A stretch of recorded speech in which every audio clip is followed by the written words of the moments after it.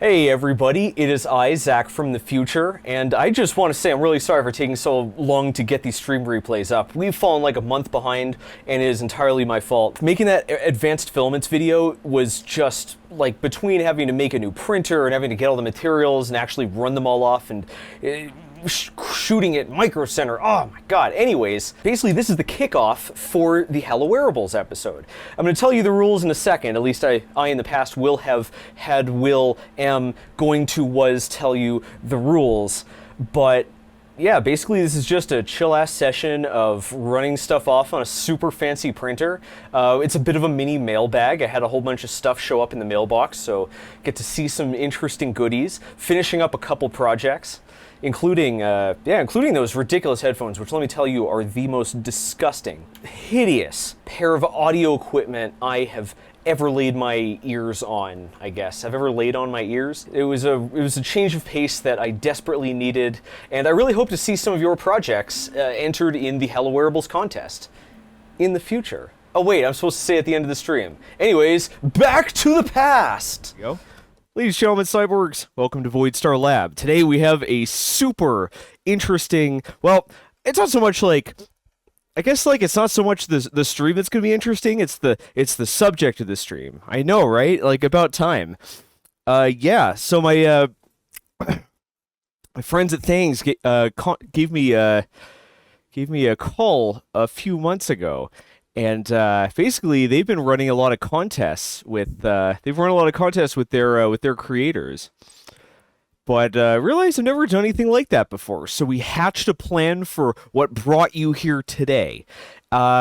Basically, like I knew for a long time that I wanted to do a contest to challenge the community to make wearable devices, because it's kind of my thing. Normally I'd be wearing the heads-up display, but I finally got something working on it. I finally got Twitch chat rolling on it, but I forgot to charge it last night because I am very smart. I forgot to charge it last night. You'll see why, because we're gonna follow up on last week's stream. Anyways, yeah. So I knew I wanted to make a wearables contest, because making wearables is, I mean, it was at least my thing a while ago. Yeah, but what was the pretense? Like, I couldn't just say, hey, design a wearable. Like, and then Halloween started rolling around, and I realized that is the perfect time to tell people that's the perfect time to build a wearable device. Like, you get a lot of options. Like, first, like, I know a lot of folks, the thing that keeps them from being a cybernetic badass is they're a little worried about what other people are gonna think. You know, like I came of age as a cyborg in New York City, where the harder you try to stand out, the less attention people want to give you. But a lot of other folks aren't in situations like that. But on Halloween, all bets are off. You get to dress however the heck you want, and even if it doesn't work, whether it works or not, people are just going to think it's a costume. So it's a perfect opportunity to cut loose, turn yourself into a crazy cyborg. But you don't necessarily have to. So we'll explain exactly what the rules are, but you don't have to make it a useful wearable. It just has to be wearable, and it has to be 3D printed. So yeah, that's really the challenge. It's really a challenge. You gotta do one thing that's hard, and one thing that's hard, one thing that's kind of hard, and one thing that's easy. The hard part is you gotta build a project that's wearable. The second part, the part's kind of hard, is you have to make it possible for other people to build it too, by putting it on today's sponsor, Things, but also by making sure that it has decent instructions, it's easy enough to make, and that it's possible for other people to get all the parts and tools that you use to create it. And then the easy part is, what was the easy part? Is there an easy part to building stuff? You gotta make it, you gotta put it on Things, and yeah, I guess that's it. I guess putting on Things is the easy part. Woohoo! So, yeah. Our Elysium says about last week's streams, where the Dudge is the replay. I don't know what a Dudge is. Last week's stream had a little bit of. Last week's stream had of trouble. For one, I couldn't record it locally because I ran out of hard drive space. But then we ran into a little too much trouble in the midpoint. I decided the stream's not fun enough to watch. So in order to make it up to them, we're going to be revisiting that project in a little bit. But yeah, so yeah, that's basically the contest. I've got the bot promoting. The link for the contest. But if you want to, if you can't wait for that, allow me to type in. Oh no, not content. No, not content. That's not what we do here. We do a contest. There we are. Come on, bot. Pull your act together. What's going on? What's going on? Why isn't the bot botting? The bot should be botting. It says Wait a second. Did I forget to create the? Oh no! Oh, I forgot to create the command. Oh boy. Well, yeah. Thanks to everyone who showed up. I won't say I took it easy over the weekend. I won't say I took it easy over the weekend, but contest. But I kind of put it, let's just say, like half speed to kind of recover a little bit. There we go. This should work. Bang contest. There we go. We're kicking off the hashtag Hello Wearables contest. Things in Lulzbot of a sweet prize package. So yeah, we'll go deeper into the rules later, but basically, it has to be wearable, it has to be mostly 3D printed, it has to have decent instructions and be easy for other people to make, and it's got to be on today's sponsor, Things.com. If you're new to the channel and you haven't heard of Things.com, they're your place to upload, download, and search. They're your place to upload, download, and search for whatchamacallits, for printable stuff, yeah. A bit of a slow start today.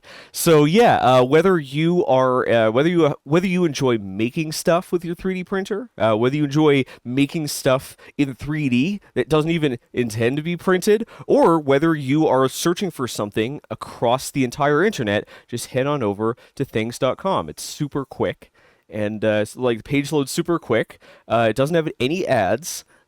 Their business model relies on the business model is built around getting pros to use it. So for you get all the benefits for free, and all of my projects are up on Things too, along with maybe a couple wearables that you could use as the basis for your project.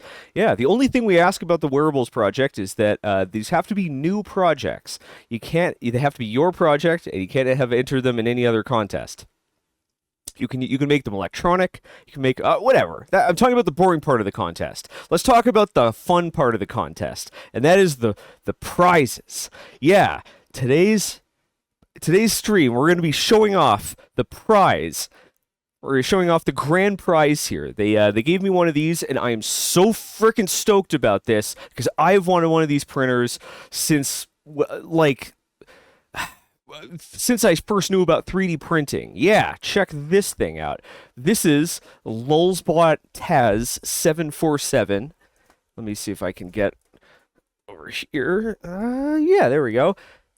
Bang! This is a Lulzbot Taz 747, and it totally freaking rules. Yeah, Lulzbot has been around forever, right? Back in the day, they went toe-to-toe with, MakerBot, back when MakerBot was relevant.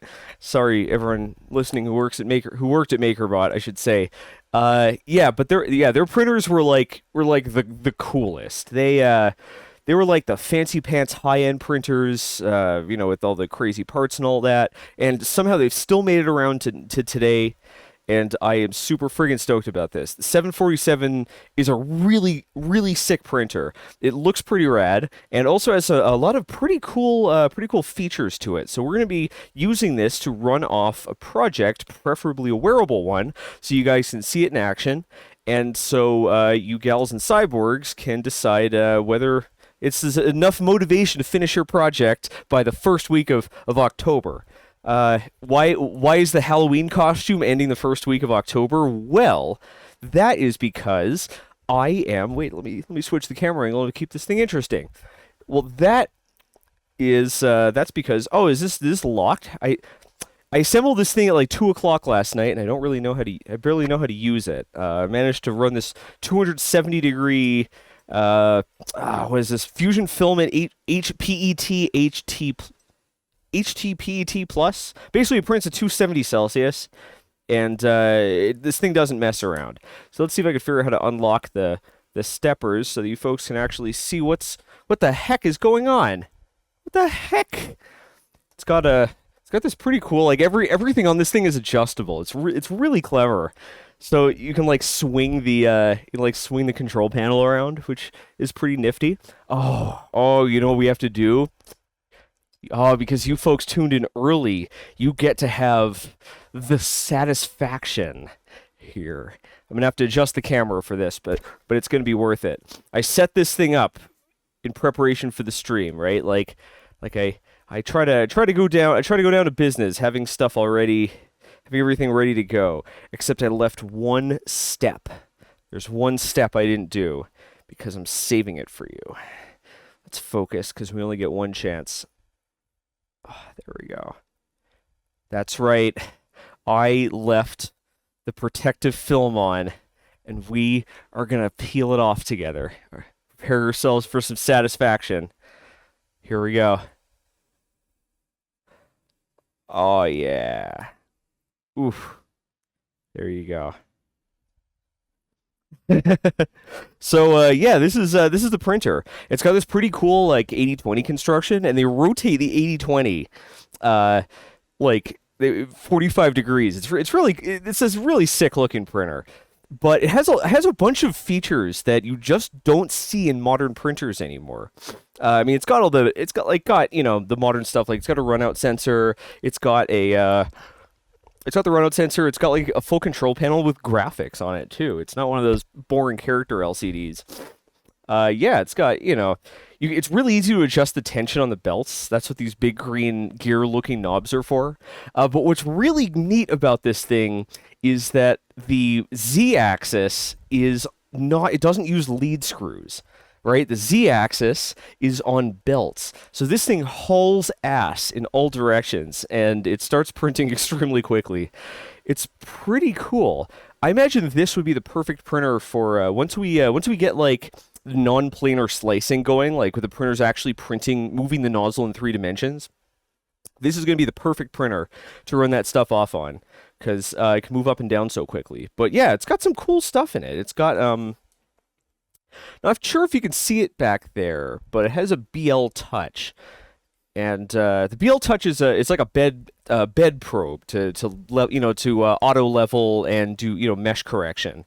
I didn't realize this, but it's like motorized. Have you folks ever seen a BL Touch work? It's like motorized. It's sick. We'll try to get a camera in over to the side so you can actually see this thing working. But yeah, the thing is rock solid. It's 99% assembled out of the box. Really, all you're doing is it's like mostly assembled out of the box. Really, all you have to do is pull off all this. See this yellow stuff here? Yeah, these things like hold it in position. So it comes ready to roll. You just pull those things out. You screw it together. You don't even need any tools. Like they're all thumb screws. And yeah, you're ready to start printing. It's pretty sick. So yeah, what have I got here? Well, last night I was using all of my printers, in fact, to run off the stuff that we weren't able to do in last week's stream. Last week's stream, we were making some headphones, and because of a combination of bad luck and poor planning, I was unable to make my own. So I believe last night I ran off all of the parts we needed. It wasn't easy. Let me tell you, if we had actually followed through with that, we would have run into problem after problem, because this thing is very much designed for people who use Cura.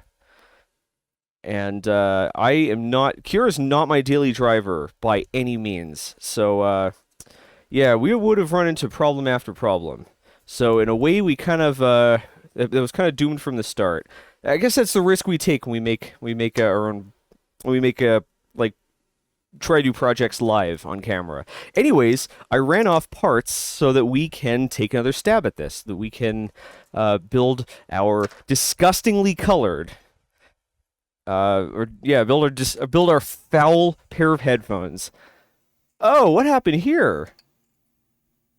Extraction fan error. No! Oh, extruder fan error. Why? How do I clear the error and start the print again? What's wrong with the extruder fan? What's going on with this thing? Well, I guess we're not making any headphones. Well then.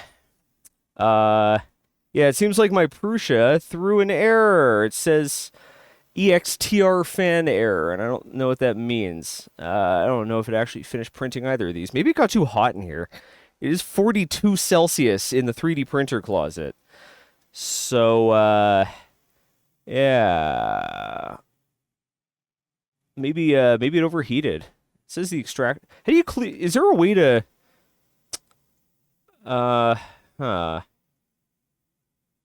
stats. So here's the question. I've never had this happen before. Is there a way to tell a Prusa like that had like a fan fault to like clear the fault and get back to printing? Yeah. C80 says, where might I find the commands for the chromats? I will never have time to document that. So you're going to have to watch other people who happen to be watching on that episode. But they're bang color and that followed by a hex that that dictates it, and then you have bang effects and a few others. No, you don't hit the X. Trucker says hit the X button on the Prusa. You don't hit the X. That resets it. No, I want to resume the print, but I don't know actually. I don't actually have a lot of problems with them. So bear with me one sec. The chromats. Oh right, no, I haven't set the chromats up for people to control it. It's like a multi-step process. But if people are interested. I have to start the web server, and I have to do that, I think, in WSL. No. I have to do that in PowerShell, I think. Python.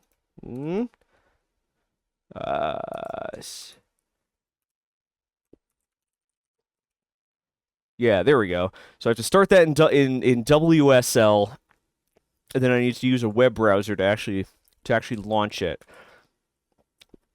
Again, I'm sure there's here we go. Yep. I'm sure there's a way to have this done automatically. Okay, now the commands should work. But I will maybe we'll have time to work on it at some point, like maybe even today. But it's the type of thing that I'd probably rather do when I have time off stream. Yeah. QWERTY Curator asks, "Hey Zach, how are you liking Twitch?" I like it a lot. I like it a lot more than YouTube. At least in terms of streaming. Like, don't get me wrong, YouTube's still a primary platform. Next video is going to come up. I'm working on the next video. I've written the script. I've taken photos of all the boats. I just need to get a bunch more B-roll, record it, edit the script a few more times, all that stuff. Moista says, "Holy moly, posting a link, it's all previous messages purged." Yeah, we don't want people spamming. We've had a problem with some spammers and some follow mobs in chat. And the way the scam works is they create like a huge number of accounts, and they have them all follow they have them all follow a streamer, and then they post they post in chat and say like, "Hey, we managed to get this guy 500 follows. If you want the same thing, go to X." So yeah, that's how it works. Folks are asking about Twitch Partner. I just need to run more streams. We're almost there. I think next week we should hit the requirements. Yeah. Arlesium, you could try describing what the link you want to post is, maybe. We do have mods. They can give you permission. Yeah. Yeah, people do seem to be moving from Twitch to YouTube, but I think they're wrong. I don't understand what they're hoping to gain. YouTube is a terrible platform for streaming. They barely promote the streams. The infrastructure is worse. I mean, on top of that, the primary way you make money on YouTube is through streams is super chats, which are one-offs instead of instead of subscriptions, which are recurring. Anyways, enough about money. Let's figure out what's going on here. What is it? Exter fan error. Continue print. Prusa knowledge base. Fan does not receive any RPM readings. So how do we clear this? Is there a way to keep going here? Because I prefer not to have to restart all of these. Let's see. Okay, but how do we, I'm really confused here. Is there any way to clear it and continue the print? So let's see if the fan stops spinning so we can check the fans. I guess we can't. I guess we have to reset it ourselves. I don't know why it holds the plate, because it holds the bed at 100 degrees. So I don't know. Yeah, I guess we have to cancel the print. Oh, that really sucks. So bear with me one sec. I'm just gonna go in back and hit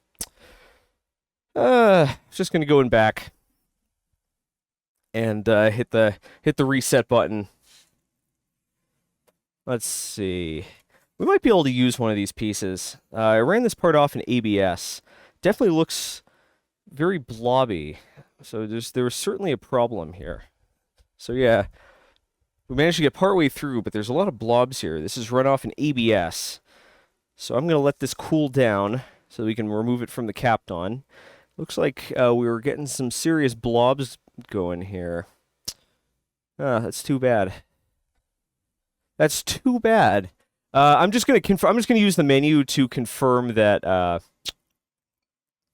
use the menu to confirm that the fans are working. So oh man, I never use this. This printer's awfully reliable. Although the weakness, like the more different materials I print and the more other printers I use, the more relevant I'm noticing the weaknesses of the Prusa. So bear with me one sec. We'll get back to the contest. We'll get back to the contest soon. I just want to make sure that my primary workhorse printer isn't broken. How do I do this? Go to settings. Hardware setup? No. It was right there on the website. Let's see. There's no way to continue the print. Like, we just had to reset. Womp womp. LCD menu. Support extruder info. Alright, here we go. So, right at the bottom. No? Oh, is this during print? No, support. Here we go. Extruder info. How do I turn the fan on? Main? Is this it? Maybe it's under settings.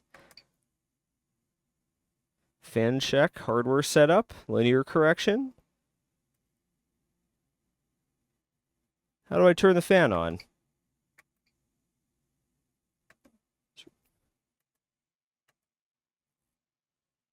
Run the self-test. I think the fan might be busted. Yeah, I wonder if it overheated. Wouldn't that be isn't that ironic that a fan, like, isn't a fan overheating like super ironic? Okay, so yeah. Yeah, so anyways, that's kind of what's up with today's contest. We can just yeah, it could be a problem with the fan itself. It could be something worked its way in there and burned it out because it's spinning freely. It could also be a problem with the Rambo board, with the driver board, because that problem happens when it doesn't detect. It's a 4-pin fan, so it has power, ground, a control signal, and a tachometer or an RPM sensor. And that error happens when the tachometer doesn't trigger. Yeah. Xneem says you need a body cam for the closet work. It's true. I really do. I've been experimenting with a bunch of different like DIY wearable cameras because a proper high-end wireless wearable camera that's broadcast quality is insanely expensive. It would be by far the most expensive camera that I have. I think like a decent one, I forget the brand name. Like a decent one is like it's like $3,000 or something. So yeah. Shargu says time to print a bigger Rambo case. Yeah, if you watch my last episode, the case for the driver board on that thing is actually like melting. It's ridiculous. This guy here on the other hand seems to be made of stronger stuff, and they were smart enough to put fans on the driver board here. It's sort of like this. In a lot of respects, this reminds me of the Prusa in terms of like the interface, how they spread the electronics throughout it, the construction, but like the way they put a real premium on like the UX of assembling it. But it's just everything about it's just super crisp and high quality. I'm super excited about being able to offer this as a prize. By the way, the price tag. This thing is fully loaded. That's something important. Something that's important. I want to. Hang on. I swallowed a hair. Yeah. This thing is fully loaded and it's configured according to my specs. Basically, this is the type. If this were the printer that I would use, and it's the one that I think would be. Basically, I built this printer and I loaded it to the gills to make it like the ultimate prize. Like we checked every single box. We've got the runout sensor. We have the display. Even like the accessory kit is super slick too. Let me show you this thing. I'm super excited about this. This was the printer I wanted back in the day, or not this exact one, but I wanted a Lulzbot Taz back in the day, and I ended up settling for the replicator because I was too scared that I wouldn't be able to figure out how to use the printer, because yeah. So I wanted one of these for ages. I ended up, man, I was scared off by the price last time, so I ended up getting a Prusa. Anyways, I'm super stoked about this. Anyways, let me show you this. So this is the toolkit. Isn't that nice? It's got like all this. It's even got a little scrubby pad for scraping crud off your build plate. You got your Allen keys, little metal ruler, snips and all that. It's pretty nice. Oh, it's even one of the fancy Allen key sets with like the little balls on the end. Yeah. Oh, it's so nice. It includes some cool accessories, too. What's funny is that, like, okay, so this company, 3D Gloop, reached out to me a few days ago. And, like, I'd say a few days ago. Basically, they make the only glue that actually sticks PLA together. I always recommend use E6000 or Zap-A-Gap, or, like, high-powered cyanoacrylate superglue. But neither of them actually work that well. These guys claim to have made an adhesive that can actually stick to PLA, and they include the day I go to pick, like the day they sent me their samples, I open this thing up and it has a sample in it. So maybe I'll give this a shot at some point. I'm definitely going to use it in some projects. It's called Gloop. This one is Nano Gloop because it's in a small bottle. Yeah, so you can use this as a bed adhesive. They say you can use this as a bed adhesive. You can use it to smooth layers, and you can use this to glue PLA. They have another one for PETG.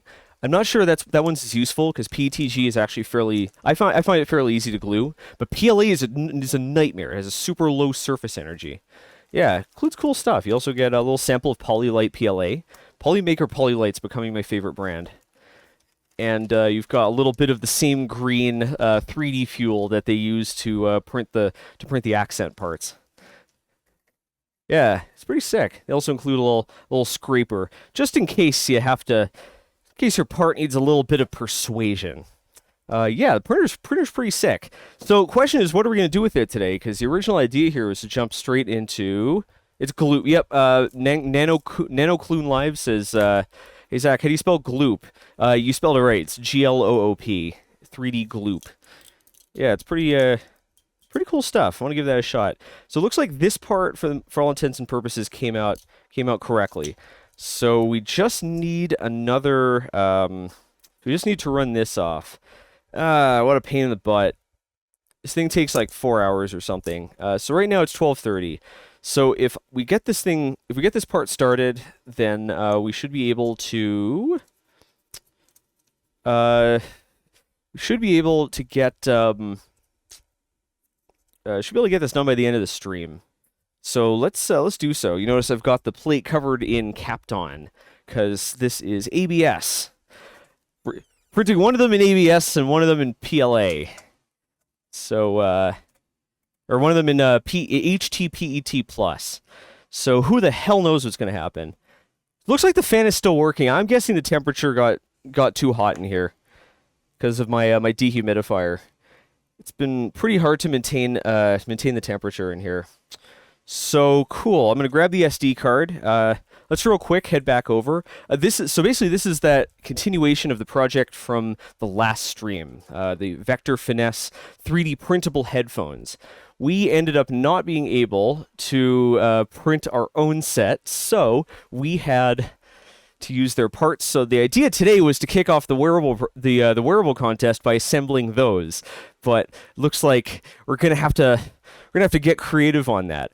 We do have backup plans. After last time, I've been stacking the backup plans much deeper. So one option here is that we can just start running some stuff off from the internet. I have a very cool filament here that would be perfect for this. And what else? Let's see. We can work on our next project. It's not a wearable, but we can still work on it. We can talk a little more about the contest.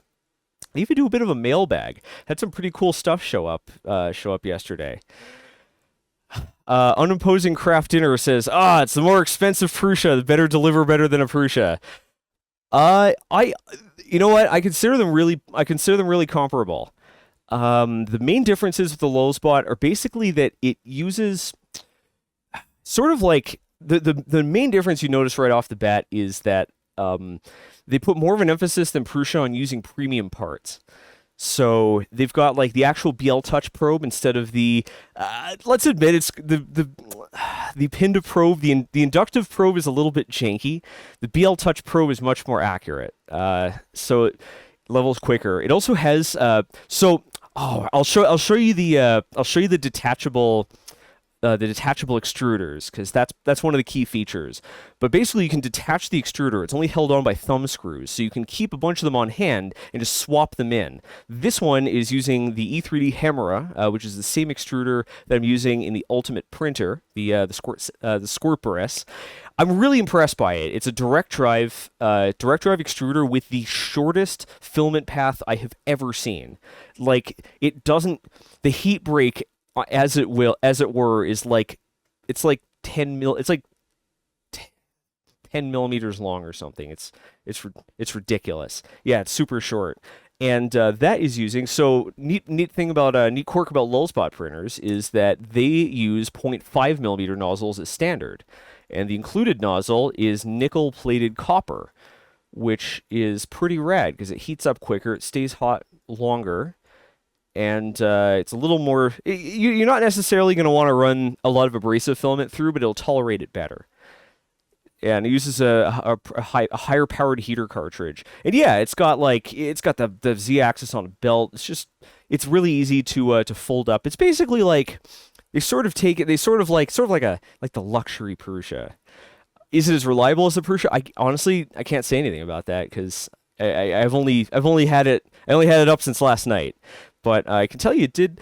I'll show you the calibration cube in a sec. But this one came out pretty well, even though I didn't really mess around with the dimensions and I was using garbage filament. Anyways, okay, so this says it's going to take 5 hours and 41 minutes. Yikes on a bikes to print in ABS. Question is, can we print in ABS faster? ABS print speed. 40 to 60 millimeters per second. So I think I have this set to print nominal 45 millimeters per second. So let's raise that up because it might be having some overheating problems. That might be what's going on here. So yeah, I'm still getting used to Cura. I mean, this has been a real learning experience, but I haven't used it a lot since before this. So yeah, we also want to change the layer height from 0.15 to 0.2. Yep, it's using a 0.6 millimeter nozzle. Let's see if this brings this down to a time that is actually compatible with running this stream. 3.5 hours. Okay, we can make this happen. So let's save this to the drive. Yeah. Unimposing Craft Inner says, I find Cura far simpler and straightforward than Prusa Slicer. It's probably because I don't have a Prusa. Yeah. It's... Prusa's like... Alright, hang on one sec. Let me get this started. Basically, Prusa Slicer, I find it easier to use if you're messing around with the settings often. I don't really like the UI. I don't really like the Cura UI for adjusting settings. Here, let me show you here. Put this off to the side. So basically, it has a million settings, right? It's a million settings, and they're all part of the print. They're all part of basically the material profile. And they're all just in this menu here. So you have to either remember either you have to remember what category they're in, so you can open that up and find it, or you have to remember the exact naming of it so that you can type it in and search for it. On Prusa Slicer, or Super Slicer, which is a fork of Prusa Slicer, this is what I'm trying to carry all my stuff over. It's got some features that make it easier to use multi-material printers. Like printers with multiple tools, I should say. Basically here, it splits your settings into print, filament, and printer. And I find it a lot easier to use. It makes it easier to share settings across different printers, and it makes it easier to find them and tune them. So, but yeah, if all you're doing is just throwing stuff on the plate and hitting go, Cura is almost certainly going to be easier. But look, I'm gonna have to do both. I've had a lot of trouble actually. So actually, I couldn't remember the problem we had last time is that I couldn't get the gyroid. I couldn't get gyroid supports working on Prusa Slicer, and it turns out that I can't get gyroid supports working on Lulzbot's Cura either. So I couldn't even I ended up having to set up a profile for this crap anyways. Yeah, let me show you this. Let me show you the extruder on this thing. It's pretty sick. We'll stop gushing about the printer and start actually printing stuff soon. I haven't had something that I've been I haven't received something that I've been so excited about in ages. Let's change the aperture so you can actually see stuff. Yeah, so the extruder is held on by these thumb screws. So Lulzbot is known for everything being in 0.285 millimeter. They use 0.285 millimeter standard. The one that I have. Oh, I forgot to turn this. The one that I have and the one I'm going to be giving away is at 1.75 because that's what I use in all of my projects. But this makes it super easy because all you have to do is remove these three thumb screws, pull out the entire extruder, and then just throw in a 2.85 millimeter. Yeah, there's nothing really it's just a plastic bracket, so you can just buy a tool and print a fresh copy. Actually, it's got this wire harness. Maybe that's not entirely true. Yeah, so you can swap the tools. It's really clever. It's not like the tool changer where it can pick them up and drop them off mid-print, but it's also not like the Prusa, or even worse, an Ender style printer that you'd have to disassemble most of the printer in order to pull in order to do any major changes to the extruder. So I'm really stoked about this. I'm really excited about this, and I'm really curious to try some of the other options. I do have one. I actually got one reel of 2.85 millimeter filament that is a unique material that I can't find anywhere else. So yeah, if anyone from Lulzbot's listening, feel free to send me a 2.85 millimeter. That would be great. Yeah. So I think we should probably turn our attention to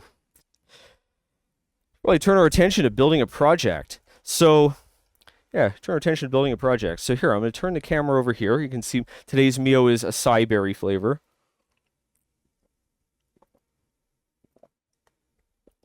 That right there, that was a sigh. Get it? All right, so what's cooking here in the dehydrator? Let's get the turntable out of here.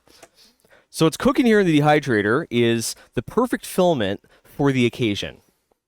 I'm going to turn this off. This is Tolman PCTPE, which from the name you'd think it's polycarbonate. What's TPE? Thermoplastic polyelastomer, I think. Thermoplastic elastomer. Anyways, yeah, you'd think it's a combination of TPE and polycarbonate, but it's not. It's a combination of nylon, and polycarbonate. I don't know why they picked PC. There are, I believe, 676 combinations of 2 letters, and they had to pick the ones that also stand for another filament.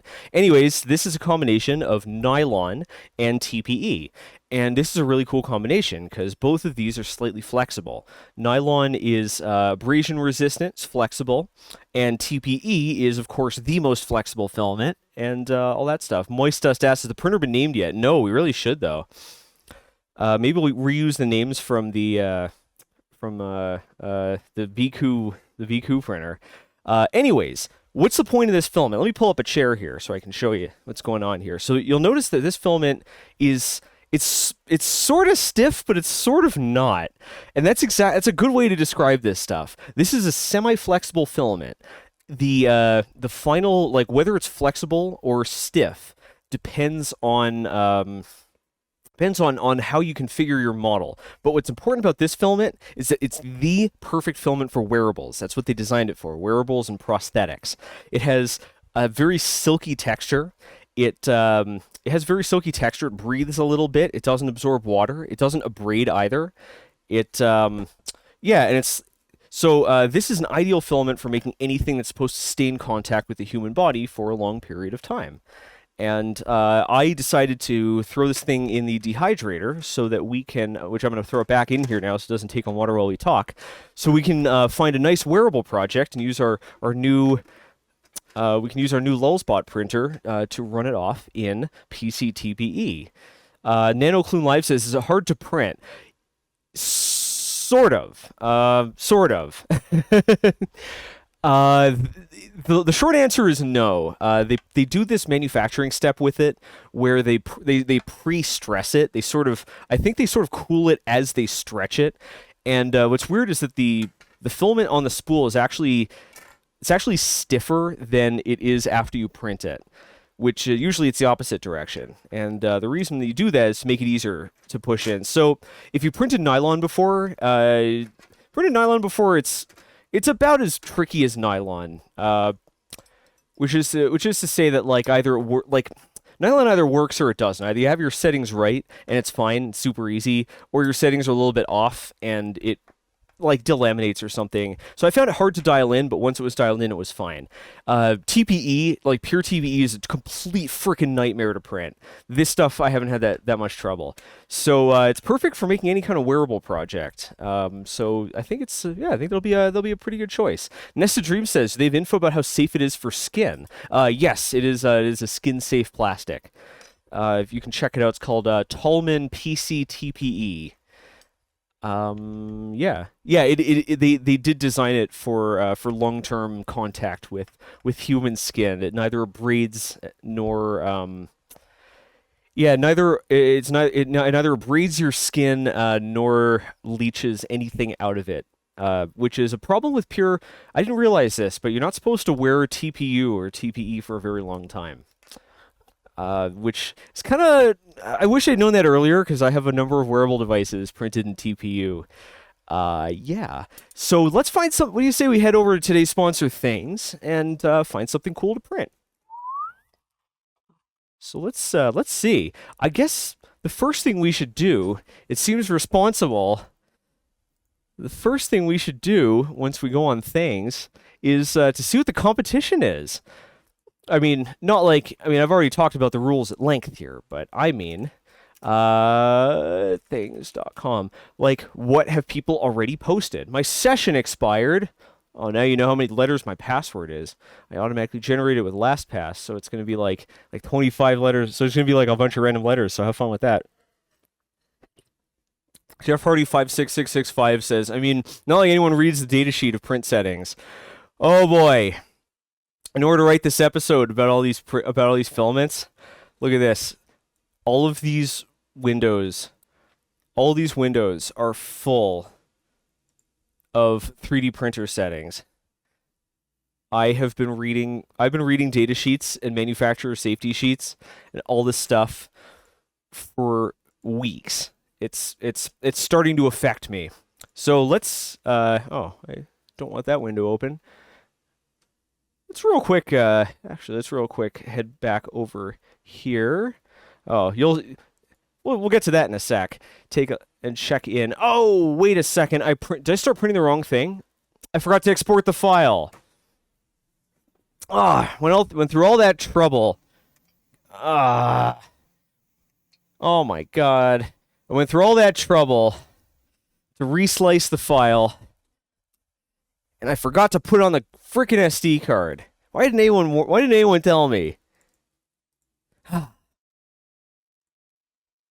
Prushai through Mark III.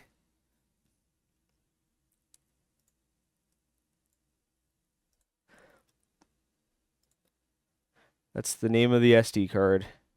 So this one's called Left Cone. Yeah, I want to overwrite it. Forgot to do it. Darn. Yeah, I'm not used to I'm so used to just sending it directly with Octoprint. I'm not used to the frickin' SD cards. I know it's possible to have I know it's possible to have Cura send the print directly to Octoprint.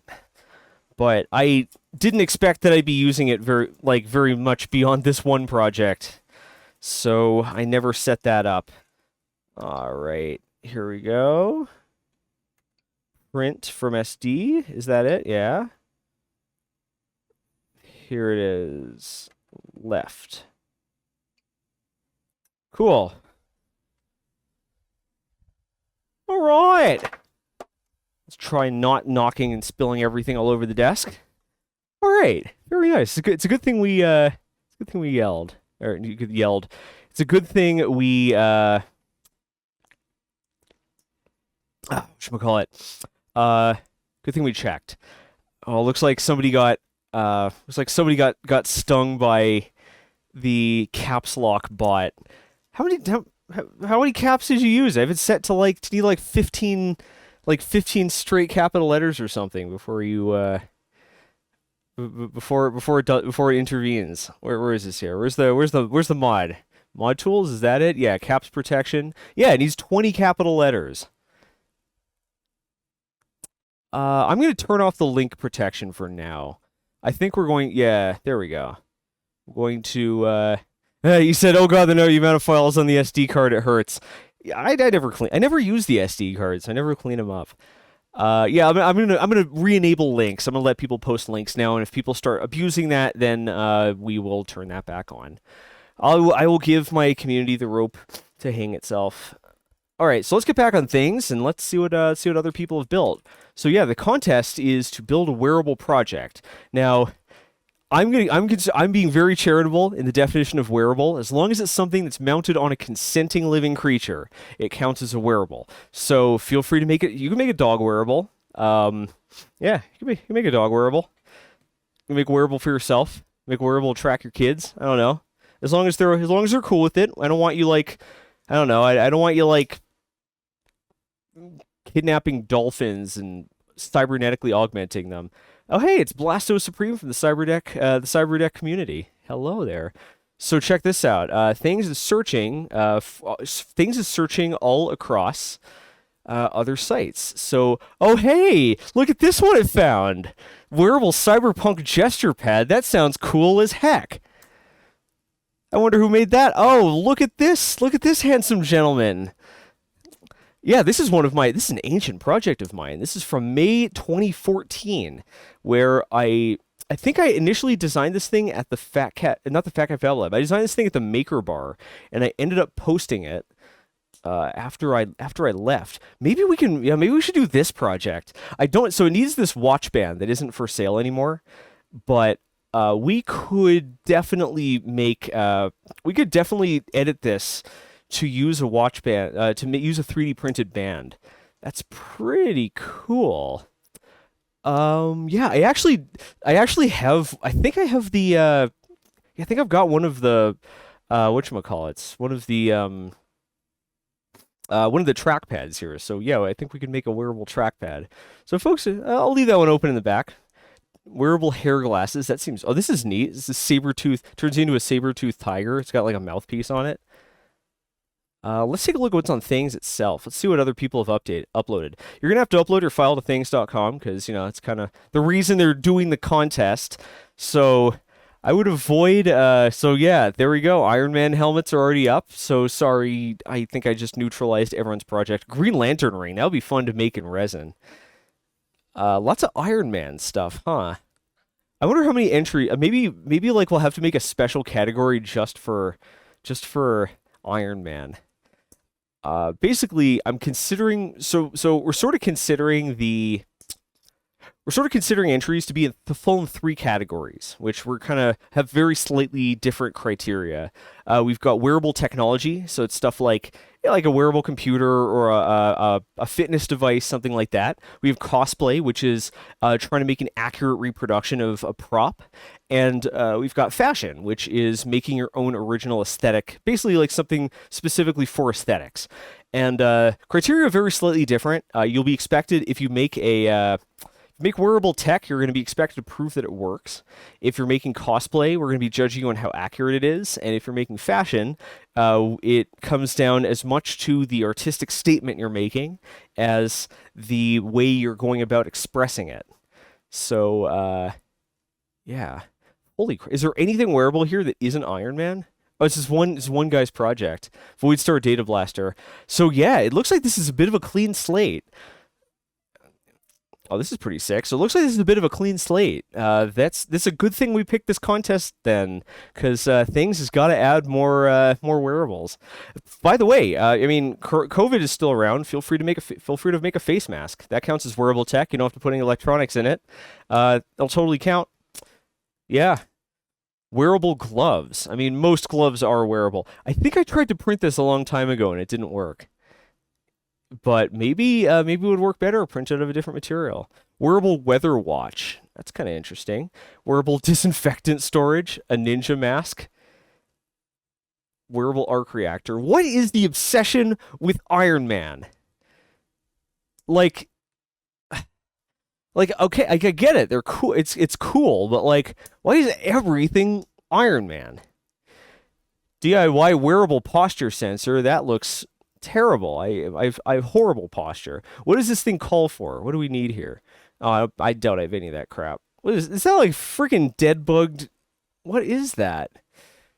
I expected because of the shape that it used a pi W or pi 0, but I guess not. Persona 5 mask. That's pretty sick. Let's find something that we can print in a couple hours. It's always the hard part of printing on this channel, isn't it?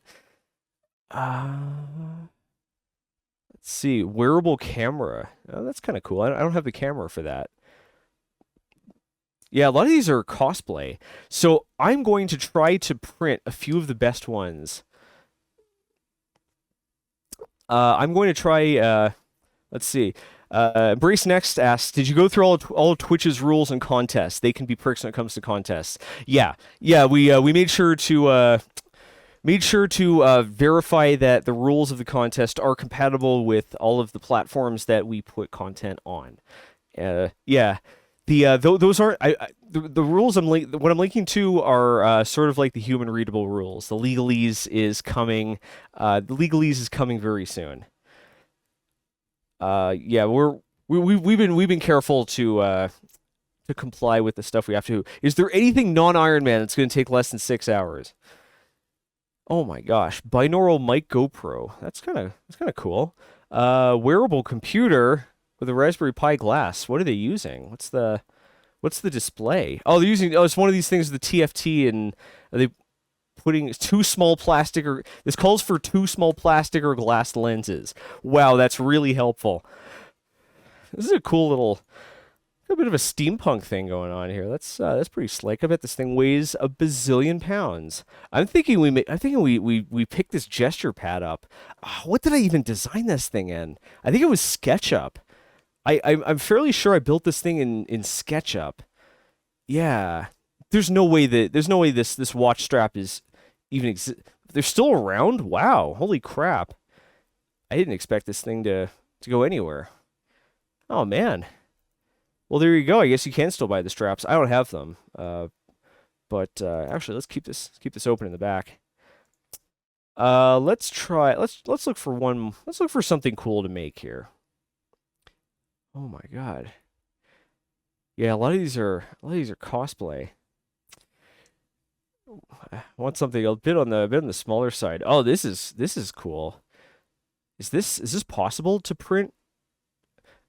See, is this thing possible to print using FDM?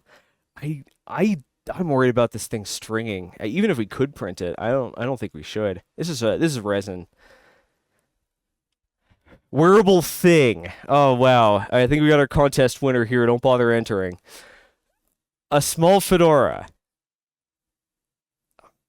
It'd have to be pretty freaking small. Oh man.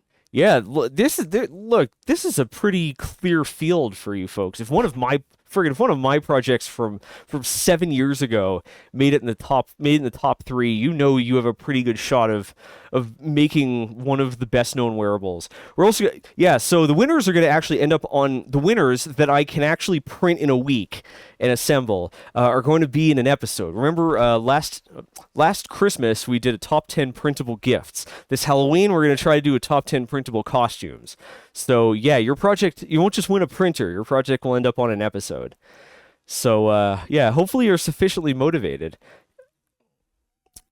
If not, there's some, what else can I offer? I asked Micro Center to sponsor as well, but they weren't so interested in it because this contest is open to everyone around the world, and they want people to go into their stores. So I get it. Wearable shoes. I mean, most shoes are.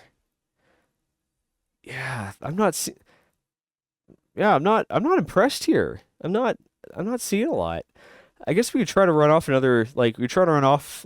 some stuff for the somatic. I really hope to find something though. I don't have another wearable project in the works right now. I gotta figure that out. Yeah. Hopefully I have time to make something that I can enter myself. Although, could I really enter my own contest? I guess I do really like this printer. I wouldn't mind having a second one. So yeah, there we go. Oh, maybe we can make some Nerf stuff. I want something that'll take less time. Can make a hockey mask. That's downright terrifying. Let's go over to Yegi.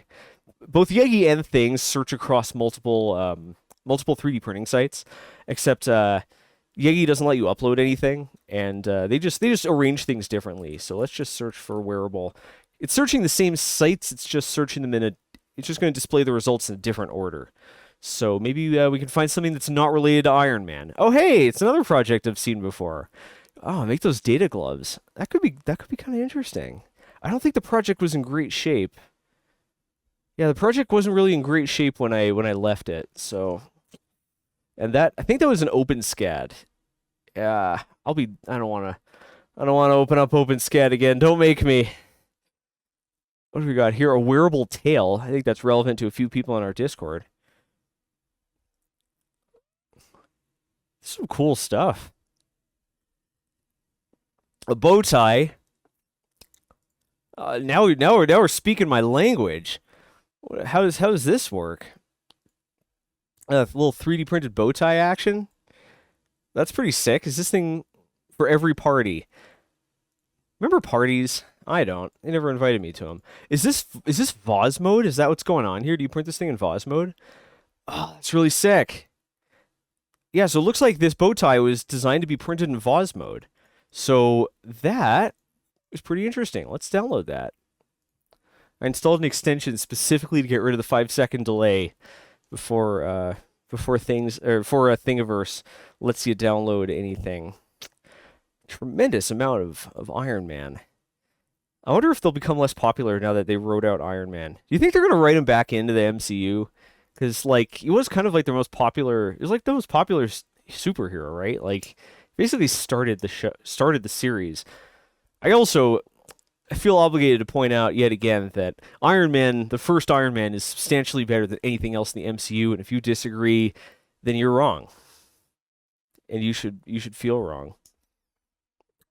Can make the mask from Persona 5. I still haven't played Persona 5. I only played Persona 4. I never even finished Persona 4. I reached level 10 relationship with Chie, and I just quit because there's no victory better than that. Ah, what a saga. That's like the most. That's like the only meaningful story I have about any NPC in any video game. I think we'll print. I think we should print this bow tie. I think this is pretty sick. I think we should print this bow tie. I don't even think I'm going to swap in this filament. I think we should use the green stuff. This is pretty cool. Yeah. OpenSCAD. Nesta Dream says OpenSCAD is only bad with bending text. OpenSCAD is bad with a lot of things. The main thing that makes OpenSCAD pretty much unusable for me is that it doesn't have the code doesn't have any ability to work with vertices, right? It doesn't have any ability to work with like points or lines, and that's a fancy way of saying you can't chamfer or bevel anything. Like you can't round corners. Like there's a way to do it using like a Minkowski solid, or to make a convex hull, but like it's such a pain in the butt. Yeah. Anyways, let's open this. Yeah, let's open this up. I think we're gonna run this off on. Yeah, I'm gonna run this off using the filament that's already in this. We're gonna use the PL. We're gonna use the CPE HT because I want my bow tie to be colorful, and hopefully it doesn't take too long. So let's give this a shot. I haven't printed something in. Let's see here. Where's Cura? I haven't printed anything in Vase mode in Cura, so yeah. Let's give that a shot.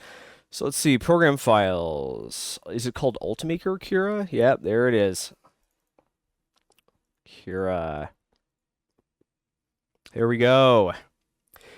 Ablative Kitten says, I know what I'm going to try to make, a digital GPS compass. Like you mark a location, it points towards the location, and then you can save GPS points for later. Now, how to display 360-degree compass directions. That's a sick project. I had an idea like that a while ago.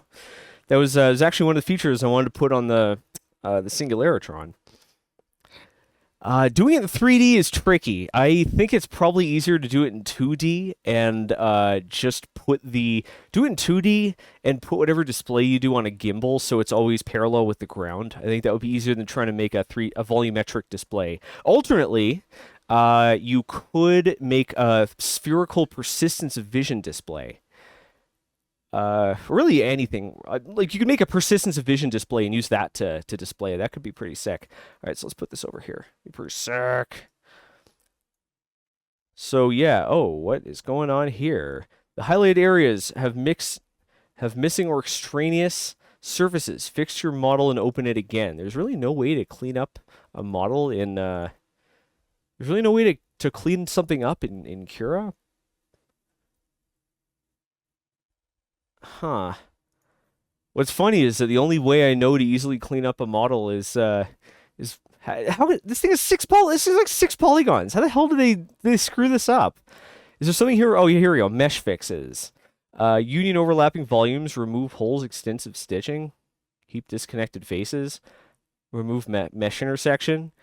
Let's switch it all on. Let's screw it. Let's see what happens. I just want to make sure, like, all I'm doing here is just making sure it slices into something sensible. That seems reasonable. All right. So switch this back to draft mode. Let's keep these all enabled. Okay, so how does vase mode work here? It's probably under special modes. Spiralized outer contour, is that it? Creates a steady Z increase. This turns a solid model into a single walled print with solid bottom. That is exactly what we want. So let's see what happens. Vase mode. Da da da da da da da. So walls should be overridden by. Yep, here we go. So there we go. Vase mode. Cool, cool, cool.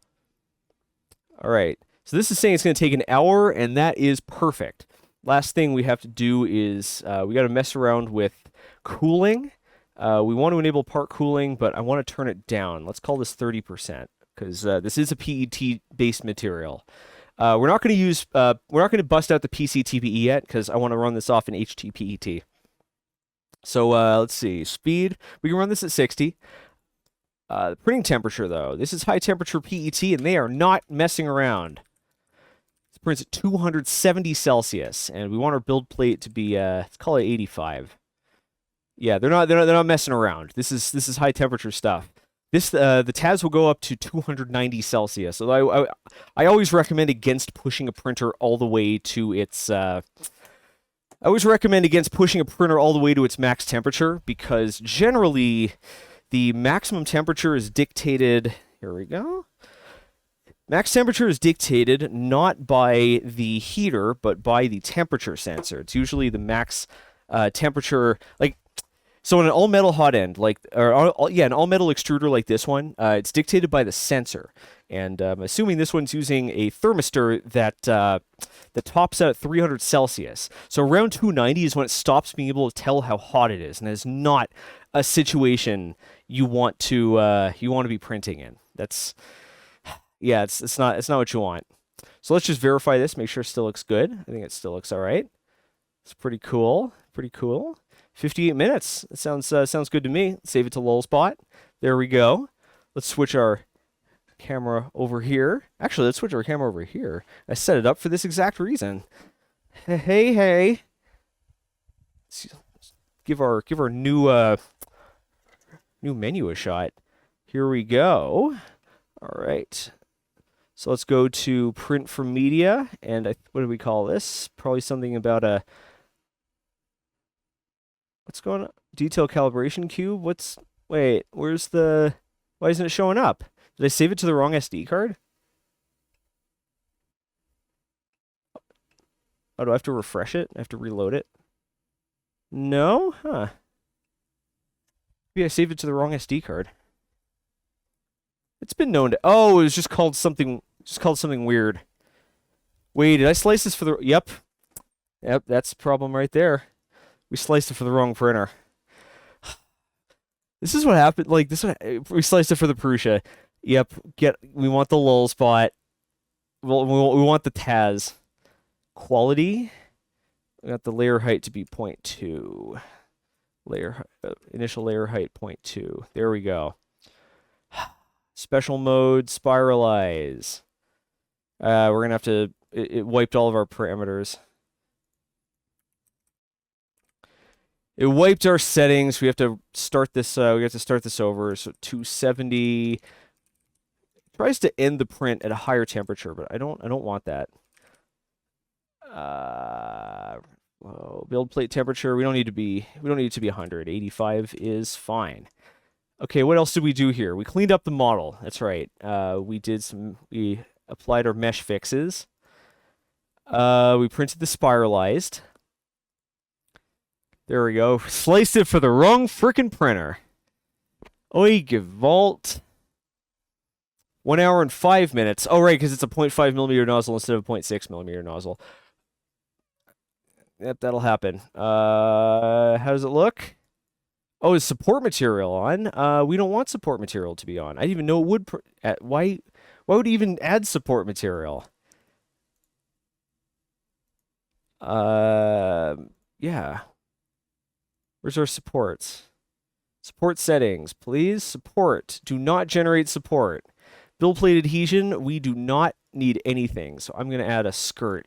The skirt is just a line drawn around the base of it, and its purpose isn't to keep it in place. It's just to help knock any excess filament off the nozzle and prime it. 58 minutes is a bit more reasonable. This is why you always verify. You do not trust your software. Oh, does it have a hole in this side? What's going on here? Oh, this is a little weird. I don't know how they generated this, but it's really weird.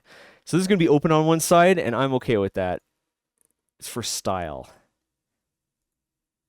There we go. CFFFFP. There we go. All right. Oh, I should probably switch the camera back over here. Can you see what's going on? Probably not. So let's print.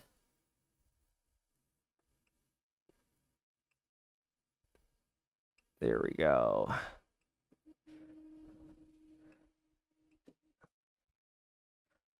Alrighty. Switch back to our big view, and we'll hang out for a little bit. I don't like how the filament. I don't like how the spool is blocking all the fun. I don't know how we can get around that though. It's kind of where it ends up. Oh, it's on a hinge. Oh, that's cool. Oh, it's on a hinge. How's this? Is that better? No, that actually makes it a little worse. Let's see. Would it help to move it up? Yeah, everything on this thing is adjustable. It's pretty sick. Oh, the BL Touch! Oh, I want to show you the BL Touch. Let's see if I can get in here. Let's see if I can get in here without this being too obnoxious.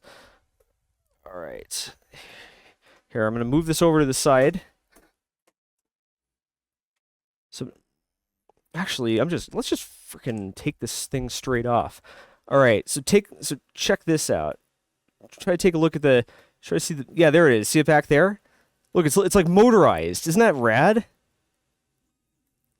It like has this little spring-loaded magnetic probe that it like releases and then detects and retracts as soon as it hits the bed. I have never actually seen a BL Touch work before. This is a common mod. This is a common mod for like Enders and stuff. I've never seen a BL Touch before, and I just assumed it was like a push button switch in a holder. I didn't realize that this like elaborate like magnetic retracting snap action thing. Isn't that sick? You can buy that thing on its own, by the way. They sell them at Micro Center. They're surprisingly expensive.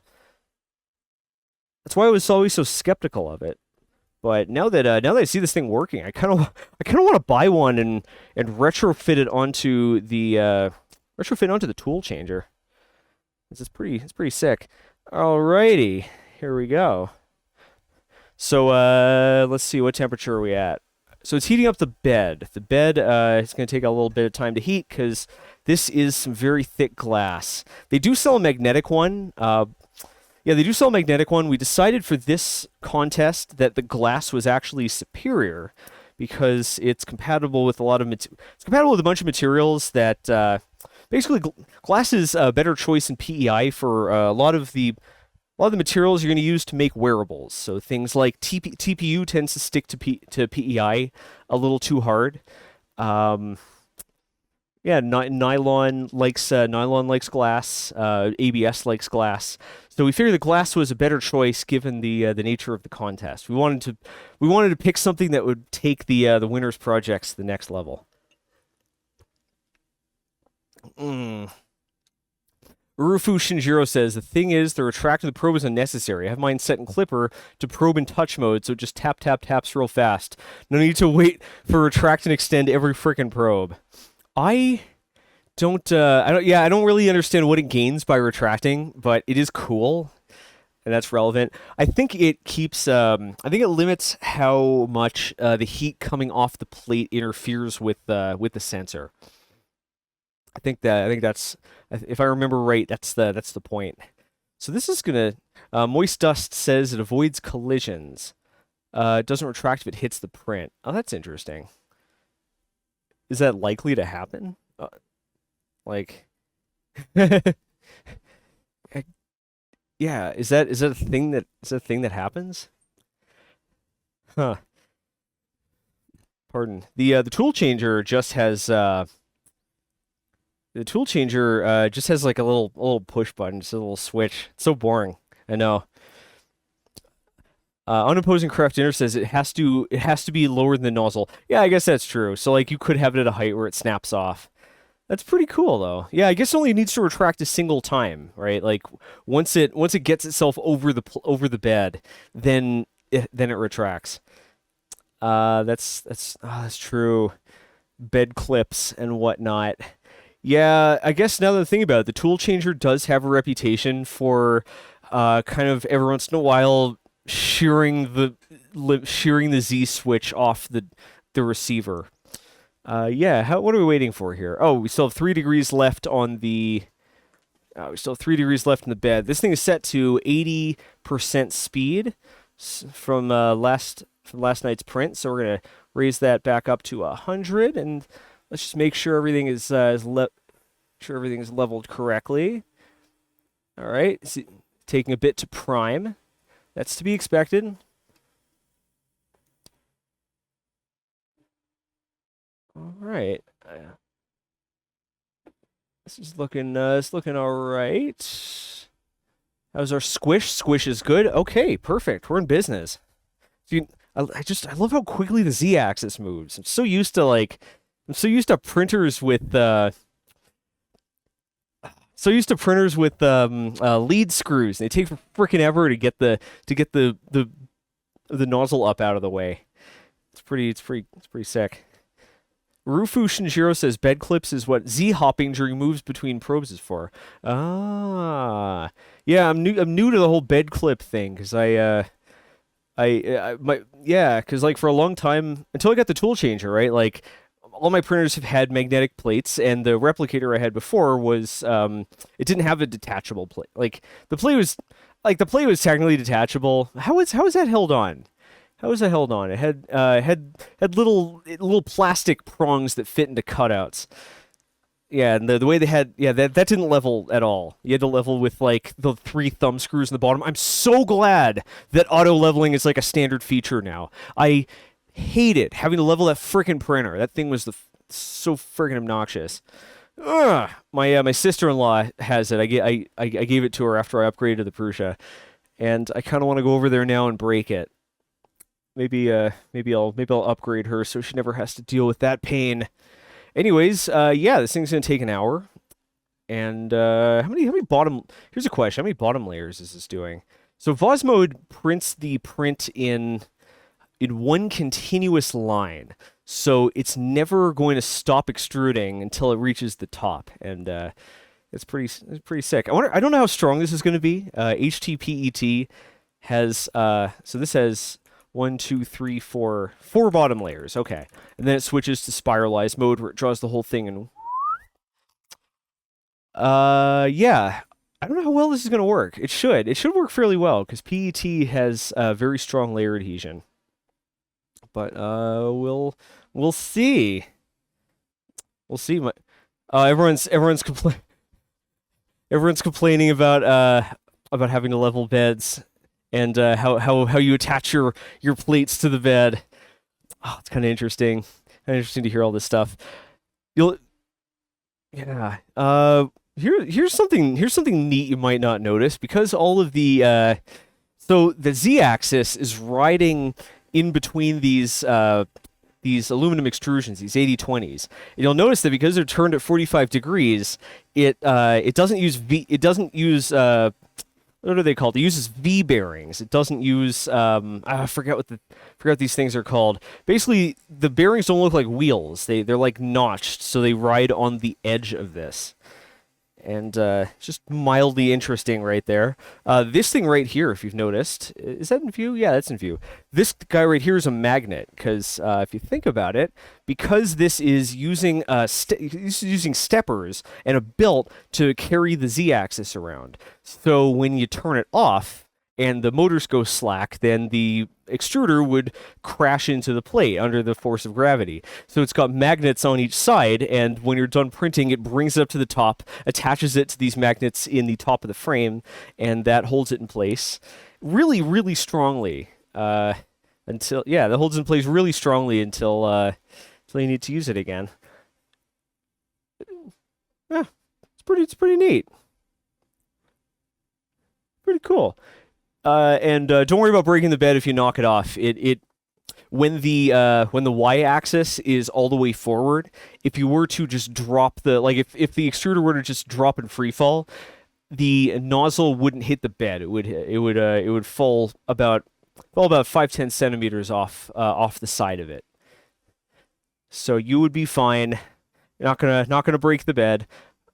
All right. So it looks like we have 2 layers left until we switch over to the vase mode. Oh boy, CXOV says the worst bed system has to go to the Zortrax M200. Perforated plate screws on and clogs up over time. Considered a consumable. ABS adhesion is great, but at a price. Professor Snuggle says, what happens when the power shuts off suddenly? I believe this has a power panic mode. Well, first off, I believe this has a power panic mode. So I think if you cut the power to it, it just immediately jams the thing to the top. But if it turns off, really the only time it's vulnerable to falling is after a print is done, or if you pause it, right? Because basically those are the only times. Because if the power dies when it's on a print, the nozzle's just going to be there on the print. If it dies while it's docked, the magnets are holding it in place. So the only time you're in danger is, I guess, if you're leveling the bed, or if you're leveling the bed, or if you have it paused while you and moved out of the way while you work on something. So it's yeah. I was a little skeptical at first, but I don't think it can cause as much trouble as it seems. Yeah. Yeah. Unopposing Craft Dinner says, do a YOLO test and unplug it right now. Well, nothing's going to happen, because nothing's going to happen because it's printing the bottom layer. We'd have to manually move it out of the way. I don't want to break my new printer just yet. Maybe after we get a sweet bow tie out of it. Once I have something to show for it. Yeah. Anyways, I hope some folks enter the contest. As for the headphones, maybe we should take another look. That looks more what I'm expecting. All right. That looks more what I'm expecting. It looks like it's gonna have a few hours left on it. So we're probably gonna finish that thing around 4 my time. Hopefully that gives us enough time to assemble this thing. So I guess we could rearrange the furniture a little bit. I kind of wanted to explain the rules, maybe answer any questions, show off the prize, because the prize is sick. Get another print underway, and I guess at this point I didn't really have I don't have any wearable projects to work on. The only things on the docket right now are to work on the next episode, which involves taking a lot of boat pictures, and working on the mechanical keyboard project. Or I guess I can show you the mailbag. I got some cool stuff in the mail. Any preferences? Any preferences? Should we start a new project like what I always tell people not to do? Should we work on the video? Should we work on the keyboard project, or should we see what came in the mail? Looks like folks want to see the mailbag. All right. Well, all these have been taken out. This isn't going to be one of those like Christmas time style. Let's use a silly knife to open up all the boxes, because I already opened up all the boxes. But instead, we will just show what's up. Okay, let's do that. So I'm going to move the filament dehydrator out of the way. We don't need this anymore. Let's switch back to this guy while I pull all the things together, and we'll see what's what. Oh, there we go. Yeah, so this is a combination of stuff. Oh, something was knocking into me, and I thought it was my phone freaking out. So this is a combination of stuff that I bought myself and stuff that was sent to me. And, We're gonna be checking out some pretty interesting things here. I'm very excited. I get very excited about mundane technology. What else showed up? We had a few of these. We're only gonna look at one though. What else? See, we got the printer. We got that stuff. Yeah, I try to put stuff away as soon as it arrives. So, let's see. What's in that box? Ah, that's nothing. That's not that interesting. I think this is the start. What else do we have here? Anything? Yeah, I keep putting all the stuff away. So, so far I haven't had enough stuff show up at one time to do like a full mailbag stream. But if you'd like to send some stuff in, feel free to do so. You can go !mailbag or !mailbox, and that will give us the address. And if I get enough in, if I get like, I don't know, 10 things or so in a short period of time, then you can do an entire stream about it. I do like stuff. The stuff I can't use, we'll find another home. I'm sure there was one more thing. Where did it end up? I swear there was one more thing. I'll be damned if I can remember what it was. Maybe it's something that I put in the printer.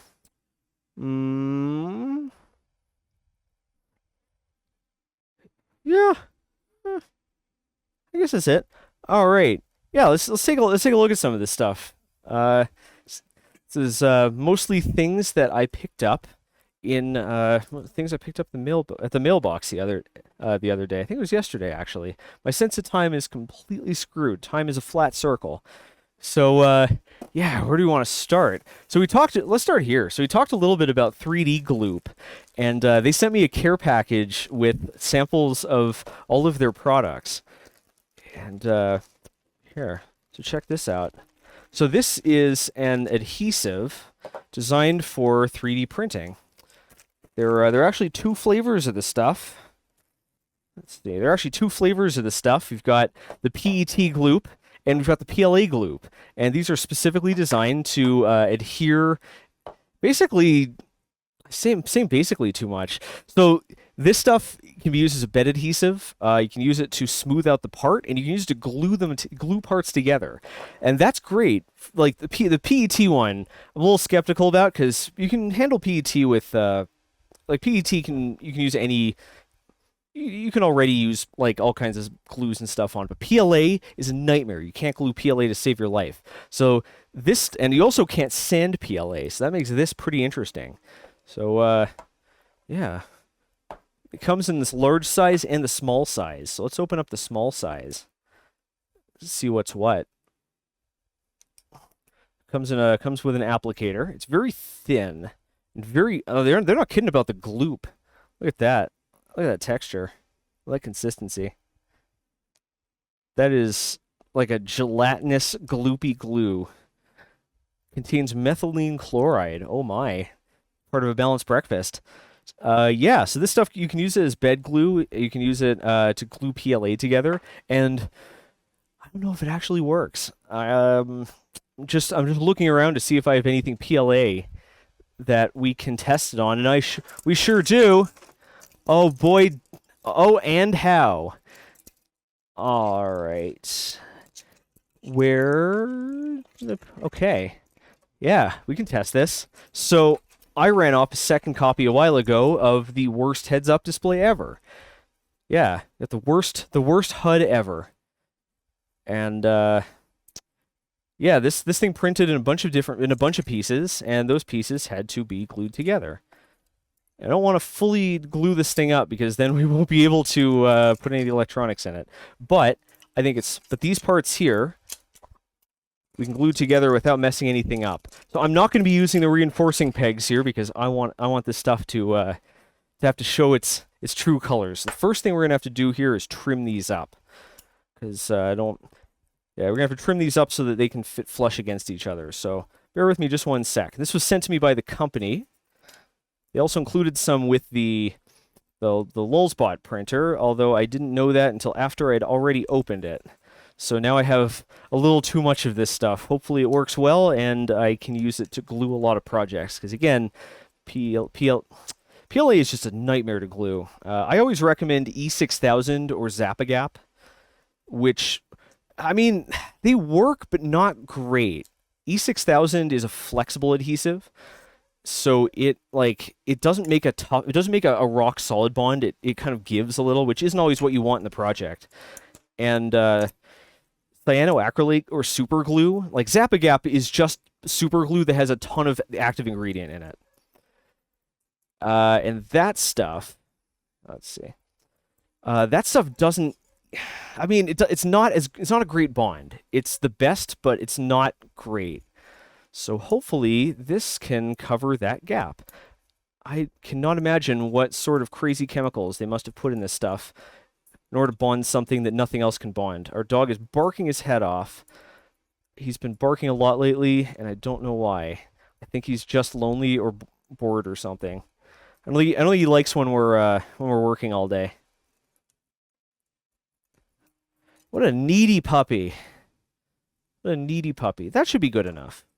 Let's actually... I gotta trim off... There we go. We had a little bit of curling on the top. Cool, cool, cool. Unopposing Craft Dinner says, Zach needs a deburring tool. I have... You mean like one of the things with like the little squiggle-shaped guy for cleaning out holes? I think I have one, but the holes in this are too small. So yeah, let's make sure that these lie flat against each other. Very nice. And let's get ready to gloop it up. So let's read the instructions. Don't drink it, don't eat it, don't snort it. I'm not sure I can promise that. Yeah, let's actually read the instructions on the big bottle, because it's going to have more instructions. Let's see. Delayed effects from long-term overexposure. Well, all right, here we go. Always use gloop in a well-ventilated area, no exceptions. There's a fan. Always wear safety equipment. I'll engage the safety squints. Here we go. Gloop is yada yada yada. Apply gloop to both surfaces. It cures very quickly, so work clean and be fast. Then we got... I'm going to read this verbatim. Give them the clamps! Clamp this, clamp that. Bought a clamp. Clamp or fix your print for at least 15 minutes. Cure times can vary. For strongest results, let cure for 24 hours. All right. I don't think I'm going to do a 24-hour stream, but I can definitely follow through with the rest. So let's get our clamps. The clamps, meh! Let's liberally apply. Uh-oh. Oh, it's foaming up. It's foaming up.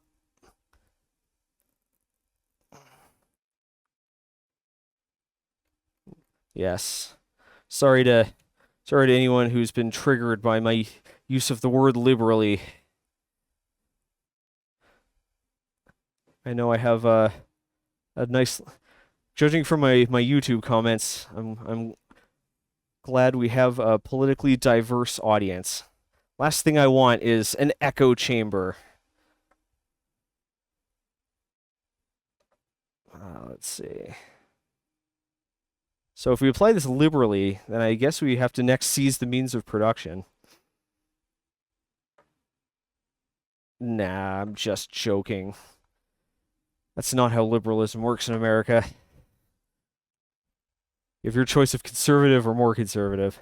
All right, here we go. Let's get ready to adhere. Oh, that is gloopy. Yeah, that's... Oh, man. Yeah, that is... They weren't kidding about the gloopy part. Wow, that stuff is already setting up. So this is a very tacky adhesive. And not tacky like my entire aesthetic style. I mean like it's sticky. It looks like we're gonna get away with only using one clamp here. So let's just... Normally I'd engage the overhead camera for this, but the overhead camera is already pointing at the printer, which I suppose I should... Oh, wrong button. I suppose I should show you. Whee! There we go. Looks like we're still going. Oh, I forgot about the frickin' overhead. Oh, check this out. Speaking of overhead view, boop. Boop! Check that out. I put a camera on the top, so now we can look down and see that sick build plate and see our print come together. Yeah, isn't that neat? All right, so we've got this thing all clamped up. Let's, it looks, yeah, we got this thing all clamped up. This stuff doesn't have a lot of, doesn't look like it has a lot of gap filling ability. It looks like it's trying to make it to lower ground, so you have to make, so like, I think this is, if you're gonna use something like this, next time I use something like this, I'd sand the surfaces down so they sit flat against each other. So let's set this aside. We'll take a look at that. We'll take a look at that later after it's had a while to set up. We're not going to need the rest of these parts, so let's put them over here. And let's turn our attention back to the mailbag. So let's see. A stream regular Reagan sent these over after I kept having batteries run out in my my wireless audio pack. And these are rechargeable batteries, but they're lithium, and I didn't even know they made these things. Didn't even know they made these guys. So these are lithium AA batteries, and they must have... So the reason why this is kind of interesting is because all lithium batteries have they produce a voltage of 3.7 volts. It's somewhere like nominal 3.7. In reality, it's somewhere between 4.2 and 3.5 volts. It has to do with the chemistry. Remember, there's a chemical reaction taking place inside the battery that generates the power, and the nature of the reaction dictates how much it can, just how strong that is, i.e., how much voltage, yada yada yada. Yeah. Anyways, an alkaline battery is 1.5 volts. So yeah. If you just hang on a second, so you can get lithium-ion batteries in this form factor, right? Like here is one. Except this is 3.7 volts. This is 1.5 volts. So if you take this battery and you put them in something that expects an alkaline to light on fire, probably you'll at least let the magic smoke out. So this thing has got to have some electronics inside it that drop the voltage down to 1.5 volts. And I had hoped that it would be easy to disassemble it, but I am not going to risk it because this has lithium in it. So these are pretty sick. And I grabbed my multimeter here so that we can confirm that these do indeed output 1.5 volts. So let's see. 1.6, close enough. It's pretty cool. I imagine they actually produce a slightly higher voltage so that once you load it by connecting it to a circuit and the voltage sags a little, drops, it'll end up at 1.5 volts. So these are pretty cool. Sent me 2 sets and they charge using a USB port. So isn't that sweet? Yeah, these are really going to come in handy. They store more power than the nickel metal hydride batteries that I have been using so far, and I'm pretty stoked. Because, yeah, I'm pretty stoked about that, because the nickel metal hydride batteries barely last long enough to run entire streams. So thank you very much to Reagan for contributing some batteries. Then over here we've got a Seeduino. We've got Seeduino. We got a Seeduino Zhao. I don't know what. Oh, right, that's the other thing. Aerator's totally correct here. The nickel metal hydride rechargeables are actually 1.2 volts. So 1.2 to 1.4 volts. So the normal voltage of a nickel metal hydride battery is actually a bit lower than the nominal voltage of an alkaline battery. So a lot of devices will actually, a lot of devices that expect alkalines will actually power off or start cutting out or having problems earlier on nickel metal hydride batteries than on alkaline batteries. So anyways, let's take a look at this guy here. So next project I'm building is a mechanical keyboard. And we might work on that a little bit today. I'll show you some of the I think I'll show you some of the specifics. If you are a patron and you have been hanging out on our Discord, by the way, feel free to become a patron. Patreon.com/Zack Freedman. Thanks a lot. We're partner or affiliate yet. Anyways, enough trying to make money. Let's talk about spending money. So if you were on if you were there a few days ago, I posted basically I finished my next electronics I finished my next electronics circuit, I should say, because we're finally doing an episode where I design a circuit. So I've sent that off already, and basically we're making a mechanical keyboard, and it's sort of like a multifunction mechanical keyboard, and we designed this part of it on Stream, right? And we put in basically the Arduino Leonardo, the Mega 32U4, and that has I wasn't really comfortable with that decision. First off, it requires you to solder the chip, which is not the easiest, and you have to solder a USB-C port, which is also quite challenging.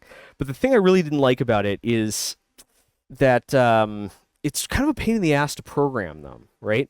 I want to make this thing into a kit so that you people can build build a project from this channel. Like, this is the first project that I'm going to try to sell as a kit.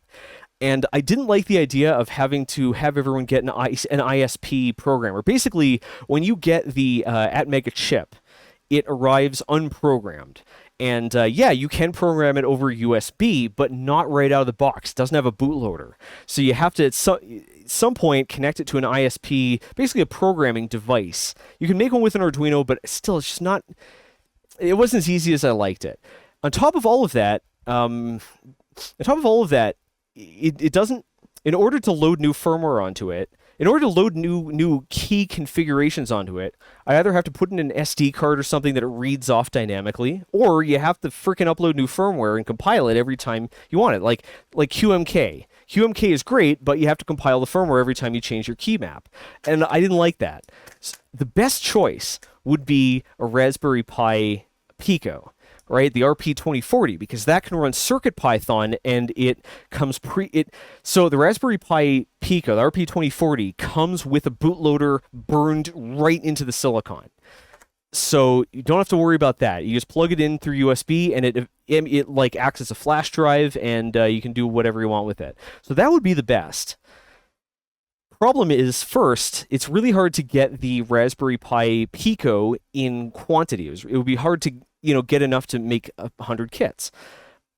The other challenge is that the bare chip itself is hard to get, and it's only available in packages that are very hard to solder. So this turned out to be the best choice. Now let's open this up. We're gonna have some Shenzhen air. Hold your breath.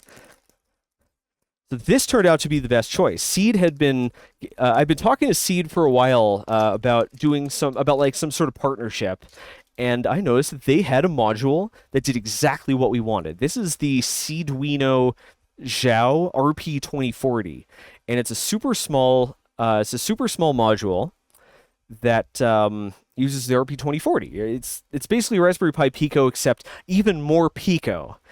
We have an LED on it. It's got 2 buttons. It has USB-C, which, as everyone knows, I love, and it's in this castellated form factor that allows you to solder the entire module directly to your board as if it were a surface mount chip. And this is great because it reduces the height of the board. So this thing is perfect. There's really only one problem keeping me from just jumping straight on it. And that was that the Raspberry Pi Foundation has been having a nightmare of supply chain issues, and basically the entirety of Shenzhen is run out of RP2040 chips. So yeah, I couldn't prototype with it. So they scrounged around, and they found one RP2040 Zhao left. So this is the last RP2040 Zhao in existence until Seed gets some more RP2040 chips. And so I only have one shot to solder this thing down and get this keyboard working. And here it is. It's right here. So hopefully this is going to be what we end up using. This will be what we end up using for the mechanical keyboard, for the cyber deck that it turns into, and for the kit. And this is really awesome because basically you plug this thing into your computer and it will look like a flash drive, right? So you just drag the firmware written in Python. We're going to be doing Circuit Python here. You write it in Python and you drag the firmware in and it immediately turns into a keyboard. And every time you want to change it, you just drag it right in. And if I have the time to do this, I'm going to try to have the key map in a markup language that looks exactly like the keyboard. So you'll be able to just open up a file that looks like the keyboard and just like change the Z to a Q or whatever for all of you, or change the Y to a Q for all of you the Germans. And there you go. Your keyboard immediately takes on the new key map. So yep, this is the last Arduino Xiao RP2040. There is you know how I am. I never put all my eggs in one basket. There is a fallback plan here. There are two, in fact. The first one is that I confirmed that the Arduino Xiao, the non-RP2040 one, it uses a SAMD21 processor that can also run micro circuit Python. So worst case scenario, we just use the Atmega version until more of these come back in stock. Worst case scenario, we just design our own module in the same form factor. And there we go. Yes, this is cheap as well. It's much easier to solder. We don't have to mess around with like crystals or anything. So yeah, I think this is a perfect choice. So yeah, that's what we got here. Hopefully this. Oh, all right. Yeah, I can see why I ended up with this one. It's got some solder blobs. Not sure if you can see that on the VN pin right there, and on one of these retainers. But it has solder blobs on the bottom. So I'm guessing this one failed QA, and someone had left it in a bin to rework when they had time. So it might have other problems with it too. So we're gonna have to be sure. Anyways, yeah, thanks a lot to Seed Studio for sending this one over. I will try as hard as I can not to break it. Oh boy. Yeah. They assured me that they manufacture these things in the thousands. Once they get more RP2040s, they manufacture them in the thousands, so we'll be able to make kits, maybe even do Kickstarter or something, without worrying about running out.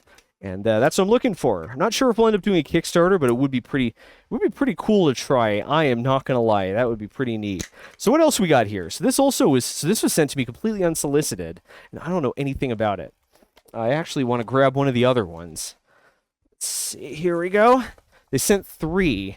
I don't know really anything about it, but this is Print Bed brand PLA filament made in the United States and America.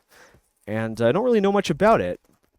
I think it's worth looking up, because there aren't a lot of, like, most filament is not made in America. In fact, the only brands I can think of off the top of my head are Fusion, Protopasta, and now this. So take a look. Yeah, the spool's got this nice. It's like nice and printed and colorful. It's pretty cool. So this is red PLA. It's got graduations on it, so you can tell how much is left. Doesn't have any print temperature or anything on it, but it's PLA. Oh, check this out. Huh. Yeah, the spool is paper. It's made of very thick cardboard. It's pretty sick. I remember was it Protoplant, makers of Protopasta, did a video with a Nerf YouTuber out of Darts about sustainability in the 3D printing industry and how they're switching over to using all cardboard spools. So it's kind of neat to see someone had already beaten them to the punch. But it does include a little plastic clip here to keep the filament from unraveling. So yeah, we'll wait till something finishes. So let's see. We could run this. We'll have to run it on the tool changer though, because all the other printers are tied up. So we could run some of this. Let's set it aside. This is some nice packaging, isn't it? They sent me a red, yellow, and blue, and the colors are actually quite nice and vibrant. Atomic filament or atomic filament or fusion filament. I forget. Like, are they the same? Anyways, yeah, great. They're all great quality stuff. If you are going to succeed making filament in America, you have to be making a great product to justify the extra cost of real estate and manpower. I mean, person power, robot power, whatever kind of power you choose. I'm not going to tell you how to run your business. All right, so let's take a look real quick. Print bed filament. I bet the SEO on this is really terrible. Print bed filament. Yep. All right, let's see. Are they even going to show up on the first page of Google? No. No, they're not. And I have Google show 100 things. So is this the name of the maybe the name of the company is different? Where did I throw the box? Well, let's see. Yeah, there's nothing else on this. I think it's just called print bed brand filament. So let's open up our, let's see, print bed brand filament.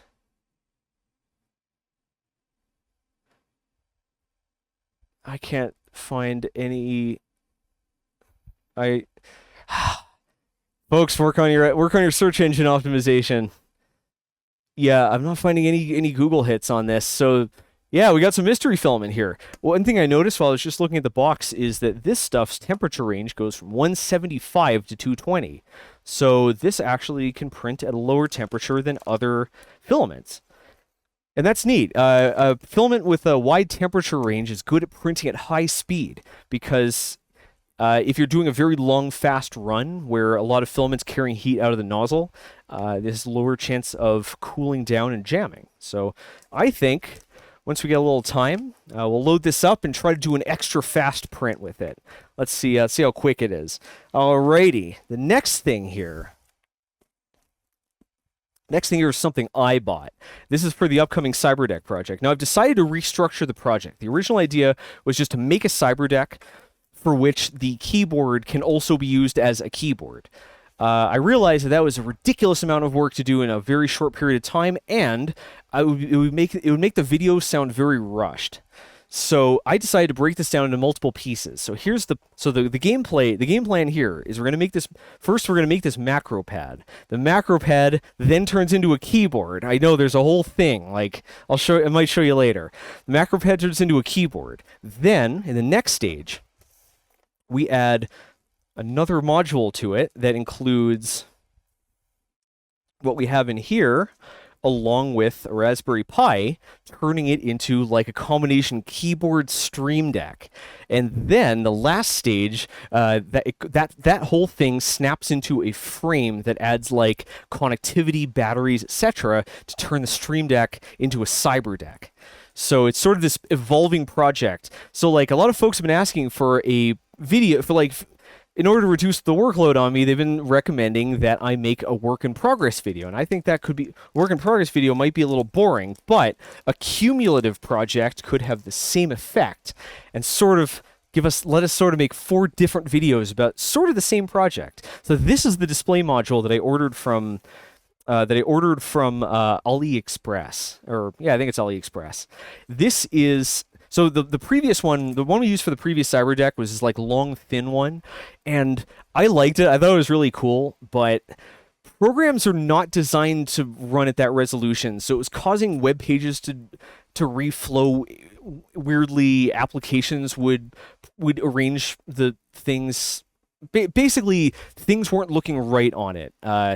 It was, and on top of that, it wasn't that great for using the command line because even though it was very wide, you'd have to use like tmux or something to split it in half. Just because most lines in a command line are not that long. It's the number of lines that count. Anyways, this is a much more reasonable 16:9 form factor. Except this thing is a cutting edge.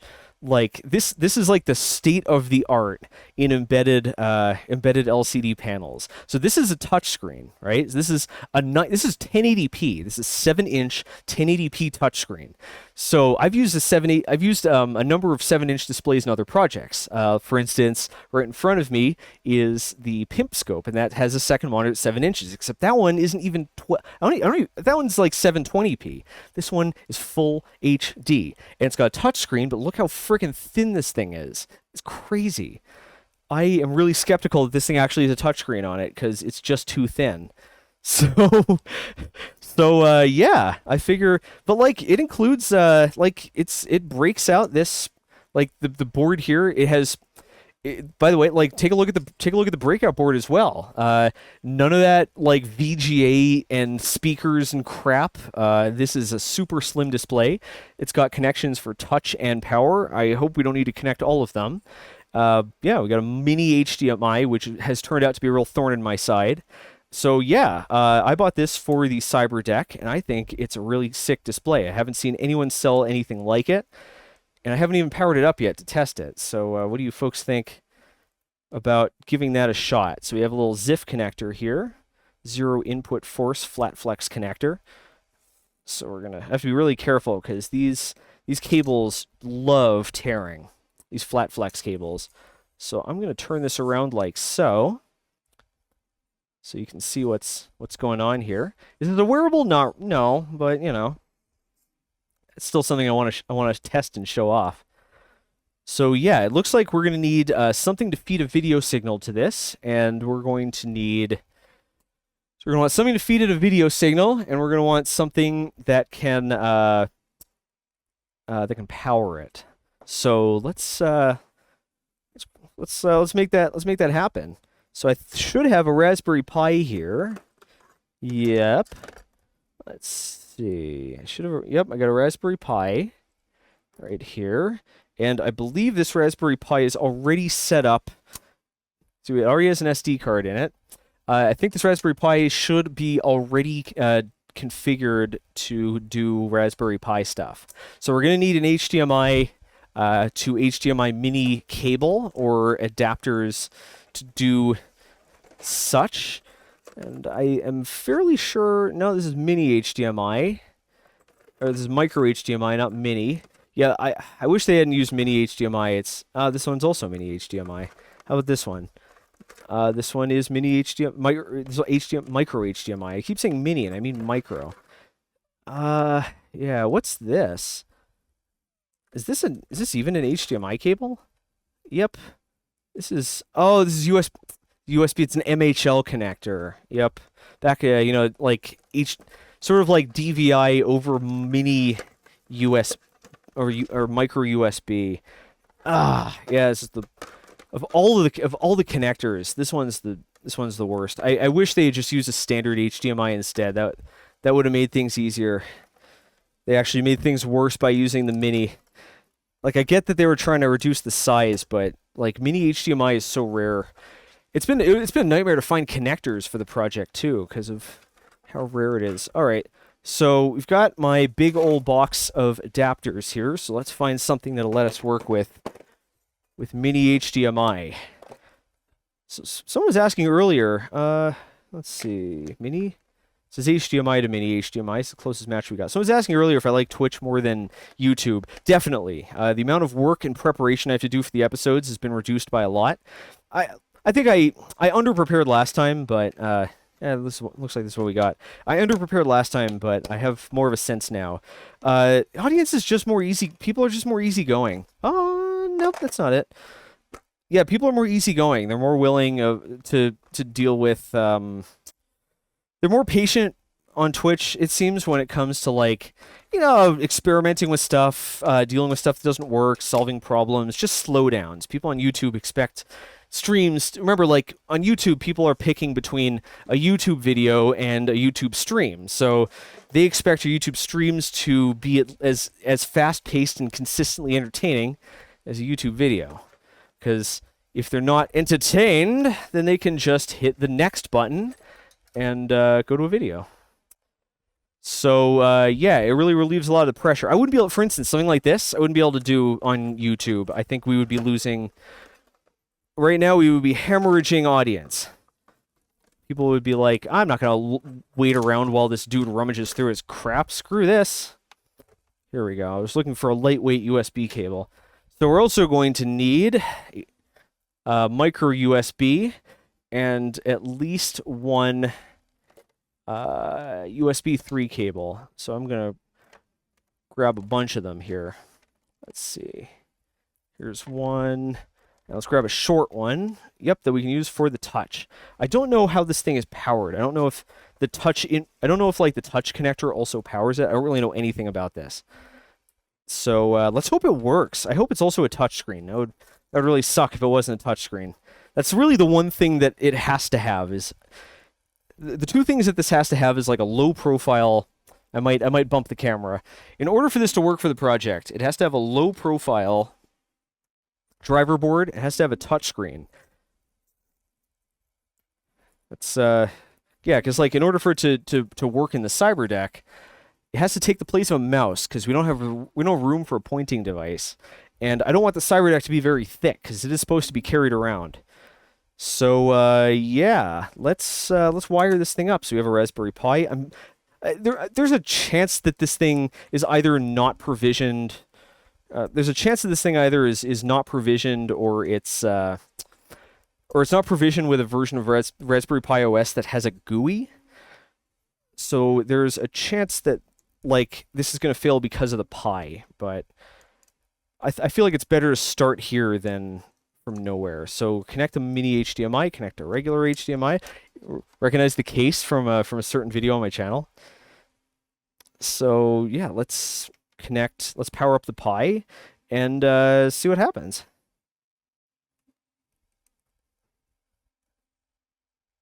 All right, so this thing is blinking. Might not be able to see it. This thing is blinking. We have a light. Oh, backlight's on. It says no signal. All right, very nice. So it does look like the touch connector does power it, which is great. What I'm not seeing though is a picture. So it could be that let's take a look at the Pi. I'm seeing the power light, but I'm not seeing the blinking action light. So it could be the SD card just doesn't have Pi OS loaded on it. Yeah, we're seeing lights, seeing camera, we're not seeing action. So yeah, let me pull this out. So, I believe some of these SD cards. Come on. It's jammed.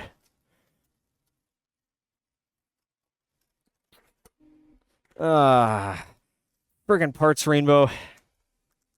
There we go. All right, so some of these have Raspberry Pi images on them. Let's see. So let's unplug here.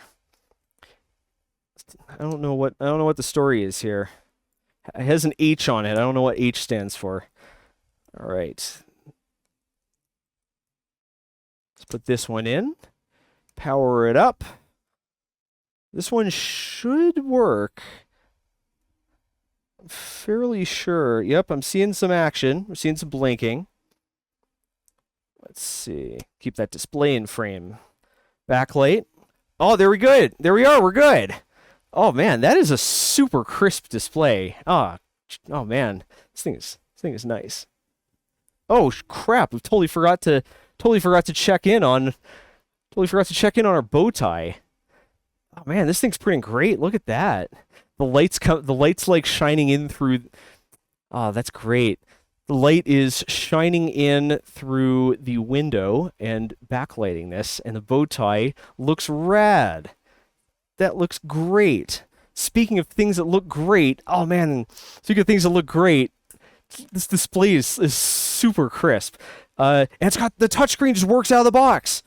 Check this out. Look at that. The touchscreen just works. Oh man, is it? I don't know if it's multi-touch because multi-touch doesn't always work on a Pi. Here's the question though: is it capacitive? I hope it is. If this was resistive, I'd feel like an idiot. What do I have that can capacitize a display?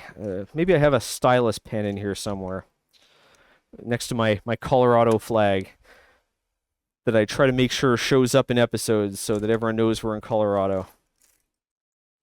Oh man. I wonder when all the people from Texas are going to start moving to Colorado. Apparently that's a thing they do. Especially now. Okay, here's a screw. Let's see. Oh, yep, it's working. So this is this is definitely a capacitive panel. This is rad. Look, this is the thinnest touchscreen panel I've ever seen. Usually they're thick because they have usually they're really thick because they have like a big backlight, and then you have the LCD panel, and then on top of it you have a digitizer glass. So, but this is wafer thin. This is like 2 millimeters thick or something. This thing is great. Yeah. Oh, it's so crisp. Yeah, a full HD display in 7 inches is pretty high DPI. So yeah, this thing works. Oh, that's great. I've wanted to test this thing for ages. That's sick. So I bought, I think, 3 of these. So we have a lot to prototype with. This is an LCD panel. You can tell by Aerator asks, is it LCD or OLED? This is LCD, and you can tell because the backlight. You don't need a backlight in OLED. Moist Dusk asks, how will it mount? I don't see any mounting points. It doesn't have any mounting points. The way I'll probably do this is probably get a piece of probably laser cut a piece of polycarbonate or get a piece of glass made, and we'll use a jig to glue it to the glass, and then we'll mount that because this is probably very fragile. Yeah. Oh yeah. Look how thin this thing is. This is crazy. I'm worried about breaking this thing. Probably just. I mean. Like it still has the bezel is also very thin, but it still has a bezel. So you could just you could just trap it in between 2 layers of plastic. Lydia suggests that we nail it in. Yes, we could nail it in. Unopposing Craft Dinner says, I feel like hot glue is so underutilized because as a rep of being for arts and crafts.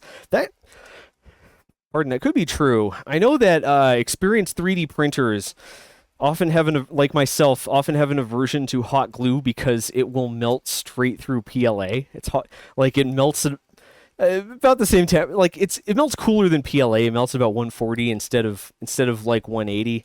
But that's still enough to like make a sloppy, really deform PLA. So I feel like they've been burned, so to speak, through PLA. Folks are asking for the link for the display, and that is an excellent question. The first thing I'm going to do is put this away because everything with a flat flex is super fragile, and I am worried about breaking this. Yeah, I'm worried about breaking this. Once we go back over to the display, once I return to my computer, we will. I'll link you fine folks up. So let's put this away. I have to be careful because I only have a few of these. It was fairly expensive. I think it was $80 or something. Which, all right, it's not that expensive, but still, like, I didn't want to buy more than 3 of them, and if I break them, it's gonna be weeks before more show up. Yeah, I think I'm the only person in Colorado who DHL ships to, because the stuff is showing up faster and faster, and they know where I live now. So yeah, that's all the stuff in the mailbag. We got stuff for upcoming projects. We got some cool things. If you'd like to send anything in to appear in a future stream, feel free to send it to the mailbag. Mailbag! I'd really like to do a mailbag episode. I love watching them. I'm not sure on one hand, I'm not sure the viewers on YouTube would like them. On the other hand, like, it would be a normal episode. Like, I would script it and everything. Like, we'd be making jokes and stuff. So let's switch over to here so you can watch this thing finish. Now that I'm back over here, I'm going to pull up the link for the display. Big ass LCD. Oh, is this... My camera's a little cockeyed. Ah. Well, that made it worse. There we go. The camera was a little bit cockeyed. Alright, I have to go into my email and search for this. Don't read my email, please.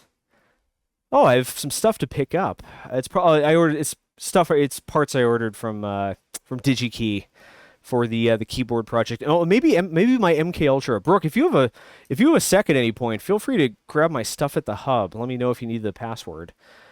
What do we got here? We're looking for the AliExpress. I gotta look up what the model number was. Am I satisfied with my order? I am actually very satisfied with the order. This is pretty. Here we go. I'm actually thoroughly impressed. All right, here we are. Oh, this is only $73. $75. All right, fine. Normal price $100. That's still reasonable for a display like this. Huh. X86 motherboard, 3D printer. That would be a sick 3D printer that comes standard with one of these. Yeah, so here it is. Where's the link? I can't just copy and paste this link because it's like a million letters long. Can I? I guess I have to. All right, here we go. AliExpress. It's the worst. Timbo says, how many people in chat are a diamond member on AliExpress? I try to avoid buying from overseas as best I can. Oh, NanoClue asking, trying to incite me into ranting about politics. Asks, what's your opinion on the dumb VAT import laws in Europe now? Well, I guess I think the question seems to be a little on the loaded side. If you're talking about the Brexit tax, well, look, I mean, a democratic process voted for it, and I love democracy. So it's what the people want. I'm glad democracy is playing out exactly the way it wants. People are voting for the laws. People are voting for the laws that they agree to follow. But yeah, as for the global EU, so the issue is that the EU is now charging a global value-added tax, basically a sort of a sales tax on. I think it's effectively it's basically effectively a tariff, like an import tariff. I think. Look, I mean, if I think that primarily because of cost of living differences, but also because of some certain state subsidy actions.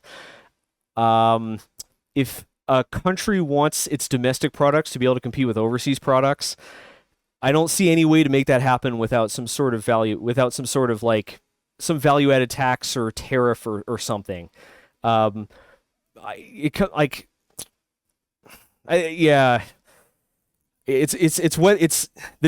decision is whether you want to supply the country with cheaper products, or you want to supply the country with more manufacturing jobs. I am not up to date enough on I'm not up to date enough on the nature of the European, just like the nature of the European economy, to be able to come down. I know it's whatchamacallit. I know it's like a fence-sitting answer, but I only know a lot about American. I only know a bit about American politics and economics. I think it's an interesting move. I don't think it will. The impact of value-added taxes and tariffs are overblown. They don't have as much of an economic depression effect as you think they have. People will buy products. People buy products directly. The way of saying it.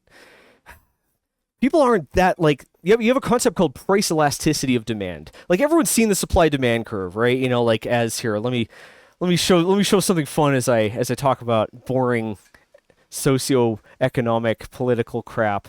How much longer do we have on this thing? Not very much. Like a minute left. Yeah, so everyone knows the supply demand curve, right? You know, as you drop the price, more people want to buy it. But that doesn't happen right away, and it isn't as simple as that makes it sound. For instance, let's say everyone buys milk, right? Milk costs about $3.50. Suppose we raise the price of milk to $4, right? According to your Econ 101, demand is immediately going to fall by approximately 1/7, because that's how much we raised it for. But that's not entirely true. Maybe it will over the long term, right? Maybe it will over the long term, except you're not checking the price of milk every time you buy it, right? You're not checking every single time. You're usually just grabbing the milk off the shelf, assuming it costs something like $3.50. Eventually, you'll run into hard times, or you'll just get curious, or you'll decide to do a little comparison shopping. You're like, wait a second, this milk used to be $3.50 and now it's $4. So then you'll start buying less of it.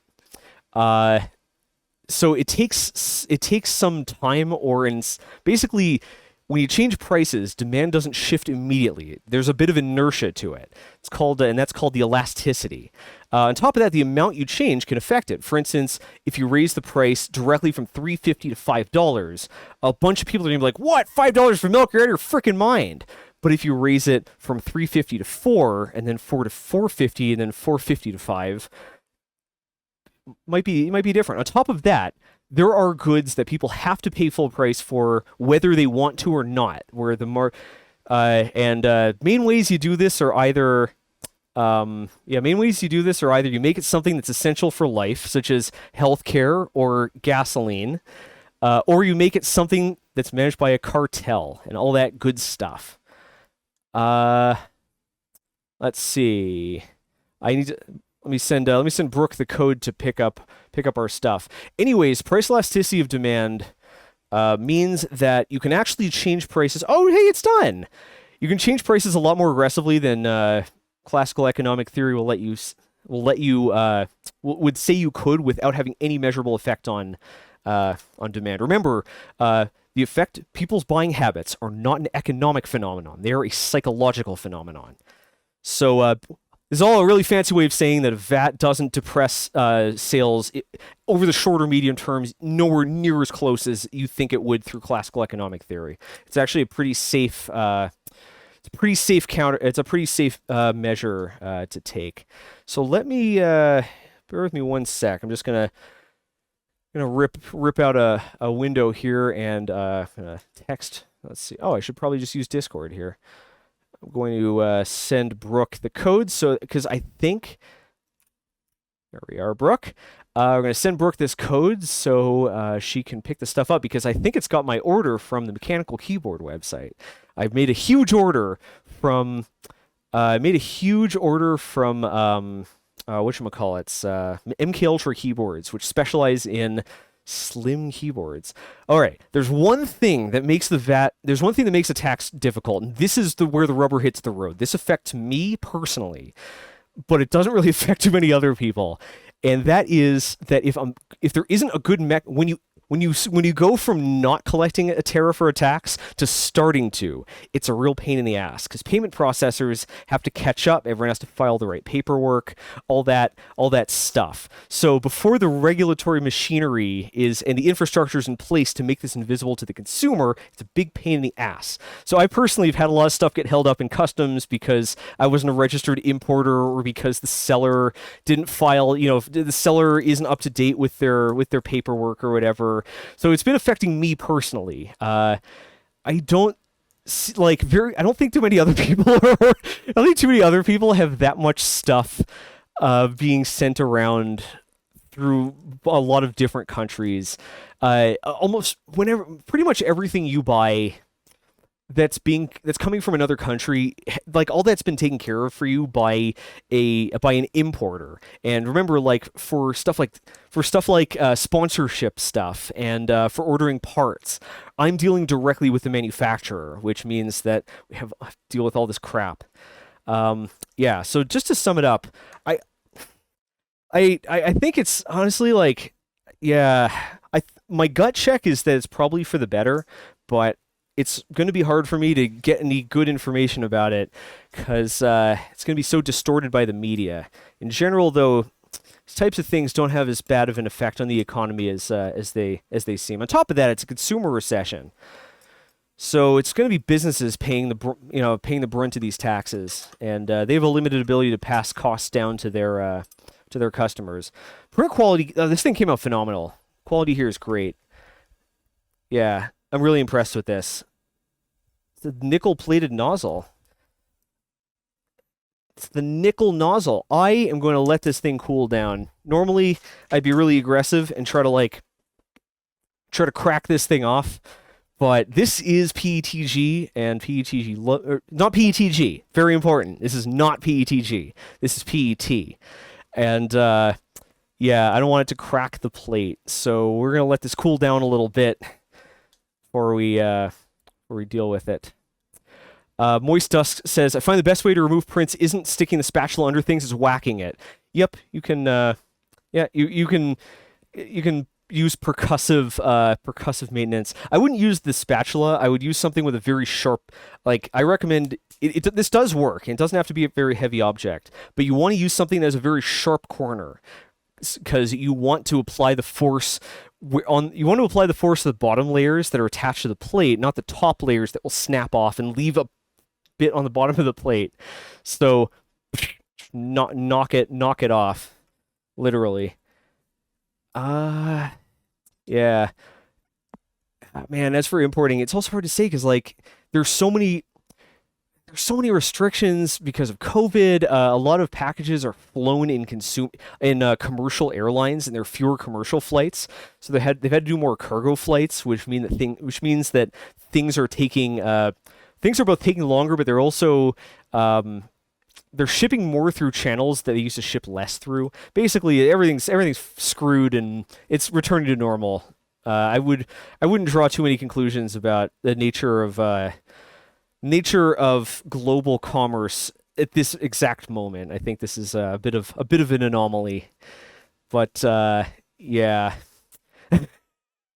Anyways, yeah, you take something with a sharp corner, you give your print a good knock on the bottom, and you can sometimes just disengage it right there. I like using the spatula because sometimes when you lift a tiny bit, like all it takes is to just disengage a tiny bit, kind of like break that seal, and then you can easily just pull the rest off by hand. Let's see. There we go. All right, here we are. We made a wearable, sort of. It's a fancy pants bow tie. Ah, look at that. How dapper. How dapper indeed. Yes. Yes, quite. Radiation Joe points out the price of shipping a container from China is 3 to 4 times pre-pandemic. Yeah, it's ridiculous. The containers themselves, pallets, shipping cartons, all that stuff have also become more expensive because a lot of them are stranded in countries that are limiting travel in and out of the country, so they've been stacked up in ports that have no good way of sending them back. Yeah, we could put some LEDs in here. SR Serpsco has pointed out, has made a great observation. So yeah, I think we need to make this thing wearable, right? Like that seems the thing to do because this that is kind of the theme for today, isn't it?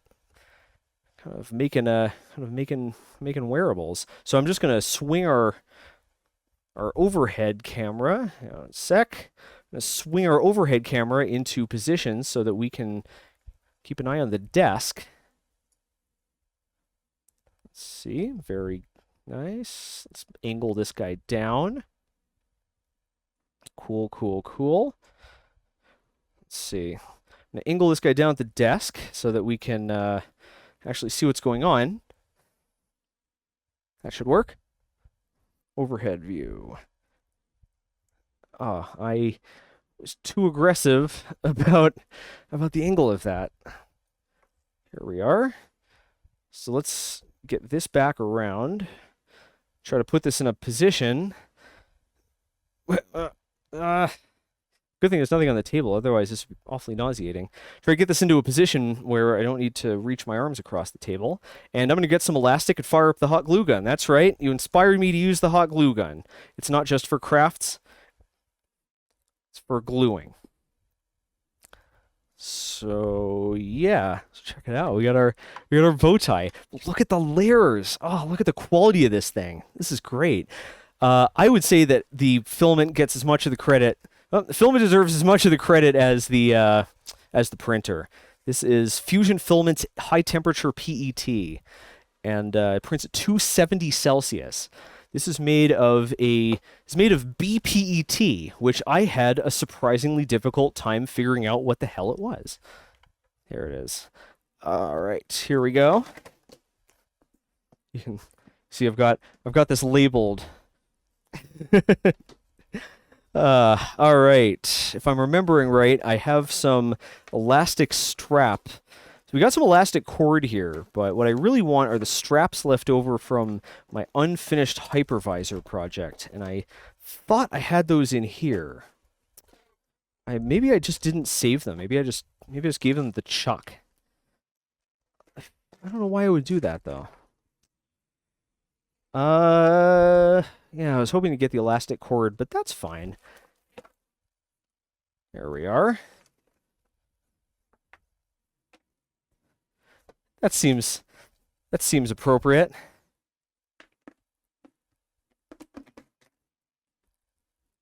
All right. Yeah, I don't know why I would have gotten rid of that cord. Maybe I got rid of it before we moved.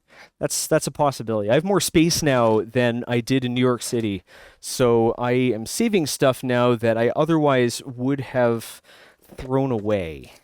So I'm guessing that's what happened. So we've got a little elastic cord.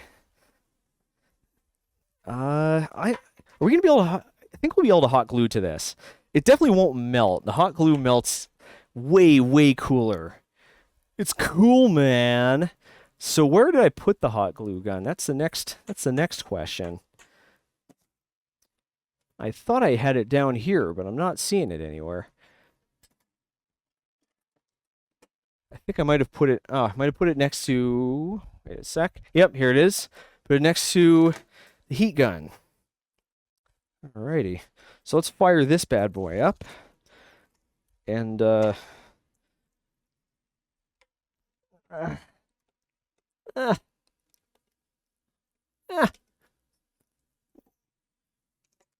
think it's on. I guess I could lick it, make sure. Oh, we got packages. Oh, yep, and it's the keyboards. Okay.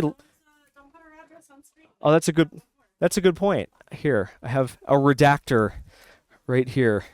Let's go all SCP up in this bitch. Thank you, Brooke. Thank you, Brooke. My lab assistant. Bear with me one sec. All right.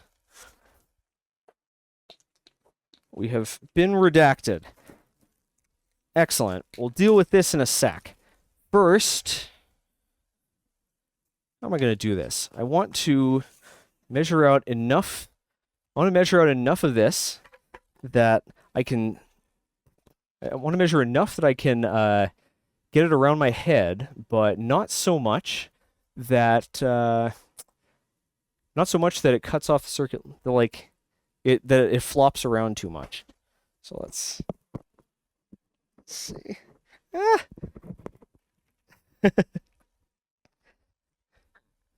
So let's loosely. There we go. All right. Give us a cut. Let's see what's going on in the. Well, that's another thing. Without having super chats to keep on top of, it also takes out a lot of the pressure. That's also part of why I'm not in any particular rush to be able to monetize this, because I'm kind of enjoying not being morally obligated to drop everything and thank people. I know it's a huge imposition. Sorry if that came out as spoiled or entitled. I mean it more like, never mind. I can only dig this hole deeper, can't I? I do appreciate everyone who supports the channel. Yeah, then it's more having to thank someone right away. As a gentleman with ADHD, I struggle to keep struggle to maintain multiple lines of thought. Jeff Hardy asked, no paperclip attachment to the shirt? I guess I could make it a clip-on. I guess we could make it a clip-on. Do I have a clip? I guess we could use a paper clip. I'm not sure it'll stay put though, or not get bent out of shape. Let's see. See how this work. Put it on like that. I guess it's not bad as an interim solution. Not as elegant as I would have liked it. I guess I could start printing something, but nah. A finished project is better than an excellent project. A finished project is better than a great idea. That's a pithier way of saying that. Come on. Oh, now the paperclip's stuck on my shirt. Oh no, this was a terrible idea. This was a terrible idea. I'm gonna have to destroy the paperclip to get it off. It's got these two prongs that are pointing upwards. Oh, that's a good idea. Zkeepa says 2 pairs of magnets, so it clamps on. Here's the question: will this stuff glue other things to PET? Or yeah, will this glue other things to PET? or will this only glue PET to itself? I guess there's one way to find out. All right. Change of strategy. I think magnets are Zkeepa is totally right. Yep, I think magnets are the way to go. Effing magnets. How do they work? We got all kinds of different size magnets here. So let's find the biggest one that we can fit on the back of there. I bought a whole assortment of magnets. I think this is a good one. Yep. Let's keep this over here. Let's clean up. Oh, you give Vault. I'm really excited to open that package from MK Ultra keyboards. There are not a lot of places sell a good selection of low-profile keys. Let's roll this over here so I remember to put it away. Tie this up.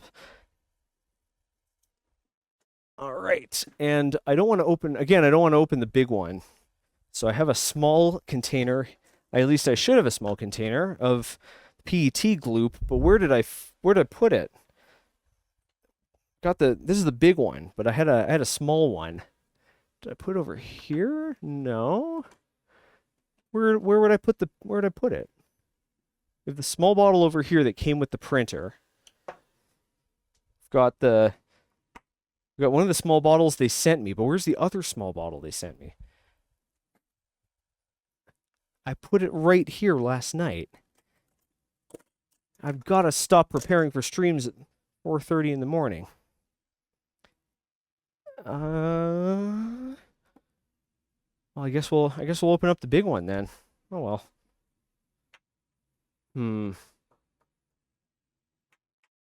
I bet it's somewhere really stupid.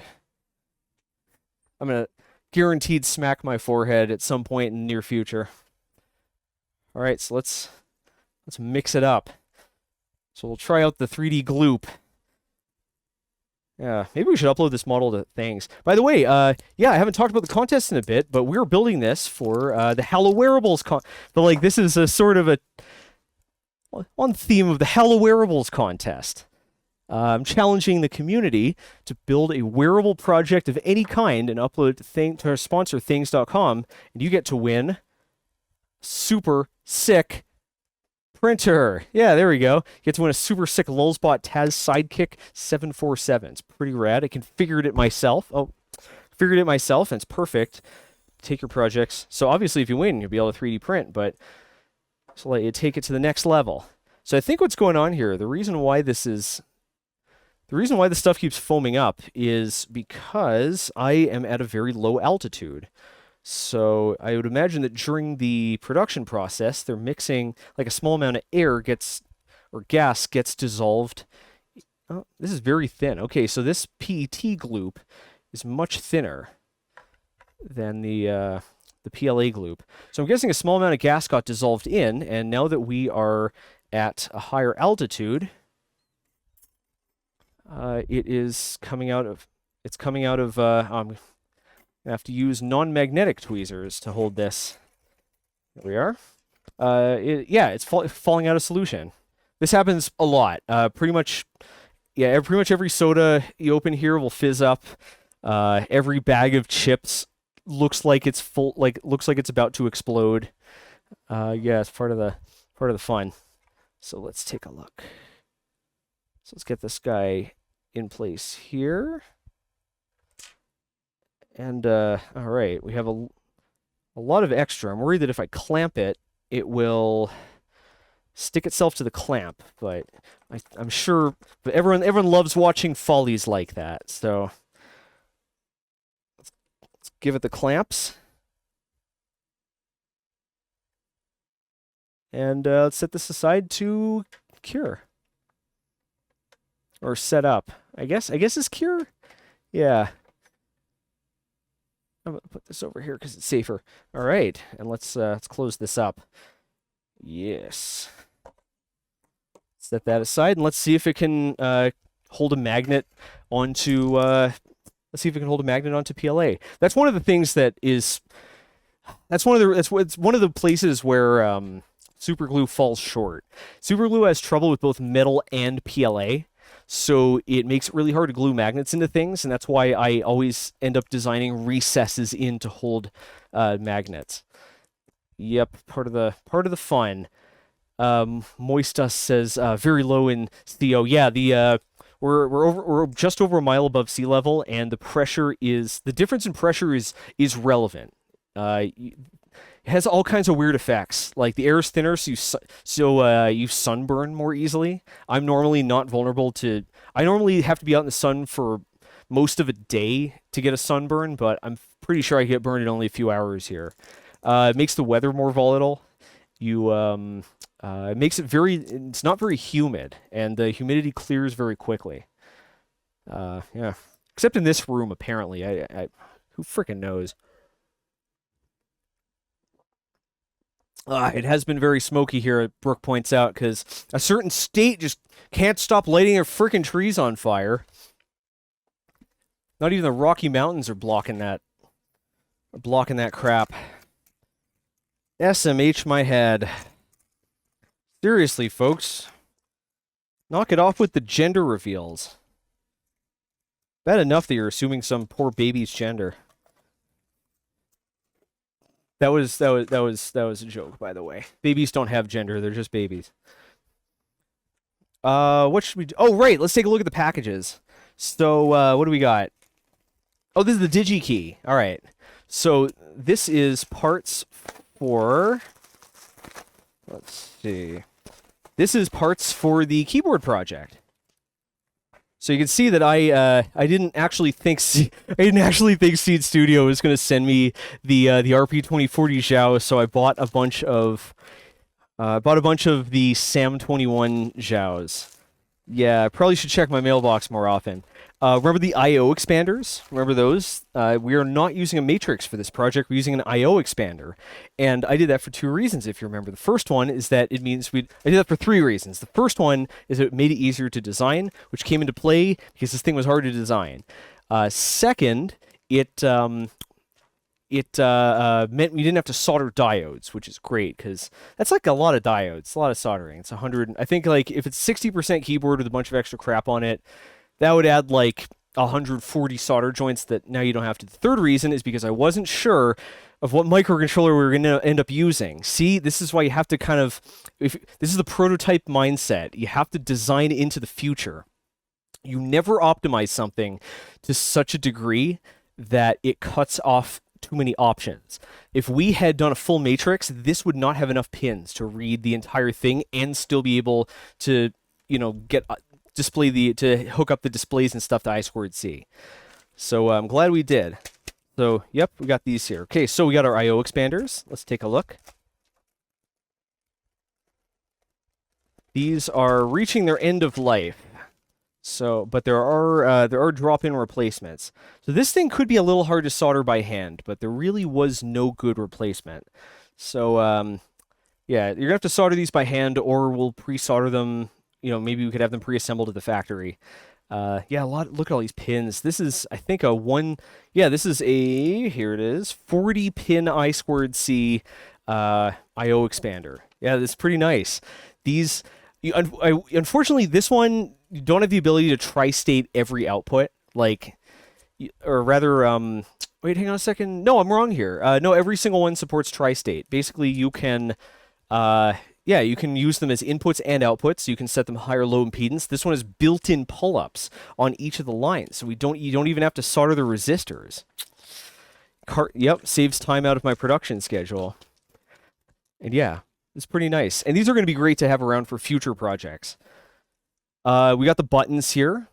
I'll explain how these work soon. I didn't know, so we got the buttons, but we also have buttons, and what do we have here? The connectors, header, audio jack. Yep. Oh, and buttons. Why did I buy so many different buttons? Well, because they all have different weights and they have a different tactile feeling, and it's pretty cool how this thing is actually going to work. Oh crap! They do put the address in the packing list. Why do they put the address on everything and make it so hard to maintain operational security? So basically, how this thing is going to work is which of these are which? I'm gonna have to label these with the different weights because I don't remember them. Oh, this one's nice and clicky, so I'm gonna use these for the demo. So the way this thing is gonna work is this keyboard or macro pad, depending on how you configure it, is going to have 3 OLED displays. Nope, OLED display is not a redundant acronym. It's organic light emitting diode display. So they're going to have 3 OLED displays. And each one is going to have 2 buttons under it, and I hope I can actually make this work. This is part of the prototyping process. Again, easier to put in 2 buttons and then just cut one for the finished thing than to put in 1 and not be able to test 2. So, let's see. Here we go. I went on the Amazon and I got myself some fresh OLEDs because all of the ones that I have right now have been salvaged from other projects. So let's grab ourselves an OLED.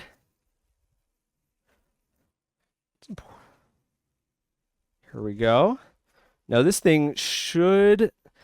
Yep, here we go. This is why I bought these, because it lets you change the address. You're going to need to change the address to get 2 of them on the same bus. So check this out. These buttons are going to be soldered onto the display. This thing, right, the OLED, is going to be mounted to the circuit board, but that part of the circuit board has a tab route around it, so it's not stable. It's wobbly and flexible. And this rests on top of the buttons, so this will be... So this isn't just going to be a button with a display on it, right? It's not going to just be a button with a screen on it. It's going to be 2 buttons. You'll be able to click either the left side or the right side to scroll like left or right, or you'll be able to just mash the whole thing down, press both of them to do something else. So these are actually going to substitute for like encoders. So you'll be able to use this, for instance, like to switch layers or to switch modes, maybe between like a gaming setup and like a streaming setup. Yeah, you're gonna have 3 of these. Maybe they'll display different widgets. You could have one be like a stopwatch or something. Yeah, you're gonna get 3 of those guys. I actually like this particular button. They're very clicky. So I got different. I got a bunch of different weights and heights of the same button, so that we can pick the one that makes the effect work the best and makes it feel the best. Yeah. It seems wasteful, right? But these are only like 3 cents each. So whenever you have the ability to do something like this, right, like whenever you have the ability to buy an entire product range to test, I strongly recommend doing it. Especially when it involves feeling something. You don't, I just want to feel something. No, you can't tell how tactile feedback is going to play out in real life, right? You can't tell if something's going to friggin' click from a picture, like from a data sheet. You have to feel it. So you have to buy. I strongly recommend getting extras. You can even buy entire samplers. I have a switch sampler up here that is an entire product line. Yeah, anytime you're doing some tactile stuff, I always recommend buy a bunch of alternatives. So yeah, we got those. This is cool. Now as soon as the boards show up, you can immediately start prototyping. Let's check out the keyboard stuff. So this I ordered from MK Ultra Keyboards, who specialize in giving LSD to random people, I guess. No, their website's really funny. They specialize in low-profile mechanical keyboards, and considering I'm building a low-profile mechanical keyboard, that's relevant. So I bought a whole bunch of stuff, and I think this one is going to be a lot of fun to look at. I'll be damned if I can figure out how to open this box, though. Oh, I was starting at the wrong end of the ice cream cone, wasn't I? Why is this so hard?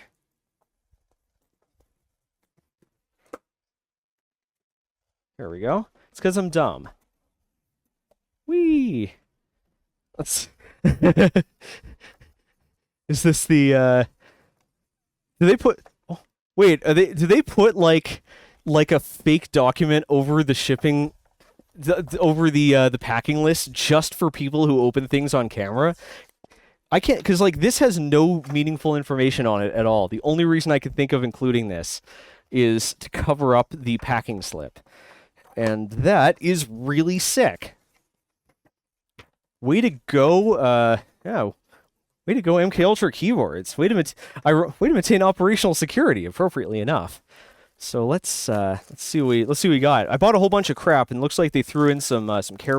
Looks like they threw in some random stuff too. So first off, I got a switch sampler, and these are all Kale Chalk low profile keys. I bought 3 of the same sampler, so if we like any of these, we can use them to make like a macro pad or something.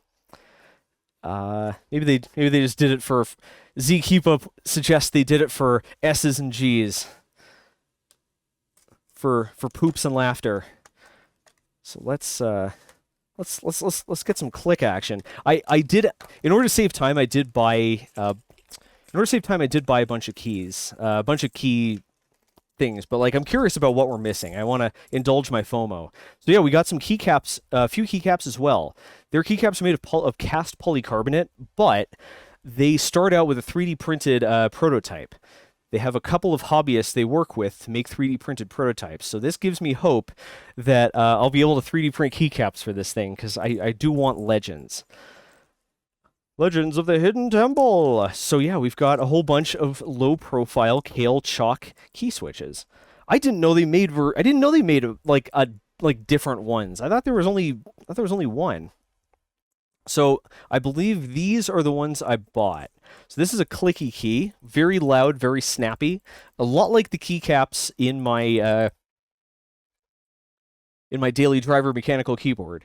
So these are probably the ones we're going to use for the camera, because we'll be able to pick up the clacking better on a mic. I also got some of these. These are like the red transparent, and these are factory lubricated, silenced linear switches with a very light press.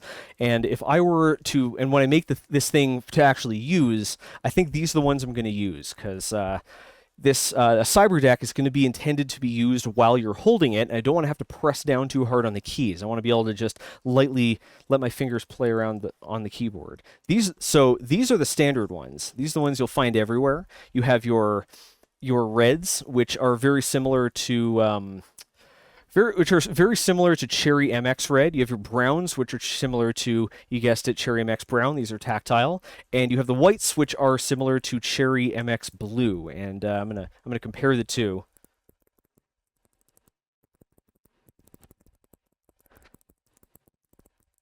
Some pin asks, is the Robin Blue or white more clicky? They both have a similar click because they have the same mechanism in them. The white is slightly heavier. And I believe the blue is the blue is lubricated at the factory, and it's slightly lighter. It's sort of like their enthusiast, like nerd product. This is more their the mid-range version. So the weights are very similar. This is 57 grams, I think. This is 60. The clicks are similar, but this one is a lot smoother, and I believe it's a lot smoother. The difference in weight, like, I'm noticing it because I'm looking for it, but I don't think it might be a placebo effect. So let's see. We have the silver. This is very similar to a Cherry Speed Silver. This is a lubricated, ultra lightweight linear key that, well, I mean, there's not as much difference between like a Cherry MX Speed Silver has a shorter travel, and these are already about as short as you can go. So it looks like this is probably just for looks. It is very light though, not quite as light as this. Probably around the neighborhood of 40 grams, which is a good mid-range. So this is a pretty good mid-range one. Let's compare it to the red. Yeah, it's noticeably smoother and a bit lighter. So I'm guessing this is something in the neighborhood of 40 grams. The grams are the amount of force it takes to depress it. Like if you put a little weight or something that would press it down. It's the amount specifically that it takes to get the key all the way to the bottom, I think. So clicky keys are actually, they seem a lot heavier than they are. Teal, Zosteras, is the teal similar to box jades? Yeah, actually. Yeah. It does have a very prominent click. It's not much... Yeah, it's funny. It's not much harder to press down than the white, and I know they're using the same sort of click bar, but it's noticeably, it's definitely louder. Here, let me, here's the white. And here's the robin. It feels much more clicky, so I'm guessing they're using a similar extra thick click bar. Yeah, it's kind of hard to tell. But yeah, I wouldn't be surprised if they're using an extra thick click bar like they do with the box Jades. So yeah, and then we have our little blue. I don't know what they're called. Blue and black, and both of these are linear. This one is super light. This is far too light. It's so light that like the stem is actually wobbling around a lot. This is really light. I know some people really like the light keys, but I don't think. Yeah, I don't think I'd like this one very much. And this is an extra heavy linear key. Actually, a lot like the Cherry MX Black. Yeah, you really have to put some oomph into this. So this is more for things like point of sale systems and whatnot, where you want to prevent accidental keystrokes. Maybe this is something we'll end up needing for the Cyberdeck project if, we're running our hands across it. It's pretty interesting. I do like how different they all are, except for these two are very similar. But otherwise, every one of these keys feels noticeably different. And I could see you using them for different purposes. So yeah, I got 3 sets of the samplers so that we can end up using them in other projects if we'd like them, or so I can... A lot of people were asking me about the sampler before, so maybe I can send some of these out and share them. Maybe we'll bring them to, if we ever do a meetup or something. By the way, thanks, Brooke, for heading out to the mailbox to grab all the stuff for us. I really appreciate it. So let's see what else we got here. So these are what brought me to the site in the first place. Here, these are what brought me to the site in the first place. These are, focus please. Yeah, these are Kale Chalk stabilizers. These are low-profile stabilizers specifically designed for low-profile keys. Now, I didn't design these into the keyboard. I made all the keys 1.5 unit or smaller so they didn't need stabilizers because I wasn't sure if everyone would be able to get these things. But I bought them anyways because I'm really curious to try them out. These are low-profile stabilizers for low-profile keys. And basically the point of a stabilizer is if you have a really... let me find something appropriate. Let's pretend this is the key. Let's pretend this is the key cap and this is the key switch. So if you have a really long key, right, and you press it, if you press on the side, it'll kind of go it'll like turn, right? And that makes it feel wobbly, but it can also cause it to jam. Sometimes, you'll hit at the end and it'll torque so much that it can't bottom out.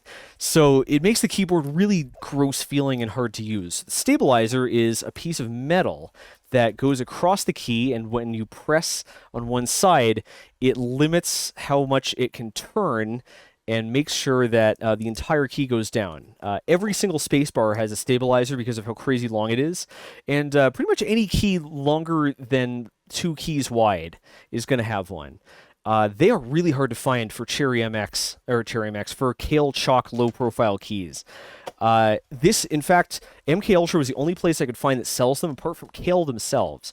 You can actually buy, by the way, I don't know why I've never heard this before, but you can buy directly from Kale themselves, Kaihua, on AliExpress. You search for the brand name and you go directly to their official store. They sell their entire product line there, and you can order in packs of 10 or 100. I think packs of 10 or 100.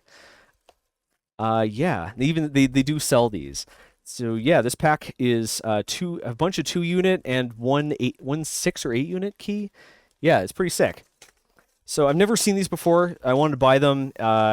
If they end up feeling remarkably better than the 1.5 unit keys, then I'll just change it. So check this out. It says QMK on it. This is an official QMK product, I think. This is the Elite C. These are remember I was talking about this. I was talking about this before I talked about this in the mechanical keyboard episode, and we talked about it a bit on a couple of streams. But this is the Elite C. This is a drop-in replacement for the Raspberry Pi Micro Yeah, it's a drop-in replacement for the Raspberry Pi Micro that basically modernizes it. It uses it uses the same Mega 32U4, except it has mid-mount USB-C. Yeah, it's castellated, so you can solder it directly onto the board. And it's just a more modern, more refined design. And these things have been sold out everywhere as long as I was aware they existed. And when I checked MK Ultra to buy the rest of the stuff, they had exactly 2 of these things in Pro Micro. Zoster pointed out it's a replacement for the Pro Micro. Shows how much I use Arduinos anymore, right? Yeah, so these have been out of stock everywhere as long as I've been aware they existed. MK Ultra had exactly 2 of them in stock, and I bought both because I want to collect them. So yeah, this is the Elite C, a drop-in upgrade module for any keyboard that calls for Pro Micro, which is to say most of them. And this, I believe this is officially sanctioned by QMK. Yeah, I believe it's officially sanctioned by QMK, so it includes a physical copy of the GNU and MIT licenses, the GNU, MIT, VSD, and Apache licenses that govern various parts of the open source project, which is pretty cool. Even as their code of conduct on it. It's pretty neat. Yeah. So I might end up using it in a keyboard, but at the very least, it's a pretty interesting collectible. Yeah, end up with 2 of these. So figure out what to do with them. Yeah, I've been looking around for one of these things for frickin' ever, and they've been out of stock everywhere I could find. So yeah, I'm super excited to have got them. Yeah, look at the mid-mount USB-C. It's got like they cut a hole out of the board so that they can mount it flush with the bottom, so it doesn't add a single millimeter of extra height. Let's see. Alternate Flux says the Bit C is another drop-in replacement for the Pro Micro. What is it? It's basically an Arduino Pro Micro with a USB-C port. And it's basically a strict upgrade to the Pro Micro. It's an Arduino Pro Micro that adds castellated pads that let you solder this thing flat onto the board. It adds USB-C. It has QMK pre-installed. So I forget which keyboard it is, but it implements a keyboard right out of the box, so you don't even need to mess around with firmware. And it might have some other features I just don't remember off the top of my head. But yeah, it's pretty sick. And they're quite rare. So yeah. Let's see. And now we have the key switches. All right. We have the key switches. And we have some key caps. So let's make some room here so I can show you what we're going to be confidential for authorized personnel only. Shh. Maybe I should blur this part out. So here are all our key caps. So remember, the warning: opening this package can cause extreme happiness, and we have some bubble wrap. Now you're awake. Contains nuts. So everyone who's allergic, looks like these are urine containers. Lovely. So everyone who's allergic to nuts, now is your chance to cheese it. I guess, like, here's a question: should we start another print before we get too deep into this? I guess, like, we're almost done. Let's finish this and then work on some other projects. It's only 3 o'clock. So yeah, we've got the Robin extra clicky keys, and we have the Pro Red super slick low force keys, and both of these are low profile. I just realized that I haven't talked about that at all. I'm just going to go over here and grab myself a full size key for comparison. Yeah. So this is a Kale Box White. It's about, like, this is known as this is the Cherry MX form factor, and you can see that the key switches alone are like half the height. Look at that. We can fit. It's gonna be kind of hard to hold them, but yeah, they're half as high. So we can make a super slim keyboard. This is gonna make it easier to make the. This will make it easier to make the CyberDeck portable, and it will also make this more ergonomic even if you're using this on a desk, because your wrists won't have to cock as much. So the keycaps are also low profile. So all in all, you get a super low profile build. Yeah, which is pretty nice. Yeah. So this is a 60. It's about a 65% keyboard. So I got, I believe, 80 of each. Maybe a few less. Because my rule is, whenever you buy parts for a project, you always get 20% more or 2 extra, whichever is greater. And that makes sure you have plenty of extra in case you mess something up. So yeah, these are all bought from MK Ultra keyboards. So yeah, we got those. Now, the plan here, we got some other neat stuff. The plan here is to 3D print the keycaps. But I've learned my lesson, and there's always a chance that we're not going to be able to do that we're going to run out of time. So I'll include a stress reliever. Endgame is a conspiracy. Endgame is that mythical state in the mechanical keyboard world where you finally build a keyboard that you use, and that's it. You're done building keyboards. You found what you came for, and you're done. You found the keyboard, and you're done. It's the end game. I very much am an end game type mechanical keyboard user. I know exactly what I'm trying to build, and after I'm done building it, I move on. I don't build keys for the fun of it, but I know that many people use the end game less as a goal and more of a rationalization. And looks like they've provided a horse pill here to give yourself a good dose of reality. It's Sturpsco says that's one hell of a suppository. It's squishy. It'll be comfortable. It'll be fine. I guess I went as deep as possible, right? Like we jumped straight in the deep end by making my own keyboards. This is a container that I've only seen a long time ago. This is a POG container. This is a container to store your POGs. So you'll notice we got 2 kinds of keycaps here. We've got the 1 unit keycaps, and we have the 1.5 unit keycaps. The unit is simply the size of the keycap. One thing that I screwed up, I messed something up here. I spaced the keys 19 millimeters because that's how you space a keyboard usually. Usually you space the key switches.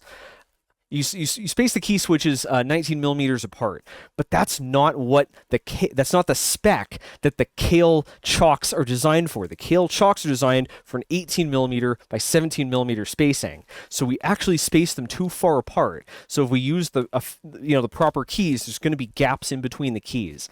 But still, there's the chances are always there that I just don't have time to 3D print keycaps. So I bought a set, and these, you can see how low profile the keycap is. I don't want to install these because they're very hard to remove once you install them. But yeah, the whole package is super thin. The keyboard, the key switch, and the key cap are still only about 3/4 as tall as just the key switch from a full-size keyboard. So this is very thin, and I like that. I found the Apple Magic Keyboard was my absolute favorite. So yeah, we've got a whole bunch of parts for this. I'm not messing around. I'm not messing around with this project. The goal here is to try to sell this thing either through a Kickstarter or as a kit. So I don't want to pull any punches. I want to make sure that I'm building the perfect product that people want to actually buy and use as that could end up being someone's end game. So we have a couple more things left. These right here, these silicone dab jars. Here, let's I think they unscrew or they snap. I think they snap. Yeah, let's see what's in the silicone dab jars. This is an encoder. Yeah, this is an encoder, but this isn't just an encoder. It's a linear encoder. It's not just a linear encoder. This is a high-quality ALPS encoder, but you'll notice it has a very low profile. This is a special rotary encoder that they don't sell. They don't sell through. I don't believe they sell this thing through any distributors. I think this is only sold directly from. I don't think they sell small quantities of this through like DigiKey or something. You have to buy an entire unit of this from them or a distributor. And this is a super low profile. This is a super low profile encoder. So if I wanted to add in a future version a low profile knob to my low profile keyboard, this is exactly what I use. This thing from bottom to top is almost exactly as tall as the Kale chalk keys. And once you add a knob on it, it's going to line up exactly. So you'll have, it'll be the same height. It's pretty cool. Yeah, this thing doesn't click. That's the price you have to pay. But on the flip side, you'll notice that it's hollow. It's hollow because because of how short it is, it doesn't give you enough surface area. It doesn't give you enough surface area for a knob to grab onto. So this thing lets you actually like drop that right through, and that also means that if you make that clear and you stick an LED under this, you can make the knob backlit, which is really cool. And I bought 2 of these because I mean my rule is 3. I'm not sure if I'm gonna actually use them though, so I didn't want to overspend. But yeah, so these are pretty cool. If we end up needing these for the final version, of course we'll deal directly with Alps or their licensed distributor, because you can't, place like MK Ultra like a hobbyist reseller isn't going to have the quantities needed to part out entire kits. So we got these. And yeah, it looks like they included a little bit of swag, in the box too. Let's see what we got. We have a sticker. MK Ultra. It says MK Ultra Click. We have a little pin. Oh, that's pretty neat. Looks like it's laser cut. It's got their logo on it. We have a couple stickers. What could possibly go wrong? That's relevant. We have a sticker that says this product may be habit forming. Potential side effects include leaking of the wallet, excessive thirst for artisans, frequent joining of group buys, and a large collection of unused keyboards, macro pads, and miscellaneous parts. I have no idea what they're talking about. I would never stockpile partially completed keyboards. I'd never stockpile partially completed keyboards. And I would never buy mechanical keyboard parts that I don't have a reason to use and don't have a serious project for. Like never. Under any circumstances. You all know I'm better than that. Now let me put my key switch away. Let me put my Kale chalk or my box white away in this entire bin of keycaps. I might have a problem. Yeah, so anyways, this is pretty sick. I'm glad this showed up today, so I had a chance to show it off. I'm going to put all this stuff away. This is going to open up a lot of options for prototyping the CyberDeck keyboard, so that I can make sure that I'm giving you fine folks the best possible project. Yeah, that's going to be a cool product. Yeah, it's going to be a lot of fun. I've been working on that on and off for a while, and I can't wait to get the boards in. I'm so freaking stoked. I'm so excited to get in the boards. Yeah, which we could work on. I was originally intending that, so I put it on the to-do list, as it were. Why isn't this tightening? Oh, wait, lefty loosey, righty tighty. Yeah, there we go. Haha. All right, so let's see if the glue is dry here. How should I do this? Let's find something pokey. There we go. No, not pokey enough. There we go. All right. So let's poke this and see if the glue is still looks like it's still sticky. So yeah, it's set, but it's still sticky. So I should be able to release the clamp. I'm just not sure I'm going to put it on right now because I don't want to pull this off. But it does seem to have stayed put. Yeah, generally the more flexible a glue is, the stronger it is, but obviously the less rigid the bond is going to be. This is a very small clamp. I ended up buying a bunch of Harbor Freight. I bought a bunch of Harbor Freight clamps, but they're kind of garbage. I think I'm going to return them. Yeah. I suppose we could try putting this on. Let's see how well the glue pulls up after about half an hour or an hour, however long it's been. Time has no meaning. It's a flat circle. It has, every time the Earth revolves around the sun, it actually travels 4 times. So let's see. Let's make the first wearable of the Hello Wearables contest. Moista says, "You mean you didn't just 3D print more clamps?" I was gonna, you know what? I guess now I have material that's actually strong enough for that. What's this made of? Let's look for a stamp. Let's look for material material badge. Let's see. I'm not seeing any badges anywhere. So who knows what it's actually made of? It's fairly stiff. I'm guessing it's nylon. Guessing it's nylon or ABS. Here, where's my knife? Oh, that's not what we want. Here we go. Let's see. Cuts easily. It's not going white. So I'm guessing this is nylon. So yeah, I think we could print them. Pretty cool, huh?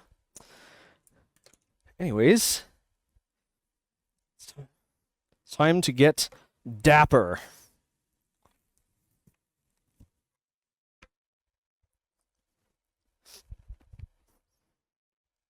Yes. Ugh.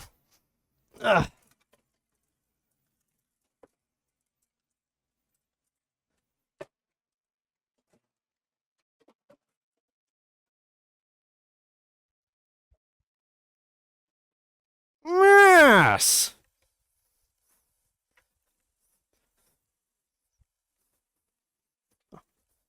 There we go. All dressed up and nowhere to go. Yes.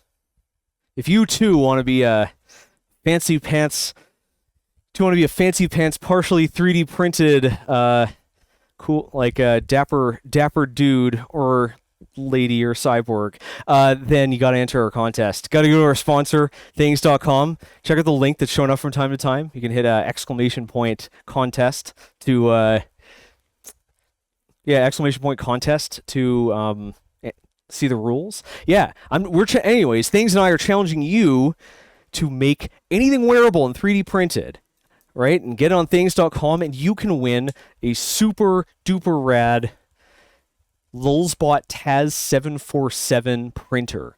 This thing is super sick, and they're giving that away along with 5 kilos of filament.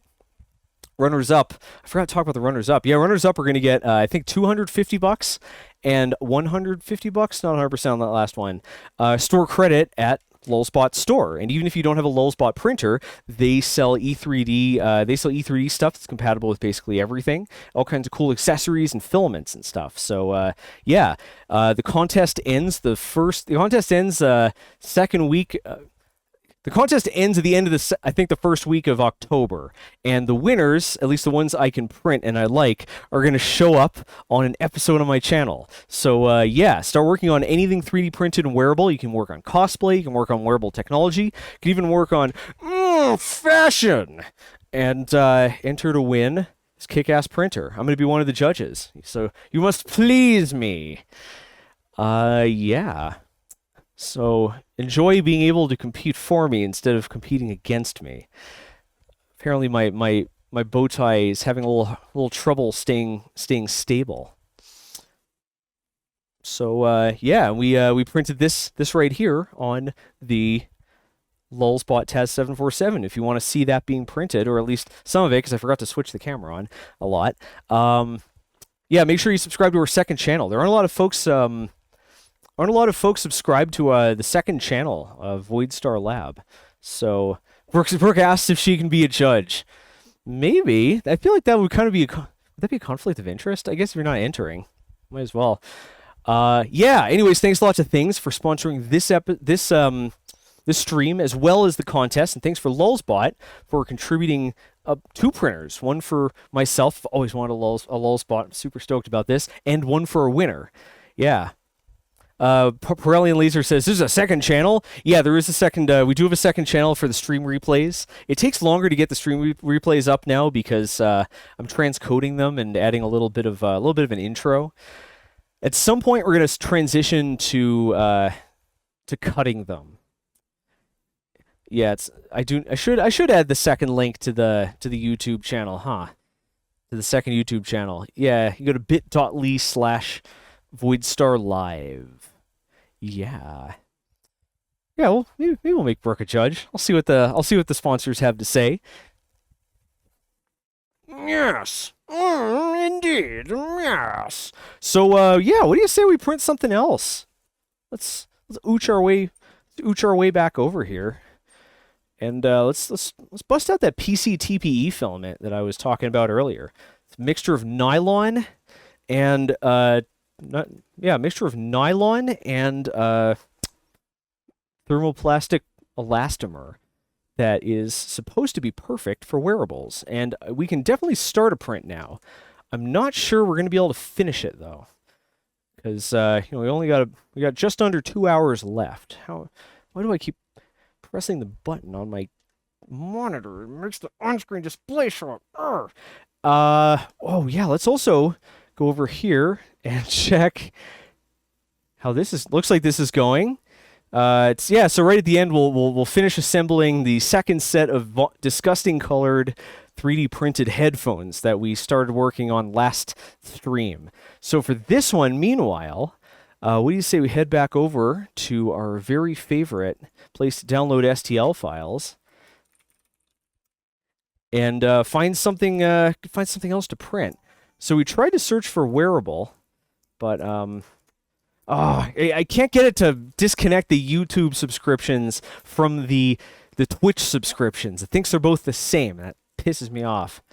Let me know if the sound effect is bothering you too much, and I will mess around and disable it. Right. Well, we searched for Wearable, and that didn't have an effect. That didn't really find what we were looking for. So maybe we should search something more specific. People are telling me to search for a monocle. And that seems like a decent idea. Do you feel like your left eye is not getting enough attention? Add a monocle. So it looks like we got some steampunk monocles. An iris monocle. That'll be interesting. Pinhole monocle. I want a fancy monocle. This one's too fancy. It's got a mustache attached to it. Trumpet monocle mouthpiece. If you're reading this, you are probably from Reddit. This is a mouthpiece, but it's hard to play because I put a mustache on it. Good luck. A gear monocle. I want one of the ones that I can squint to hold in place. I don't want. Oh, this is a T-Rex. It's the Flex T-Rex with a monocle on it. I think we could try to make the iris monocle. I don't know how well a mechanism is going to work out of this stuff, but I suppose there's nothing stopping us from trying anyways. Yeah, I don't know how well a mechanism is going to work because the stuff is slightly flexible. And, yeah. Although, yeah, modified to the action ring with slots is built into the goggle lens. Let's take a look at this. This material does resist abrasion very well. Should have low friction. So this is it. Well, that's pretty sick. Pretty sick. Steampunk monocle iris. What? It's only one piece. Where's the rest? What? Oh, do I like... Oh, I guess we build this thing here, and then we attach it to the wearable piece. All right. So this is interesting. The iris has to be resized to fit the default size. What's going on here? The iris has to be resized to fit the default size of the monocle, so no need to change size of iris. If you wish to make the monocle and iris smaller or larger, just change scaling. So I guess this is what we want. Does this include? Yeah, this includes all the pieces. Cool. So yeah, let's open this up. See what we got. Way to go, Thangs. Thangs is better at searching Thingiverse than Thingiverse is. So let's see. So we got leaf pin, monocle with back plate. I guess this is what we want. All right. Monocle left eye. Is this the same thing, but for the left eye? Well, let's think here. I want the right eye version because my left eye could have a heads-up display on it. So we want this one. So I'm guessing we just follow the instructions. I'm guessing we just follow the instructions from the iris. Let's see. So we want to find, so this is remixed from this is remixed from this, and this has the instructions. I don't think Thingiverse is a good solution to this dependency hell either. Although I've been talking to them about ways to fix it, encourage people to document their projects better.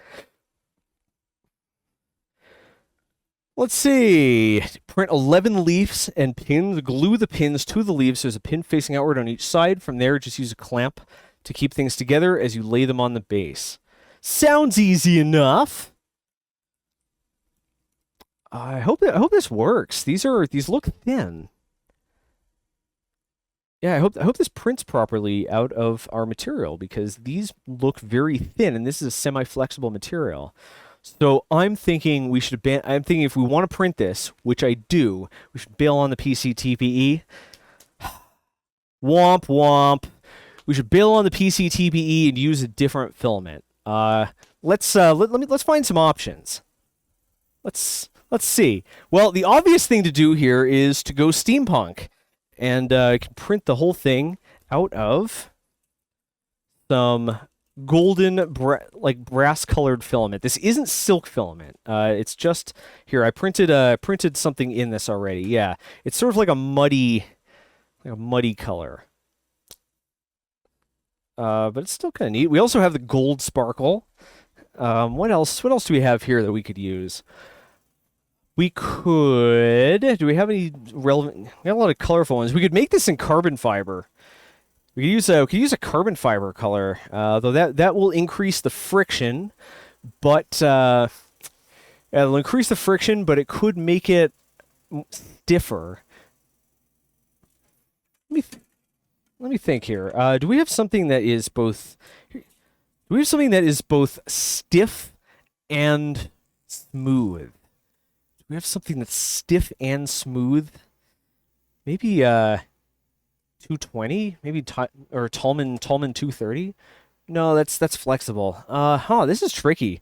Those are things you don't often see together, and ideally would have a pretty cool color. Carbon fiber nylon. Do carbon fiber? Yeah, I don't want to run carbon fiber through this thing anyways. I'm not sure the nozzle can handle it.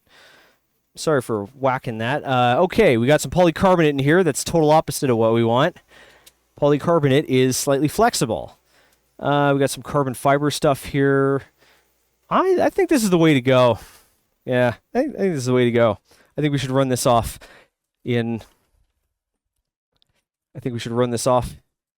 in this here. Plus, this is a small project, and we only have a small amount of this left.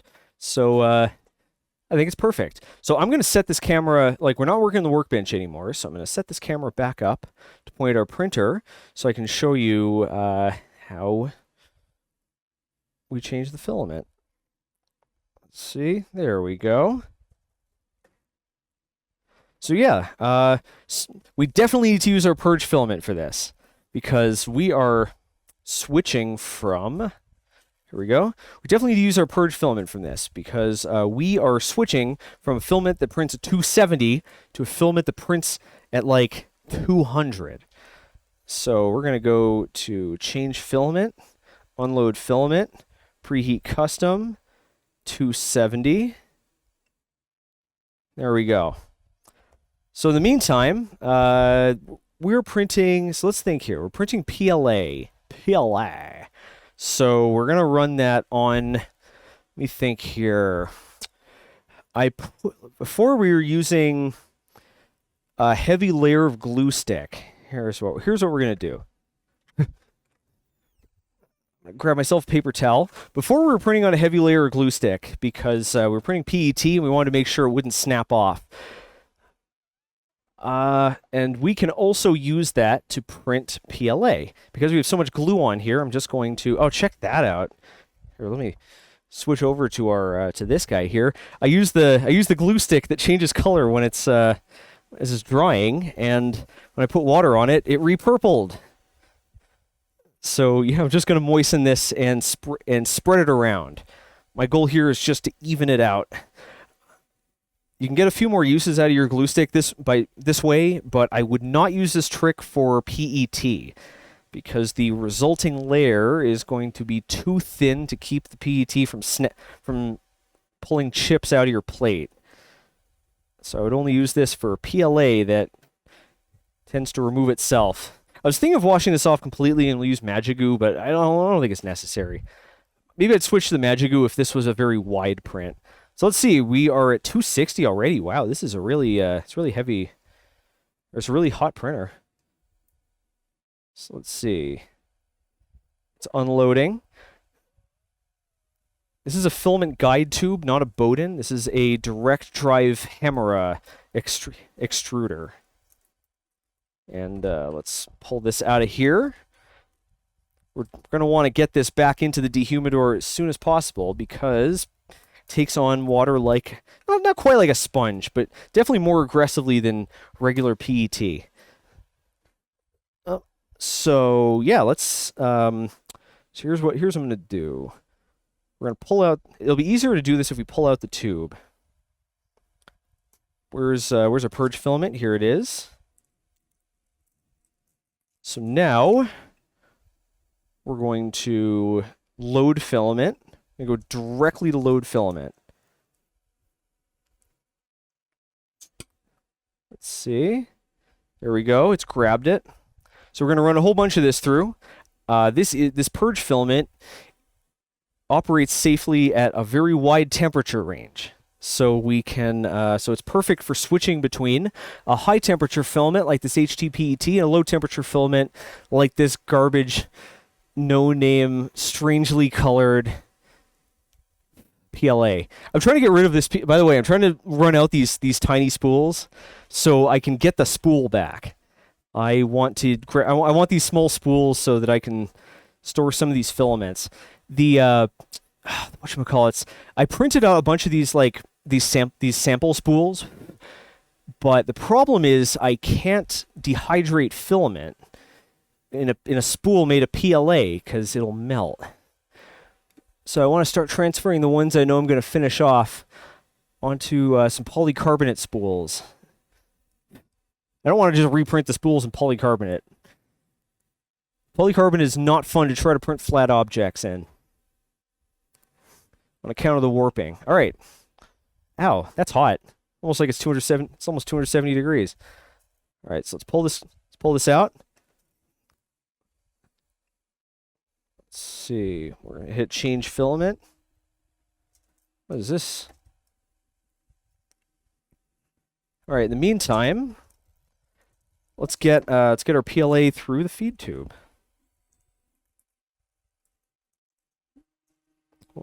Why is this? What's going on here? Why is it lowering?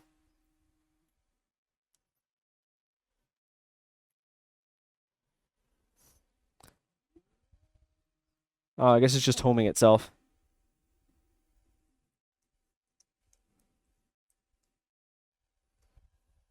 All right. Put this on here. So this is adjustable. So we can bring this up if we're using a small spool so that you don't have that weird, that effect where it's pulling where it's trying to pull the spool off. Not the easiest to get it through the filament sensor. I wonder if I might have set something up wrong. Here it is. All right. So let's put it through the filament sensor and through our feed line. There it is. This goes in over the top. Move the camera out of the way for now. Then over the top. Let's get this lined up and clamp it in place. It's a good thing I already know how to use this. A lot of experience with this particular extruder through the printer. And let's secure the line. Oh, wait. Oh, crap. I forgot to drop the temperature. Oh, boy. Oh, boy. All right. We're going to reset. Let's see. It was quick thinking, but the better option would have been to keep it on and just yank the filament out. Yeah, nothing's burnt. It hadn't actually advanced into the hot end. So let's see. We're going to go to change filament. We're going to load filament, preheat for PLA. And it's going to take a while. It has to cool down 50 Celsius. So let's leave this. Let's just prepare this while we wait. Give it the clamps. Meh! The clamps. Cool, cool. Alrighty. Everything's fine. This is fast. The signature feature of the Lulzbot printers is that the Z-axis is not on lead screws. It's on belts. And that allows the Z-axis to move ridiculously fast. And as somebody who has never substantially used a printer like this before, it's very unnerving. Constantly looks like it's like snapped off and it's gonna crash. But no, it's got a BL touch. It'll stop itself. It's also got a set of magnets that hold it up on the top. Insert filament and press button to continue. Button pressed. Yep, it's definitely advancing. Very nice. All right. Get all that purge filament out of there. Get that out of there.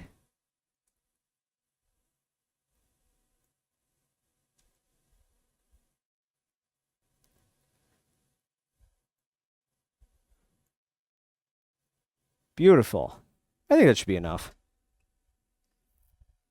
I'm not so worried about a bit of purge filament staying behind, because it'll just get pushed out as it prints the skirt or whatever. Okay, so we're set. So let's turn our attention back over here and let's slice this thing up. Ah, I feel so fancy. Yes, I need a beverage, a beverage. Get some dihydrogen monoxide. This stuff will kill you if you're not careful. I heard like as little as 2 inches of it's enough to kill you. Yeah.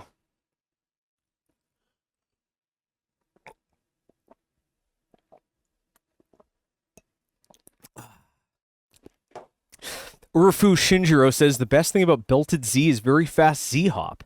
You can Z-hop every print and it adds almost no print time. That is really relevant. Yeah, keep the hints and stuff coming. I keep the hints coming. Keep it all coming, because all my experience and all this stuff comes from working on projects and doing this stuff. So if something's new to me, I don't know any of the theory. I don't know anything about it. So yeah, Voron, according to Kessler 6, has 4 Z-axes. So it can align itself in each corner. Well, they just wanted the Buddha's hot dog. Make me one with everything. They just wanted all the features. Looks like the dog wants to go outside. We're training him to ring a set of bells that we hung on the doorknob to say, hey monkey assholes, I have to poop. And it works. No, he doesn't stop him from barking too. Kind of a jerk. We gotta train him to stop with the borking. All right, so this is the Lulzbot. This is Lulzbot's Cura, and I have had nothing but trouble trying to use this. But we're gonna give this a shot. Yeah, we're gonna give this a try. So let's see. It looks like you can see basically everything going on here. Not the easiest though. Yeah. As we learned last time, Cura doesn't listen to display density, so there's no value in cranking it up. So what are we printing this in? We're going to use PLA. Want to discard all of our changes. So let's think here. This is printing at 0.18 millimeter. That's odd. All right, well let's trust the manufacturer on this one. Build plate adhesion. I want a skirt. I do not want a brim here because we are printing very small parts. Odds are they will break or get damaged. Odds are they'll break or get damaged as we try to cut off the remnants of a stream. Two-Headed Flamingo says, what's the best place for you to watch stream replays? For me, YouTube and Twitch is the same. I put everything on YouTube on the second channel. So that's, you can go to, yeah, YouTube and the second channel. I still have to put that down. Here it is. I'm just going to type in chat. bit.ly/Voidstar live. Yeah, I could put them on Twitch too, but I would rather have everything in one place. So there's one place to send people to. Yeah, I don't really gain anything from the stream replays. I put them up as a service to you, gentle viewer. Oh, I feel so fancy. I feel like I want to talk fancy. So let's see. So we want initial. What do they call it? Elephant's foot correction is like called something really like proper. It's like initial layer horizontal expansion. So we're gonna do -0.2. Yeah, do -0.2. So it's a 0.5 millimeter nozzle. What are walls? What is it doing? Is it doing 2 lines for 1 millimeter walls? Yes, it is. All right, cool. Let's see if the Space Mouse works. Space Mouse does not work. It just acts like a scroll wheel. Everyone wants the Voron. We might do one of. I set it as a Patreon goal. I'm not going to say we're not going to do it, but it's a good thing to. It's a good choice of Patreon goal. Wow, this is really thin. Oh man, I'm worried about breaking this thing. We're going to be really counting on getting proper first layer down. If the first layer sucks, this thing isn't going to work. So we have to duplicate. You have to multiply this thing 11, and it crashed. Like I said, I've been having a really hard time with Lulspot Cura. So let's go back to regular Cura. So we're gonna set this to normal mode. Let's just make sure. Yep. So I manually, so last night at 4 o'clock in the morning, I manually transferred all the settings over. So this should be about identical. And we want our initial layer expansion at -0.2 millimeters. I think. Let's see. Let me feel my bow tie. It's still a little elephant footy. Yeah, still noticeably elephant foot. Oh yeah, let's see. -0.5. That could cause too much trouble. Let's do -0.35. Yeah, why not? Just over half the size of the extrusion.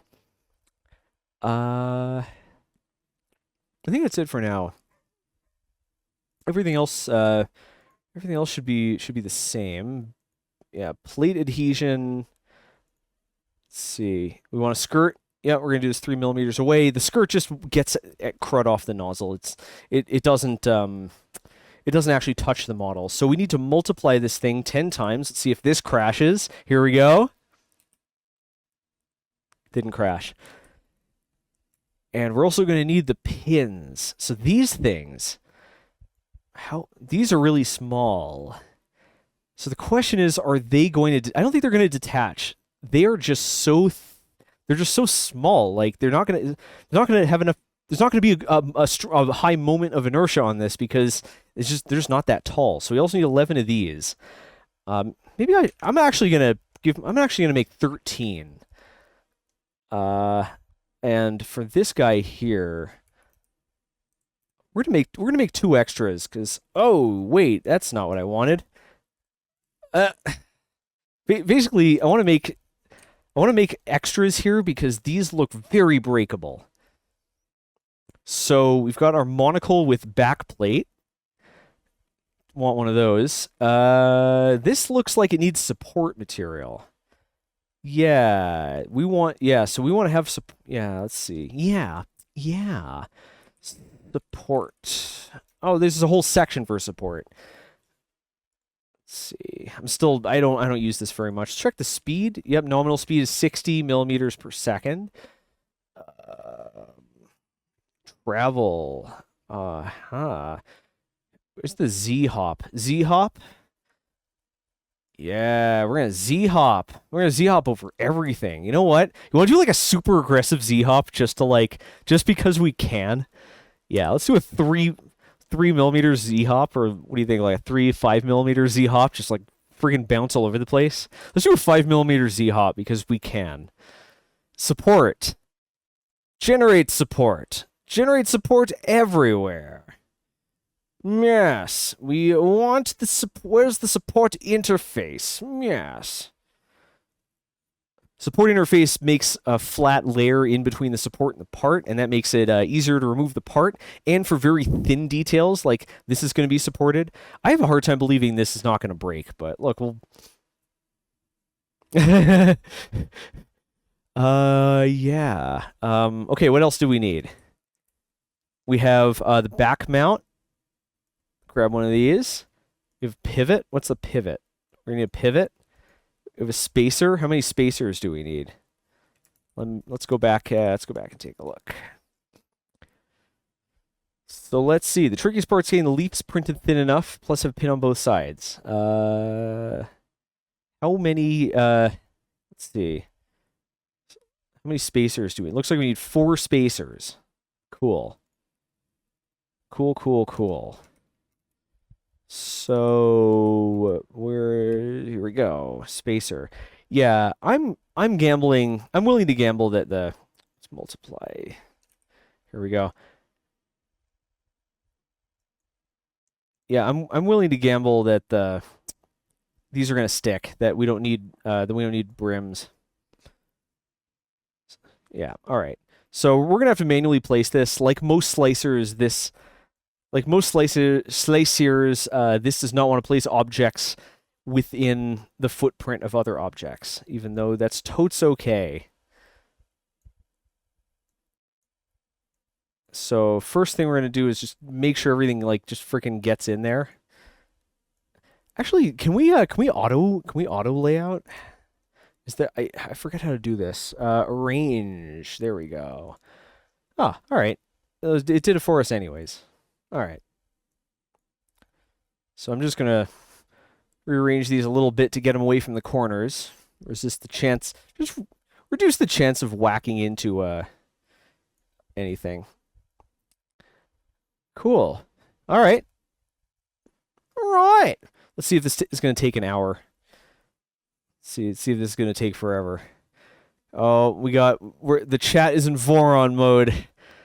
I'll be going eventually. Like, it's weird because it seems so popular among regulars in the streams, and yet very few videos on it do well. So I think it's just some hobbyist thing. Here's the question. For everyone talking about Vorons in the chat, where did you find out about them? Did you find out about them on YouTube, from another streamer, on Reddit? Like, where did you first hear about them enough to, like, get knowledgeable about them? CNC Kitchen? All right, so he's probably drank my milkshake. So this is going to take 3 hours. So, you know what? Let's get it started. Let's Ha. And let's finish it. Let's finish it later. So, yeah, I think this will work. So we're gonna need ourselves the trans flash card, as they call it when they want to avoid copyright. This hat is so heavy, it's making my neck hurt. I guess that's why those proper gentlemen had a stiff upper lip, because their neck frickin' ossified in position. All right, so not even close to enough of this bed has the glue on it. So I'm gonna go ham. Yeah, so we're gonna go ham on this.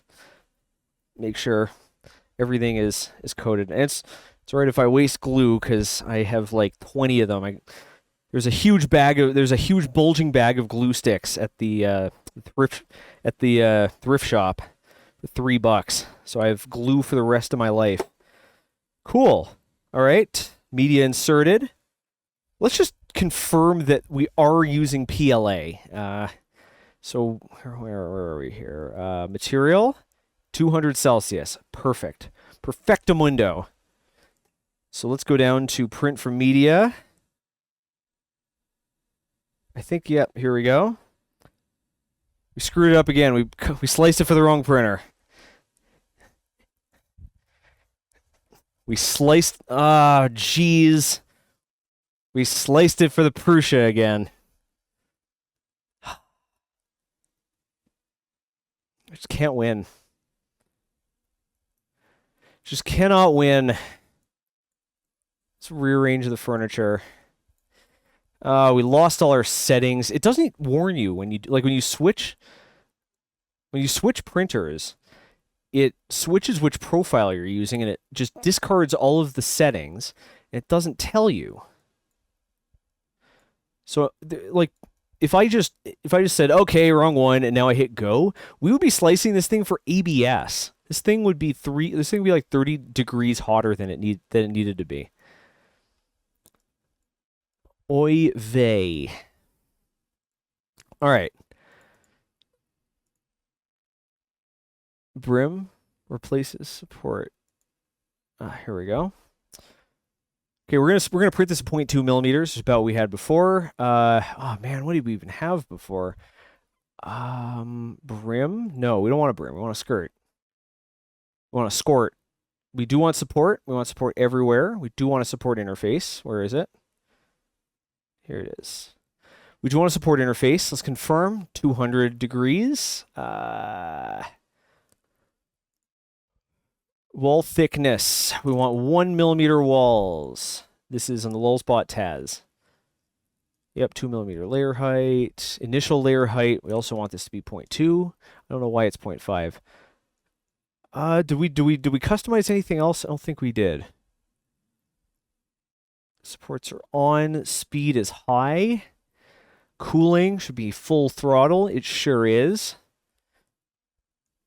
All right, let's send it.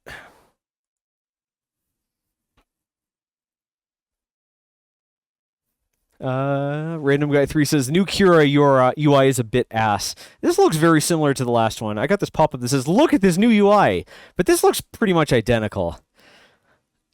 Z-Hop. Yes, the Z-Hop. How could I forget? Thank you, Glitcha J. Z-Hop. That's right. Ah, the Z-Hop speed. We did this, what, 5 millimeters? It's Z-Hopping at 10 millimeters per second. What do you think? Should we just crank it? Should we just crank this hog?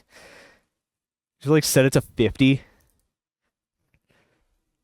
50 millimeters a second Z-hop, so things. So it's going to be 1/10 of a second. We'll send the Z-hop. All right, full throttle. Should we change the Z-hop height to 10 millimeters? So just going. Woo, woo, woo. Oh, this is gonna be fun to watch. Urufu sets Z-hop at 30, so 50 is aggressive. Let's look. Screw it. Let's just see what happens.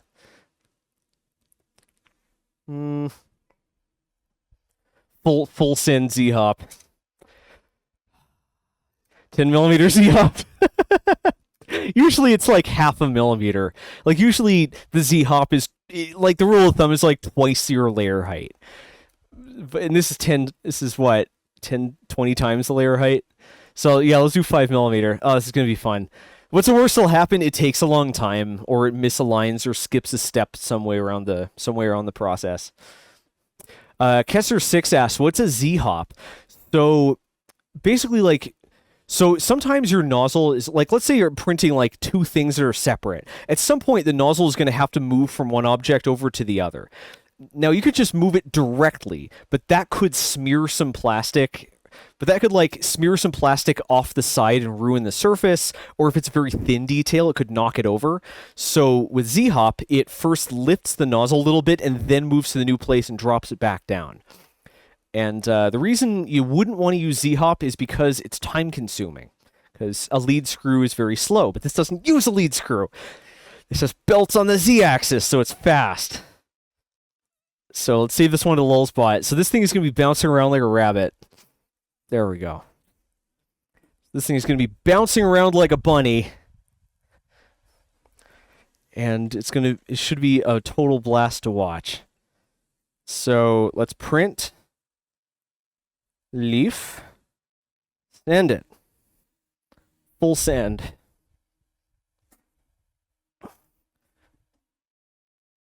There we go. So let's take a look at this. Take a look at this sweet ass printer. Look at this sweet ass printer. Let's zoom in a little bit. I think I turned the. Oh, it's already zoomed. It's already zoomed in. Wow, this camera's field of view is bananas. Oh, from here you get a good look at the BL touch. BL touch is sick. 1,000 millimeters a second Z-hop. Oh, should we reslice this? Should we reslice? What I set it to 50. Should I set it to 1,000? This is still freaking going? Oh, it looks like I knocked this out of position.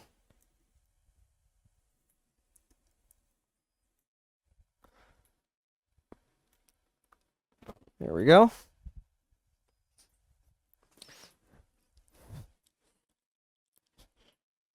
A thousand.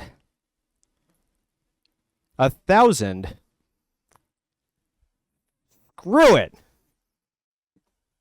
How do I... Can I cancel? Stop the print.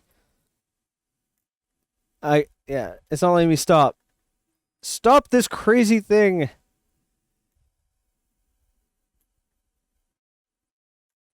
Looks like causing some weird stuff by trying to stop the print during mesh leveling. All right, we're going full throttle douche bottle. Insert it. Z-hop speed, 1,000 millimeters per second, and just for maximum oomph, let's Z-hop 10 millimeters. Yeah.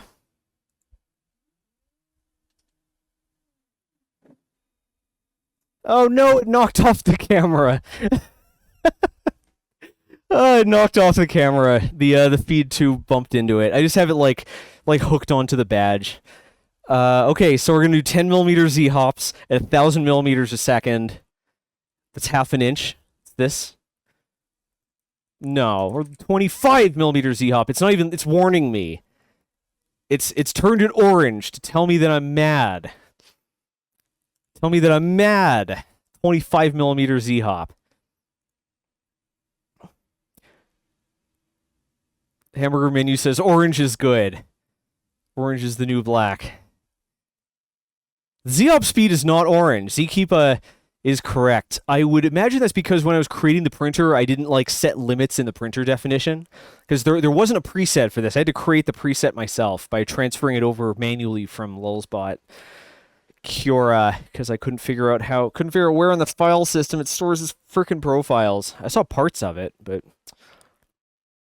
yeah. So this is gonna take a little longer. Now it's gonna take 3 minutes, 3 hours 20 minutes. That's fine. We're gonna finish this anyways. So you might as well go full throttle.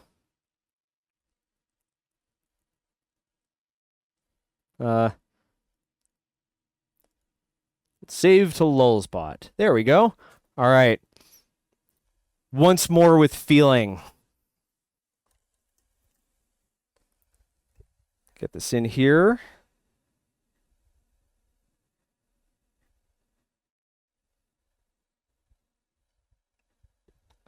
How do I start a new print?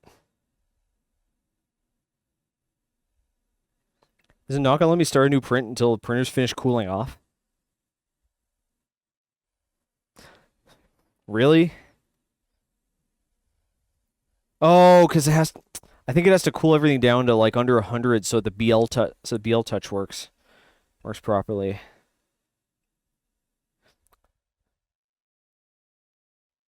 Probe test, huh?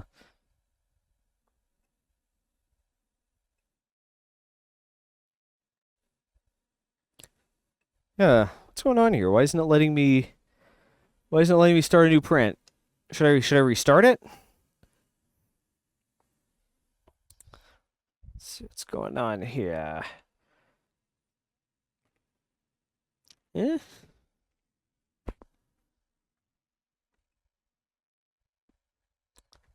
Yeah.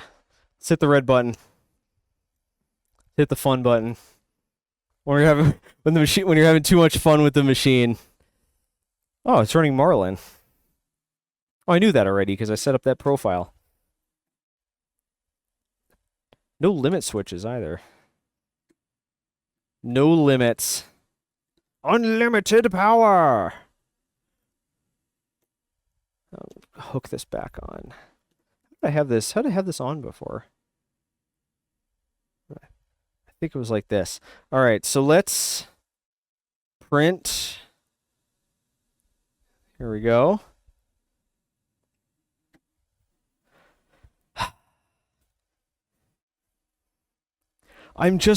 It's funny, like I'm so used to being, like being under pressure.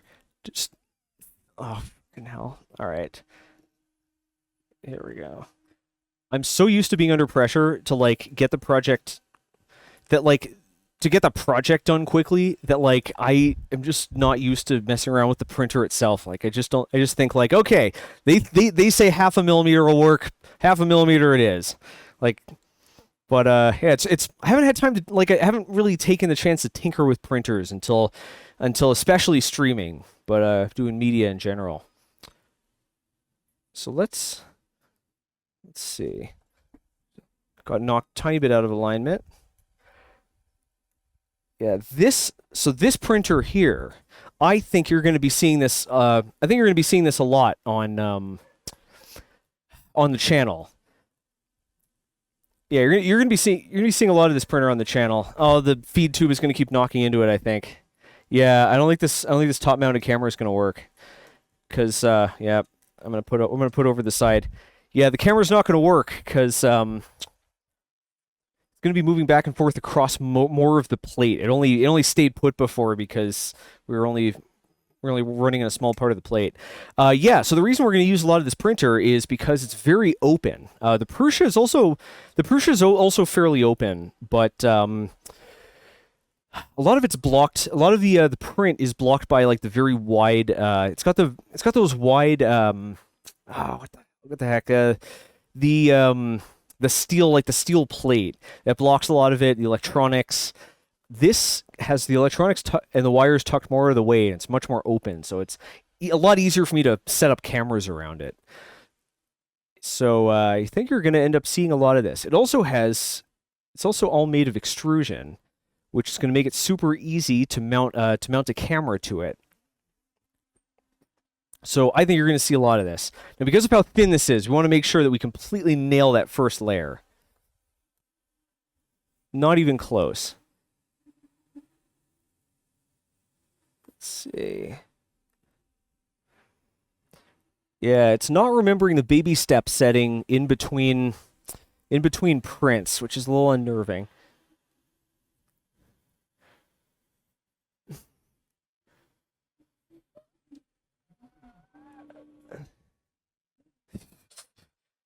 Nah, this is going to take forever.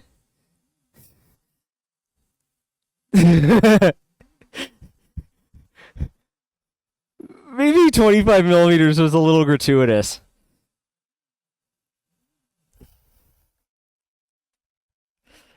The Z-hop is way too high.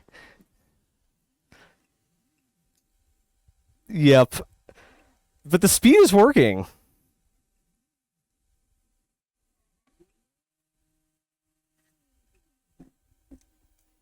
So let's here we go. Just gonna pull off the little bit that we have already laid.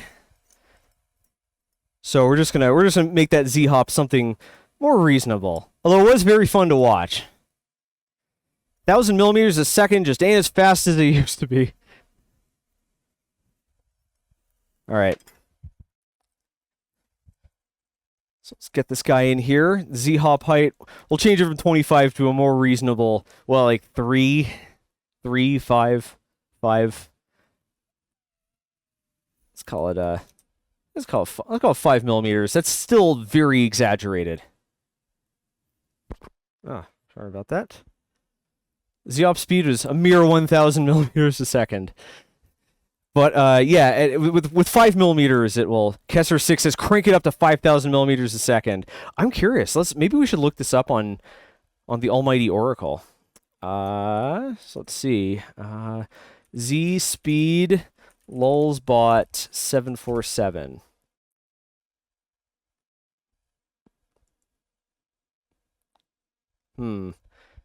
Slicing max Z speed. Millimeter per sec. No. Is there any where are the stats? Where are the stats at? Not seeing any stats here. Well, getting a little too sidetracked here. So I think it'll be exaggerated, but yeah. Yeah, so let's make this more reasonable. It's still ridiculous, 2 millimeters, and let's get this thing underway. I want to finish it and upload it somewhere. Speaking of, this thing isn't even close to finishing. That estimate had nothing to do with reality. Oy vey. This thing is taking a while to slice. Slice, slice, slice, slice. Bow tie is pretty neat. It's very light. It's not like pulling my shirt down at all. It's just pulling itself down. It would make more sense to put magnets on the sides as well. So we're gonna want to save this to lulzbot. There we go. This one's the real thing. The others were just test runs. This one, though, this one is different.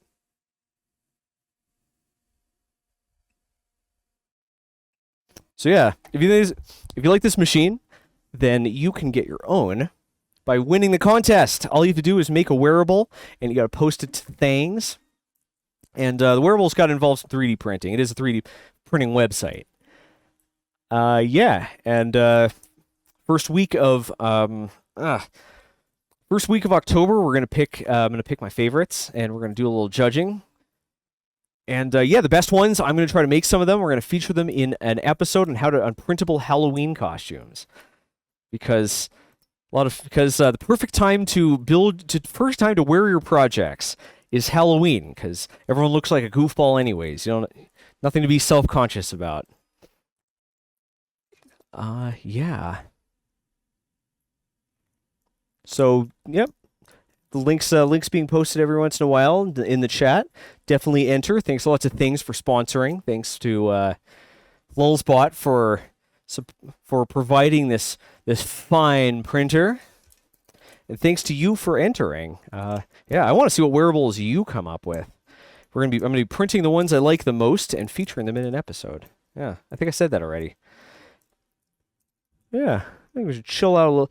Let's kick back, chill out, watch this thing level itself, and watch this thing do a little bit of printing. So this is going to be a monocle with an iris, and if it all comes together, we're definitely gonna put that thing on Instagram. But yep, I got a lot of boats to take pictures of. We got next episode is coming up. I know it's been a while. It's taken a while to show up, and I apologize for that. Here we go. I apologize for how long that episode's taken to materialize. A lot of stuff happened. I ended up with more work. I ended up more overworked for longer than I expected, and was kind of burned out. So I took some time over this weekend. I've been kind of slowing my roll to recover a little bit, and unfortunately, every Filament video has paid the price. Now it wants to remember the Z hop, or now it wants to remember the baby stepping. Great. Isn't that wonderful? There we go. Looks perfect.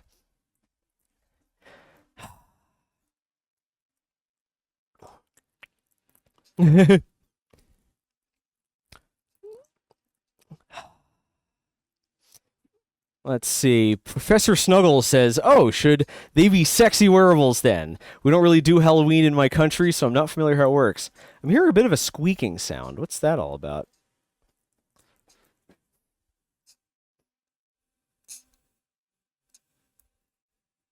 What's squeaking? It looks like it's working, but it seems like every time it unloads or reloads the filament, it's squeaking.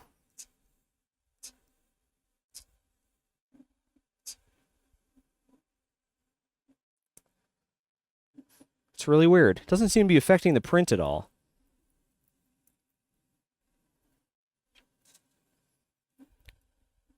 Huh. Anyone familiar with what to do if your extruder starts squeaking? Never had that issue before. Maybe at the factory they use this to print a mouse. Like a gaming mouse.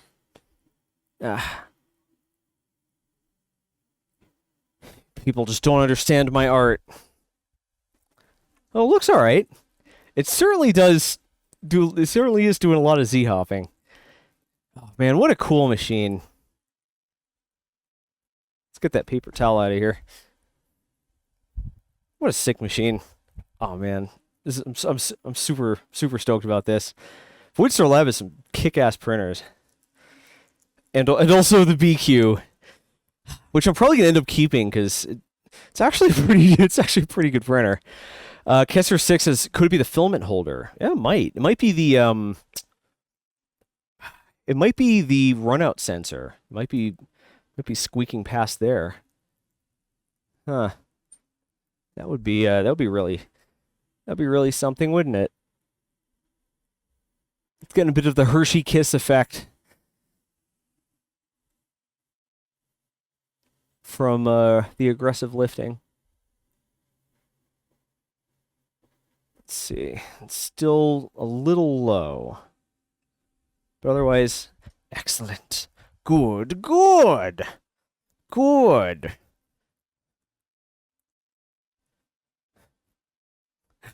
Yep, we cranked the Z-hop. Even 2 millimeters is a lot. Usually it's like half a millimeter. I wonder if it is limited. Maybe it's the opposite. Maybe the profile came with built-in limits, and I never increased them. So, what do you say we take a look?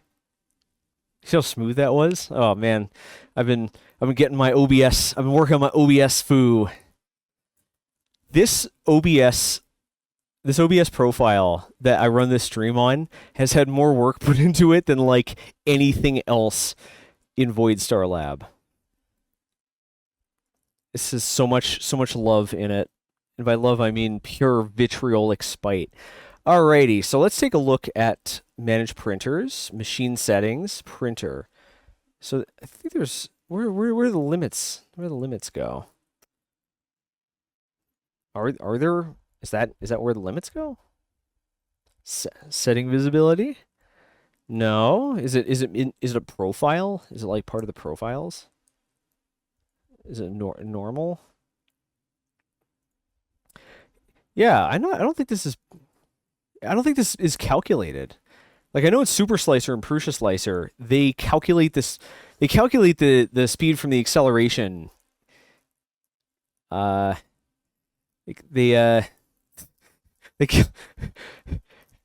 Zikiva, your chat was blocked because apparently in the butt is on the sex blacklist, the sex term blacklist.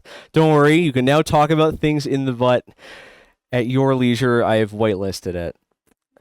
Yeah, I don't think this yeah, acceleration control is turned off.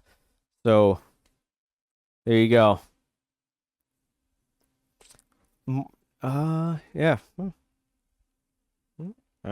In the butt. Everyone can talk about things in the butt. I wonder if it has separate entries for like in my butt, in your butt, in his butt, in their butts, or if it's like if it's all like under the blanket category of the butt.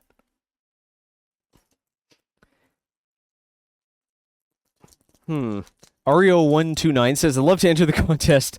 The only issue is my lack of imagination. Well, I mean, it can be useful, right? Like, you can make some stuff useful. I mean, if you want some wearable ideas, I've built a lot of wearable projects, and most of them aren't technology. Here's one. If you have an item that you often carry around, maybe poop bags for your dog, or a flashlight, or your favorite Leatherman, make a belt pouch for it. If you have, make a belt pouch for it. You have an old cell phone, turn it into a giant wrist wearable. Make yourself some cat ears or something. Make a monocle. Make 2 monocles. What would you call that? Maybe, what if you attached 2 monocles together and you put some things that hook them onto your ears so they don't fall out? That would be great. Print a belt buckle. Professor Snuggles says that was. Oh, yep. Zkeepa has discovered that in your butt it's also blocked. There you go. You can now talk about things in your butt. Bionicle, says Pun Man. I mean, Bionicle's always good. But 2 monocles is the Bionicle. My brain isn't big enough for that one. Yeah, but one way you could go around it is, instead of thinking of how to make a wearable from scratch, think of how do I take something and make it wearable. Right? Or you think, what's something that's already wearable, and how can I attach it to something else? Because, wearable, like, I don't know, maybe you make like an accessory for something. But yeah, just some ideas for you. Or just make something expressive. Make something cool looking. Maybe like a game character had some part of the costume you thought was neat, and you don't want to copy it exactly, but you can make like a real world equivalent of it. That would be pretty cool. Mechless says a monocle that attaches to your ear is an earbud. I guess an earbud is an ear monocle. Suppose that's correct. It's like when the Beastie Boys call their headphones ear goggles. Yeah. But anyways, I hope that got you unstuck a little bit. You don't necessarily have to. Something cool about wearables is you don't always have to think the whole thing up yourself. You can just take something that you already use and make it wearable. Or you can take an existing wearable and change something about it. Maybe make it more discreet. Maybe make it the opposite. Make it more obvious, right? Like take an Apple Watch and make it an Apple Pocket Watch. Take a take like the holster for your Leatherman and make it take the holster for your Leatherman and make it like going to your boot or something. I don't know. Hopefully by now you've gotten some idea. Yeah, that's part of why I picked the project, because there's just so many ways to attack it. Also, if you're interested in cosplay, it's a pretty good reason to get started. Yeah, this is too much. This is too much. It's too much Z-hop. It's not retracting aggressively enough before it hops, so we're ending up with a Hershey's Kiss. Oh, TNT on the go, says Dills42, wearable dice tower. Oh, you make you remember Chuck E. Cheese, like the guys who like work there had the things on their belts, like the coin dispensing holsters that were like filled with tokens. Maybe you can make that for D&D. So if someone's like roll initiative, you're like ha ha. Yeah, something like that. Put a holster for your holster so you can hold your holster. Urufu Shinjiro's brain is too big for this chat. Yeah, we got some very silly ideas here. Serpsco says make a marble run for Zack's hat. For Zock's hat, I'm sorry. I've never seen a wearable marble run. Huh. That's it's on a whole other level. I don't think I've ever seen a wearable marble run. I imagine you'd have to stand still for it to work properly, but still. Yes. Oh yeah, there's tons of room in here. I don't know what you could put in there. Put a tiny 3D printer and a top hat. That'd be great. tiny 3D printer that just constantly runs off monocles. That'd be great. Oh man. Yep, a lot of silly wearable ideas. And I'm not expecting the wearables to be serious. Like, they just have to be printed, they have to be wearable.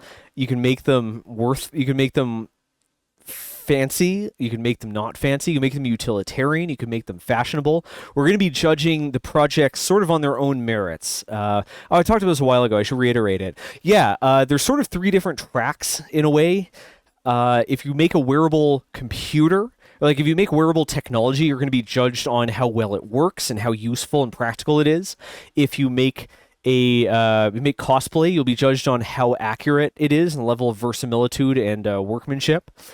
And if you make like anything else like fashion or whatnot, you'll be judged on its sort of its artistic merits and the level of like the level of quality and level of expression.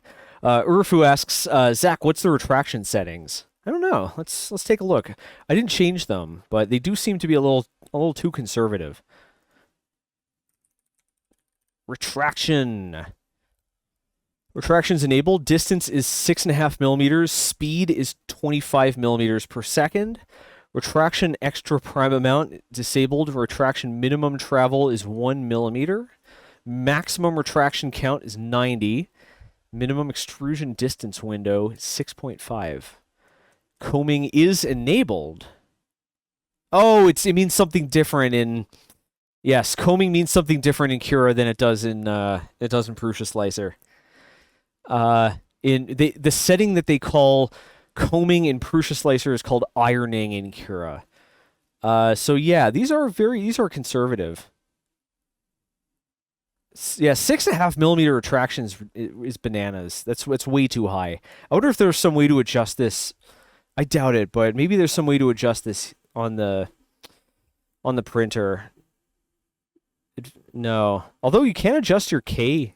You can adjust your linear advance from the menu, which is pretty nice. I've never messed around with linear advance. That's basically linear advance controls how quickly. Linear advance basically controls how readily it will push filament into the nozzle to basically control the pressure inside the nozzle. In particular, it makes corners more accurate. I've never really messed around with it. Instead of for projects I want to look good, I just make them rounded. It's a very useful setting, especially if you do engraved text, sharp angles, or I forget the specifics of it, but yeah, it's nice that you can adjust it right there in the menu.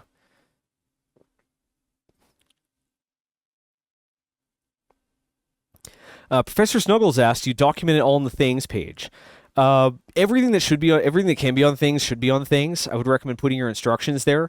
If you have elements like code that don't, you have elements like code, or you need like pictorial instructions, you're probably better off putting those on different, different sites. Actually, now that I think about it, maybe I should make the Voidstar Lab Wiki available for folks to host their instructions on.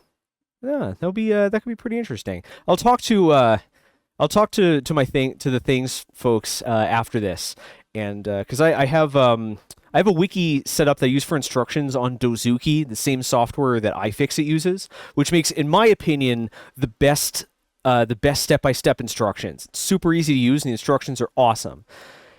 And yeah, I think I can open that up to the general public so that you can put in detailed instructions for your project on our wiki, which would be pretty neat.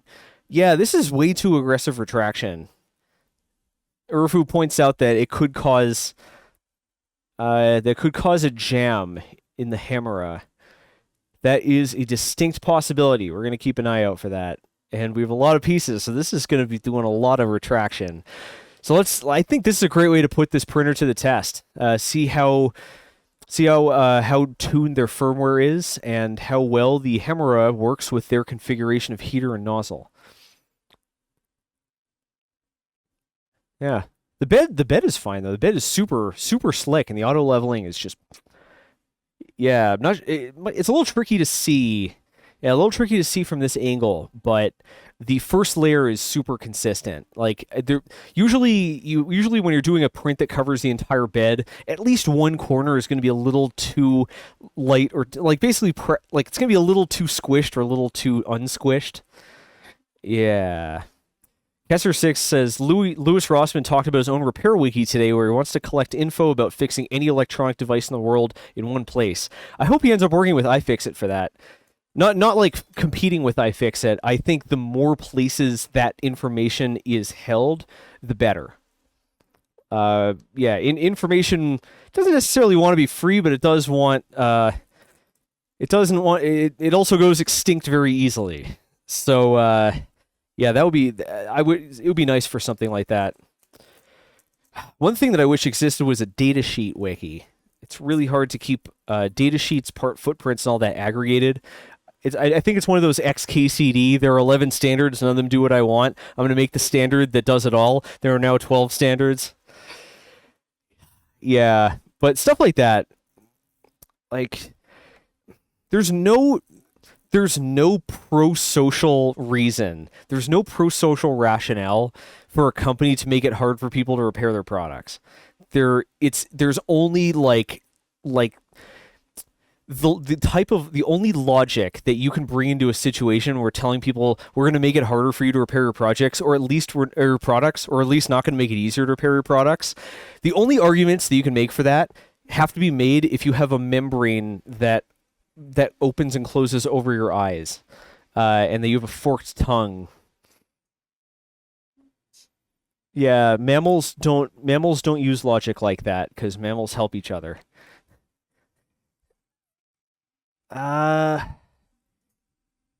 Looking good. Yeah, it's important that information makes it out. I wonder what that sound is. Maybe it's something that's like springing. Maybe like the up and down motion is making something go boing. Kessler6 says, "You think using 20 screws in a laptop is bad engineering and Conway's law?" There are a lot of reasons why. All right, this is funny. I try as hard as I can to standardize the screws. To try to standardize fasteners, but it's so generally multiple screws are used because they have to. Like, it's intentional.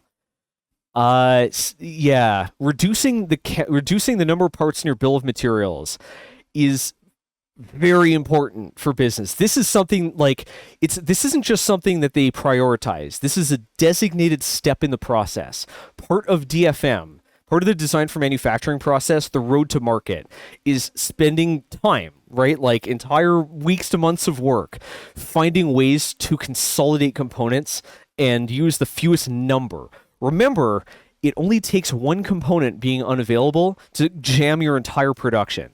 You need every single component available to move on. So it is definitely worth trying to consolidate the screws.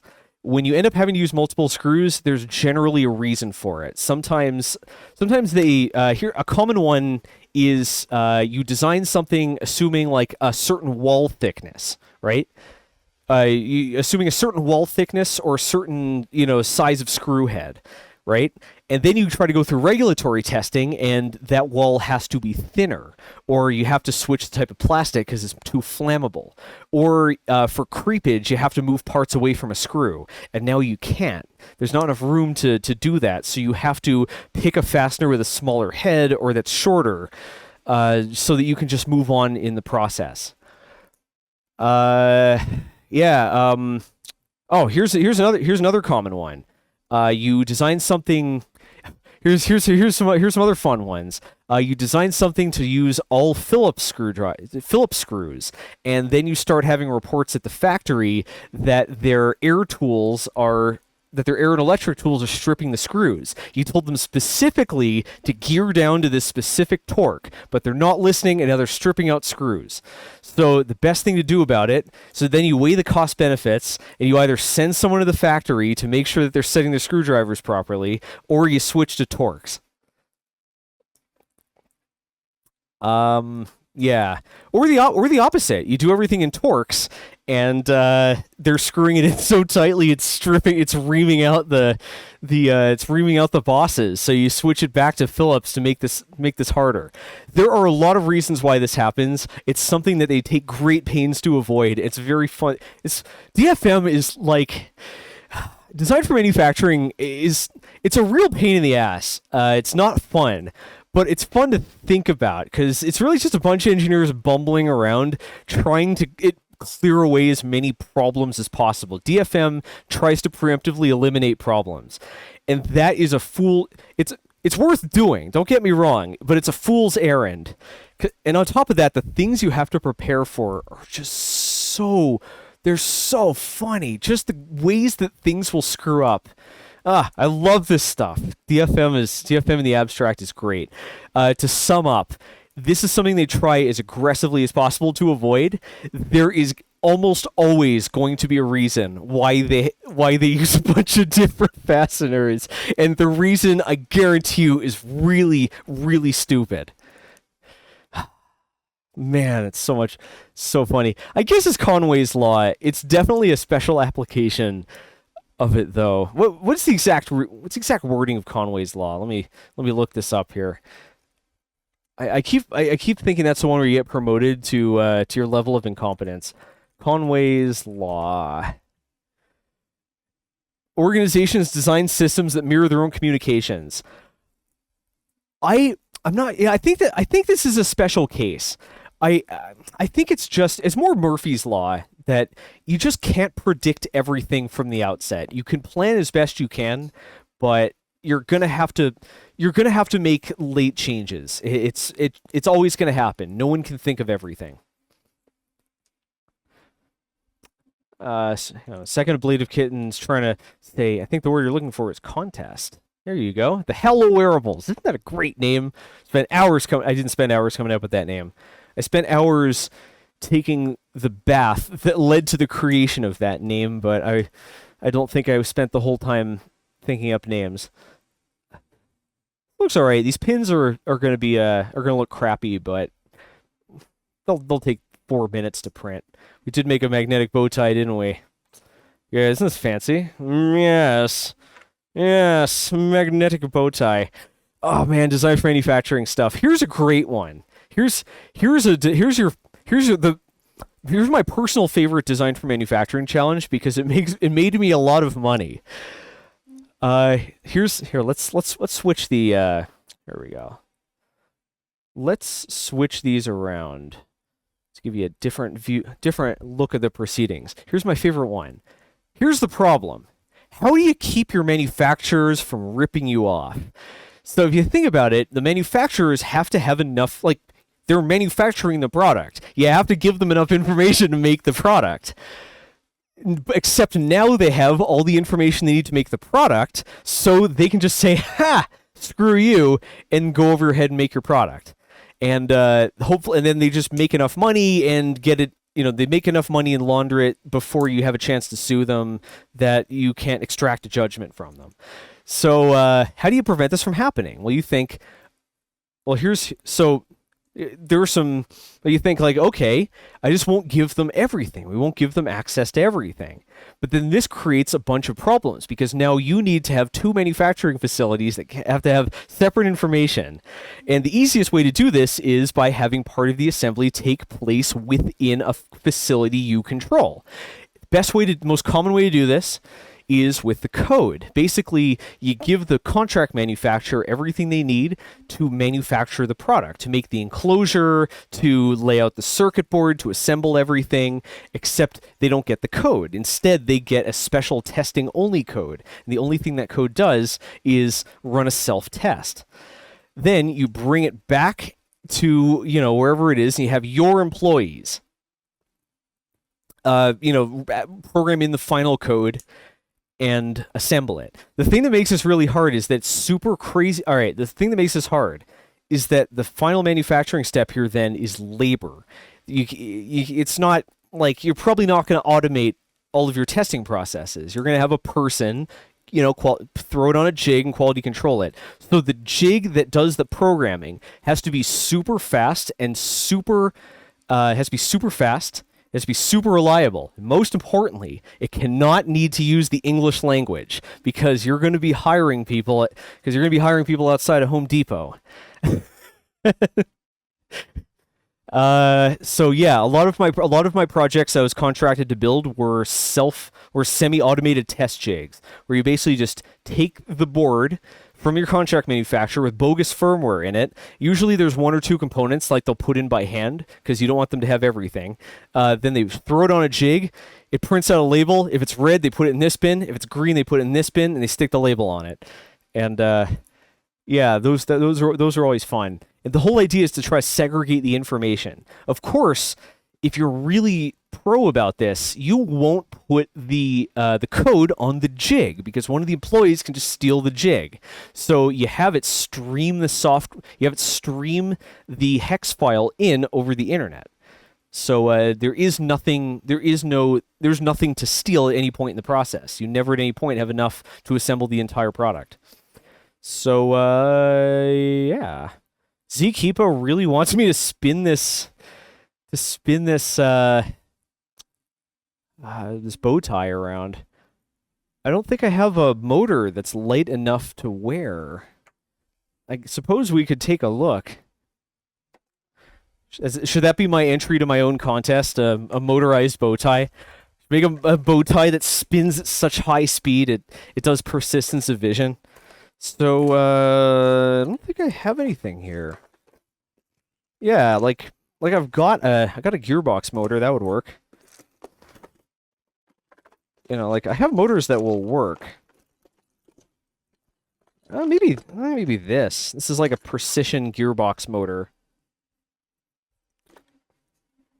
But these won't spin it very quickly, and they're still very heavy. I don't think it would be wearable anymore. Yeah, this is fairly heavy. This will pull down my shirt. So I think if I were to do this, I'd probably make like a bike chain, like a bike cable type thing. I'd like put the motor somewhere else, and it would just, or maybe like compressed air. We'd have like an air tube. Yeah. Professor Snuggle says, someone told me a story about a board he designed that got ripped off by a Chinese manufacturer. He ended up buying it from their stores for his workshop since it was way cheaper. Yeah, that'll happen. When you send something overseas, you either have to put legitimate operational security countermeasures in place to prevent IP theft, or you just have to accept that it's stolen and the economics just work out anyways. Yeah, this is why, by the way, so many products have a cloud component, because that's why so many products have a cloud element, because you just authenticate the cloud element by serial number, right? Because yeah, basically what you do is like you use a serialized microcontroller like this is why you see STM32s a lot, because they have serial numbers burned in at the factory. So you serialize them, you know what numbers are valid, and you make them log in to a cloud service. And on top of that, even if they do manage to bypass that and rip you off, they still have to pay for the cloud service. So there you go. So that's why Adafruit in particular has been so gung ho about their cloud their cloud services.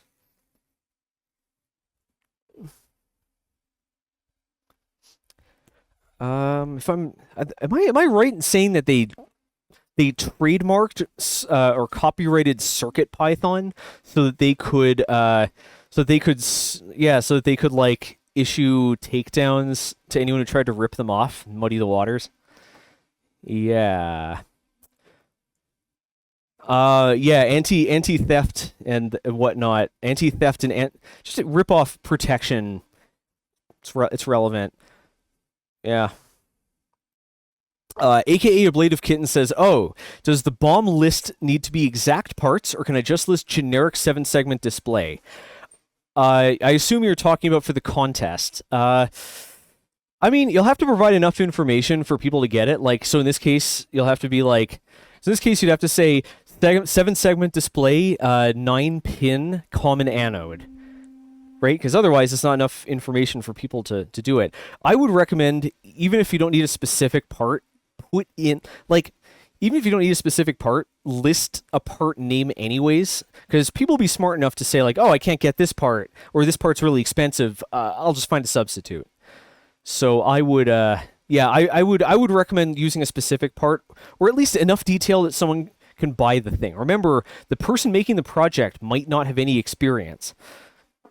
And I would prefer, I'm going to give extra points to projects that are approachable for new makers. Yeah. Like, you don't have to say like you don't have to say like the product name resistor from Jameco. Like, you can just say like 45, you can just say 44k ohm resistor. But for stuff like where there could be ambiguity, like, you know, it's common sense. Remember, you're trying to make things work for other people. Zkeepa says, I use blob and any part of the spec should work. Yeah, on my bills of materials, I add a column for can substitute for parts that you're likely to be able to find a cheaper substitute for. Yeah. There are some parts that looks like you can substitute for, but you can't. For instance, LEDs that have to be a certain wavelength, or buttons that you want a specific amount of click. Stuff like that. Oh, this is looking real good.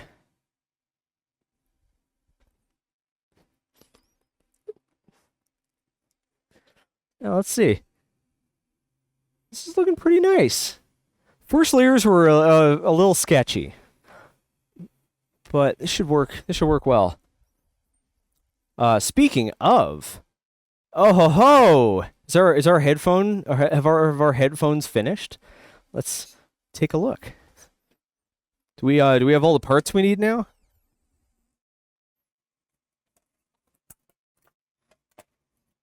Let's see. This looks all right. Not the a little stringy and blobby. A little stringy and blobby. What time is it? 4:40.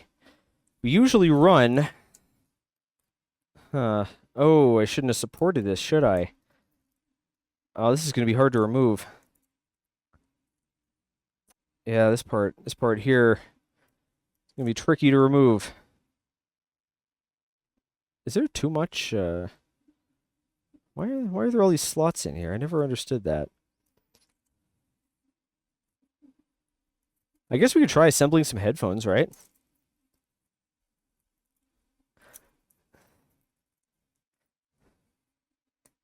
Zkeepa, you should enter one of these ideas in the contest. Make yourself a spinning bow tie. I'd love to have a spinning bow tie on video. Would that be great if, like, I just wear it the whole time and just have it spin randomly and then only talk about it right at the end? That'd be great. I guess I could build this. Build some headphones. Kind of rather not, though. I'll build it later when we have some time. Take the last 20 minutes to chill out, answer questions, chat, hang out, all that.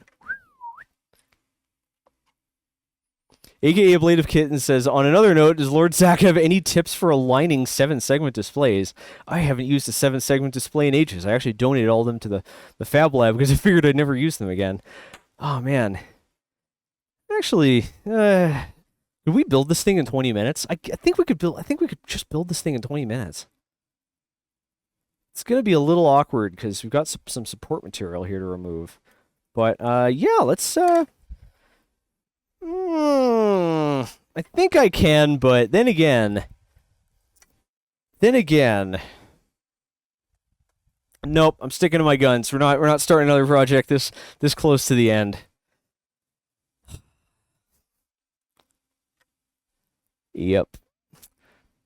Yeah, this has been a lot of fun. This printer's sick.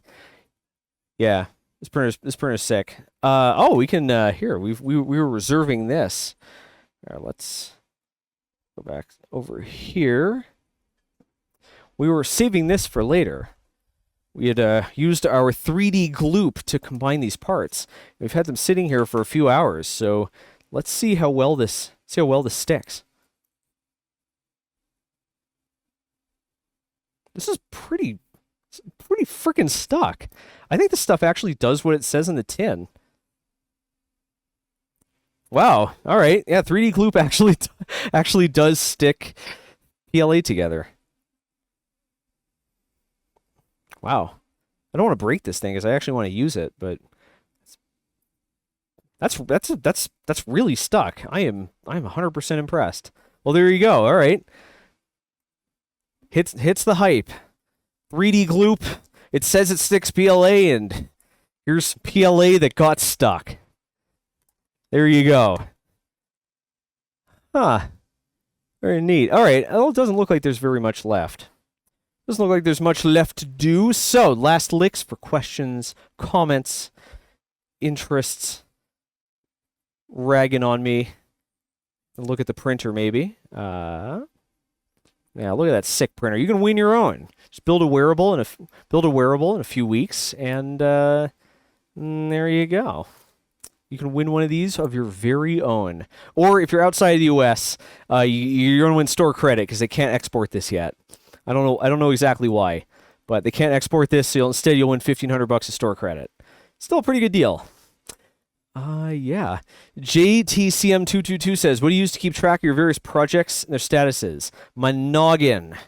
I've never been able to use any sort of organizational system and stick with it. I do have a calendar of episodes. We've got some calendars behind me that track basically what streams and episodes we're trying to get done for various days, and that, like, I use that to make sure that I have something to show on game day. But apart from that, the schedule is finished as quickly as possible, and it all stays in here. I generally don't I try to limit the number of projects that I have in the hopper at once. I try to avoid working on more than 2 things at once, although in practice it's hard because the episodes count. So I'm always working, if you think about it, I'm always working on 2 things at once because I got a project and the episode about the project. So I guess I'm trying to limit it to no more than 3 videos or 6 projects, or no more than 6 total projects counting videos ahead. It's hard, I'll be honest, and I haven't found a type of organizational system that benefits me in any way. The to-do list is more, I use a to-do list, but that's more for remembering to do bookkeeping stuff. I haven't had a hard time, or I've had a hard time applying that to projects. Jeff Hardy 56665 says, what machine or equipment would you love to have that isn't a 3D printer?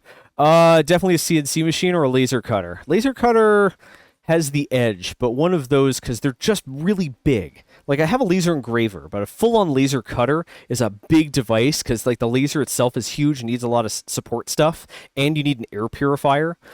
CNC is also a very physically large device, and you need a way to handle the chips. Yeah, we would need to do perfect. If I wanted to run it in here, this is a master bedroom. I'd have to run. I'd need perfect chip extraction. So one of those would be pretty nice. Those are the biggest gaps I can think of. Yeah, I'd like to try one of those. I don't know if I want this or not because I've never tried them before. I don't know a lot about them. But one of these tabletop circuit board mills or circuit board printers could be interesting to try.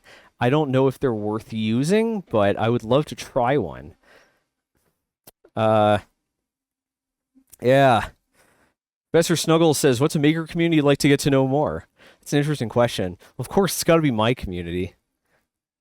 The fine folks in the Discord and on streams, and yes, in YouTube comments. Yep. I think that's the community that, if I'm going to be putting attention into one, deserves the attention. Once it's safer, it'll be nice to get a little more connected with just the maker spheres here in Denver. I'm gonna wait until it's very much safe to do so. Yeah. Yeah. Let's see. Jeff Hardy 56665 says, in the same vein, have you looked into the 3018 series of CNC routers? No, I generally don't research stuff unless I seriously intend to build it. I haven't found. All right, I'll talk a little about organization systems. I feel like I've tried every archetype of organizational system around there. I have tried. I've tried the ones where I've tried the ones that try to spread tasks out over time that involve daily, like some sort of daily check-in, like getting things done. I've tried the ones that involve a list of things to do for the day. I think that one was index. I don't remember the names for all these things. That was like index. Like you have your notebook and your index cards, and you try to get everything on the index card done. I have tried the Kanban system where you clean things up after you're done working on them, and your goal is to clean everything up. Yeah, I just can't stick to any of them. I'm just not. Yeah, I just can't stick to any of them. My time management just isn't strong enough. I'm not good enough at figuring out first off, I'm not good at figuring out in advance what I have to do for the day, and second off, I'm just not that hard. I'm just not that hard a worker. So I have a really hard time saying, okay, in order to get all this stuff done, I gotta hustle. So let's knuckle down and get everything done. I have a really hard time with that because, like, I want to try to solve problems, think stuff through. You know, like I finish something. You know, something's coming to the end, and I think, okay, let me just double check this, make sure everything's okay. Yeah, I just have a really hard time sticking with any of these things. It's a real nightmare. Yeah, I've just had a really hard time. And there's stuff like bullet journal and whatnot. They're just new ways of doing old things. Anything that involves a daily ritual, never going to happen. No possible way. I have nothing even approaching a daily routine. And every attempt I've had through my entire life to stick to any kind of daily schedule, it's lasted days at longest. Yeah. So anything that involves some sort of daily ritual or check-in, never gonna happen. No possible way. I do generally keep inbox 0. I am pretty good about that. I generally deal with all the generally look at all the emails before I'm done with the day, and every once in a while I just wipe them all out because, you know, if 2 weeks go by I haven't responded and nothing bad has happened, it's probably okay to forget about it.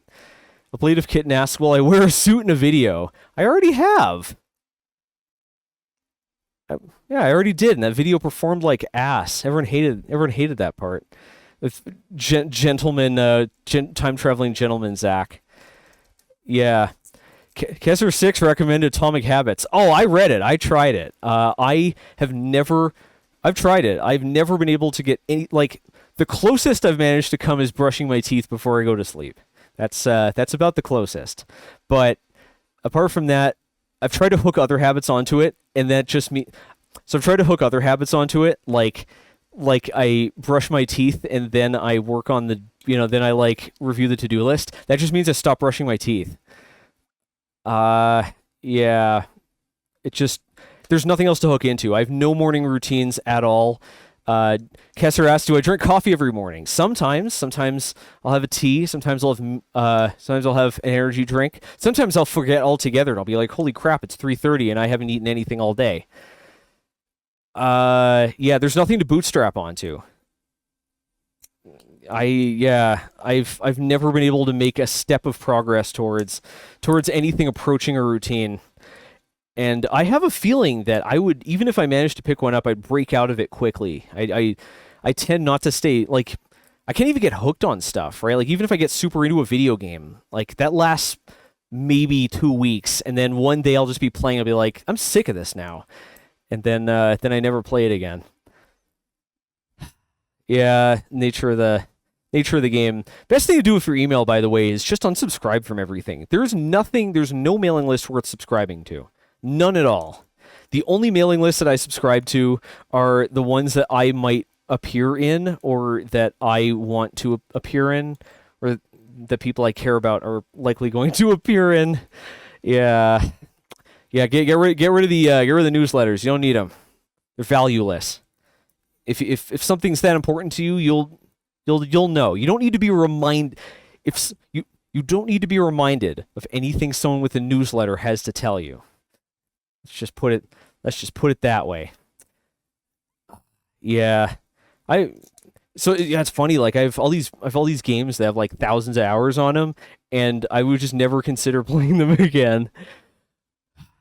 Yeah, like I have zero interest to ever play another Bethesda game as long as I live. As far as I'm concerned, there's nothing they could possibly add to those games that would make them interesting again.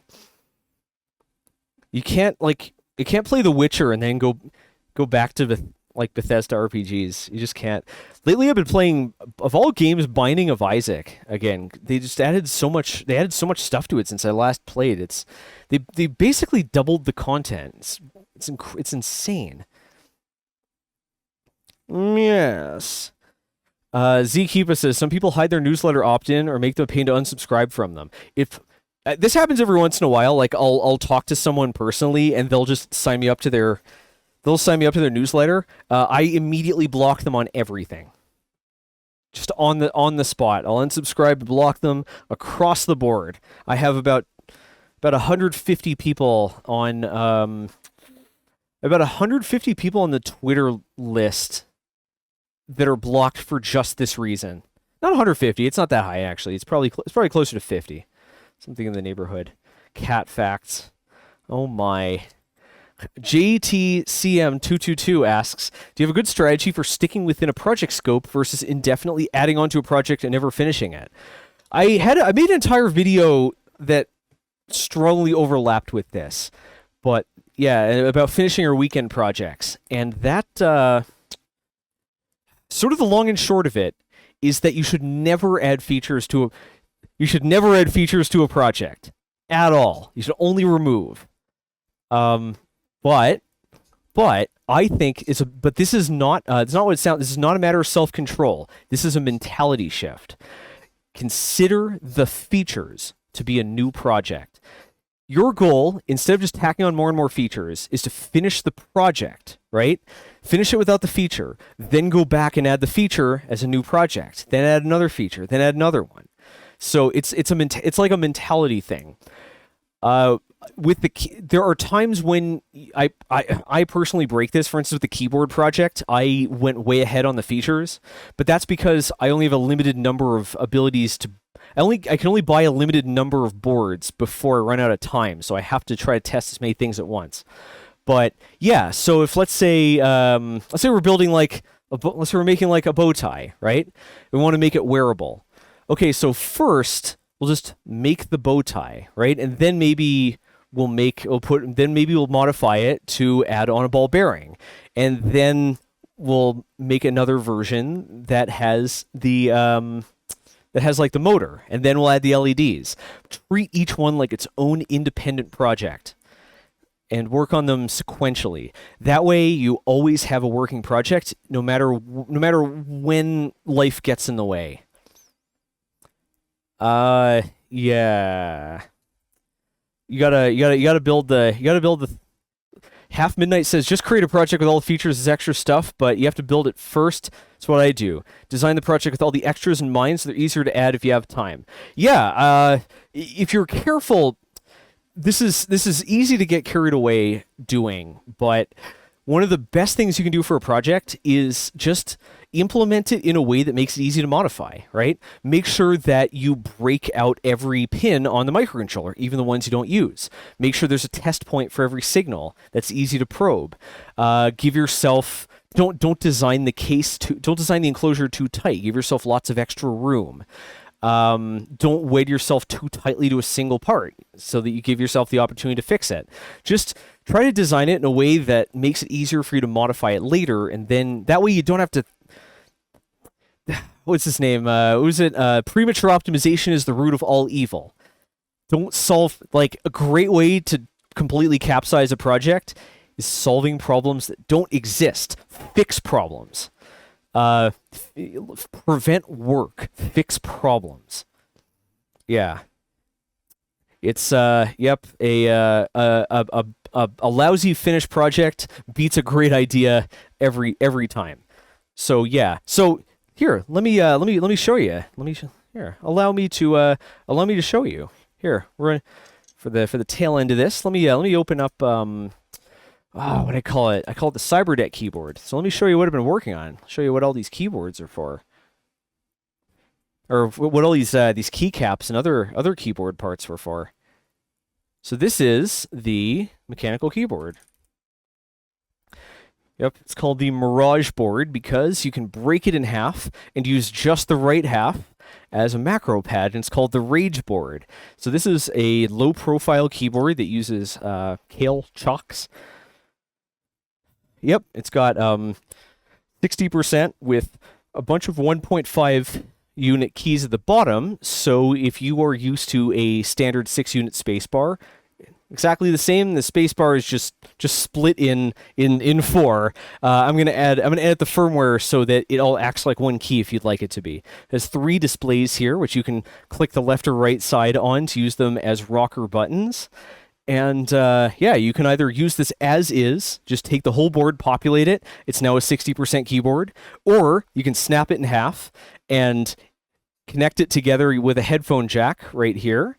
And now you have a split keyboard. Or you can take the left side and shove it up your ass, and the right side is now a macro pad or a number pad that gives you 24 buttons. Yeah, I think 24 buttons and the screens. So yeah, so I went a little for. This is also going to be part of a CyberDeck project in the future, and it has some stuff, has some little design flourishes. I went further ahead in this project than I recommend doing because I could only really do one turnaround of this board. I basically have to use whatever comes back from the fab. So I made sure to design this thing in a way that makes that really easy. One of the ways is there's no electronics on the top. They're all on the bottom. So this up here, I've broken out every pin on the microcontroller, even the ones that I'm not using. So that both makes it easier for me to hook up an oscilloscope to probe things that are going wrong. But if I need to add on another feature, I can just make a module and stick it right on there. I used a standardized module here for the processor, so I can make my own if necessary. Yeah, I gave myself 3 ways to connect the board together, just in case, just so I could try out different things. But yeah, so but this was originally intended to be part of a CyberDeck, and I bought, like you saw, I bought the display for the CyberDeck, all that stuff. But because I designed it piecewise, right? Because I finished one part and then I moved on to the rest. I realized that my schedule is slipping, so I can stop here, discard the CyberDeck, and now this project is a keyboard. If Dills42 says, if you find you need something that can't be added, make a version 2. I say think about even differently. Whatever you're working on is the version 0. After you get a chance to use it in the field and you realize what features you have to add and you start putting those in place, then it becomes your version 1. But yeah, I don't even know if this is who knows if this is even the real thing. But yeah, because I designed this thing, because I finished one part and then I started working on another part, I had the ability to just halt early and have a finished project. And that's the way you prevent yourself from tacking on new features by just making them their own projects. Don't work on a bunch of things at the same time. Work on one thing at a time. And it doesn't take any longer, right? Like, okay, sure, you might have to send a board back once or twice, but you always think about it. You always fix more than one thing each time you revise a circuit board, right? Or each time you start a 3D print. So you're not saving yourself any time. You're going to be making a revision 2 anyways.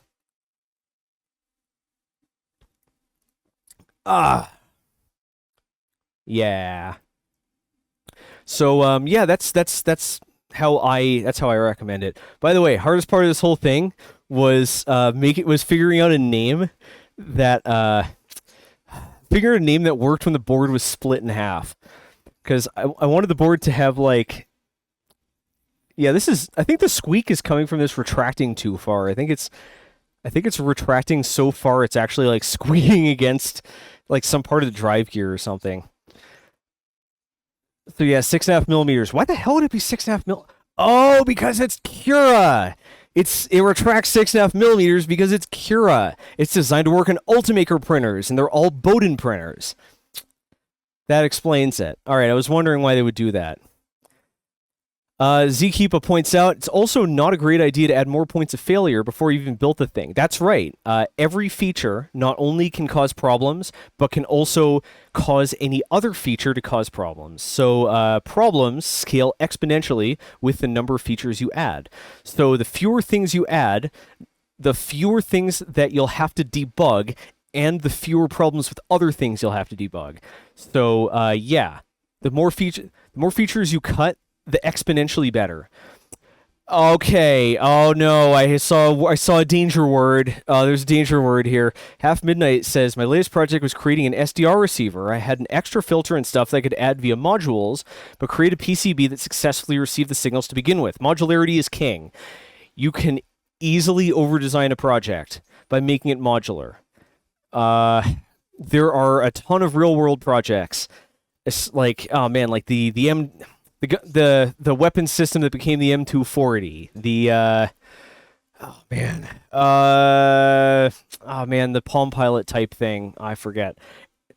Yeah, basically what killed Palm was a modular product. Basically, modular products projects have a very high chance to spiral out of control because of how far you have to plan in the future and how much stuff you have to implement that you don't need yet. So you have to be really careful when you're making a modular project.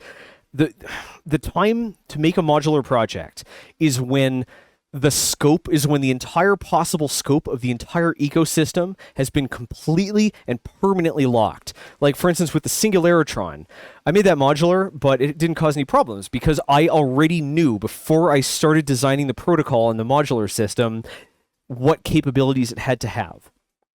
This thing here is not modular. This is a self-contained project that connects with USB.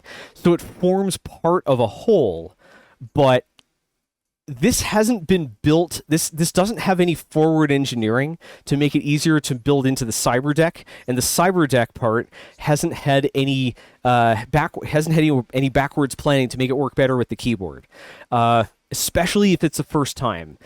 Making something modular is fine if like you already have an entire system and you want to consolidate it down, but it's a really good way to spend a lot of time working on things you're not going to use for a long time, and to end up with boondoggles that you put a ton of work into that require, like, for instance, you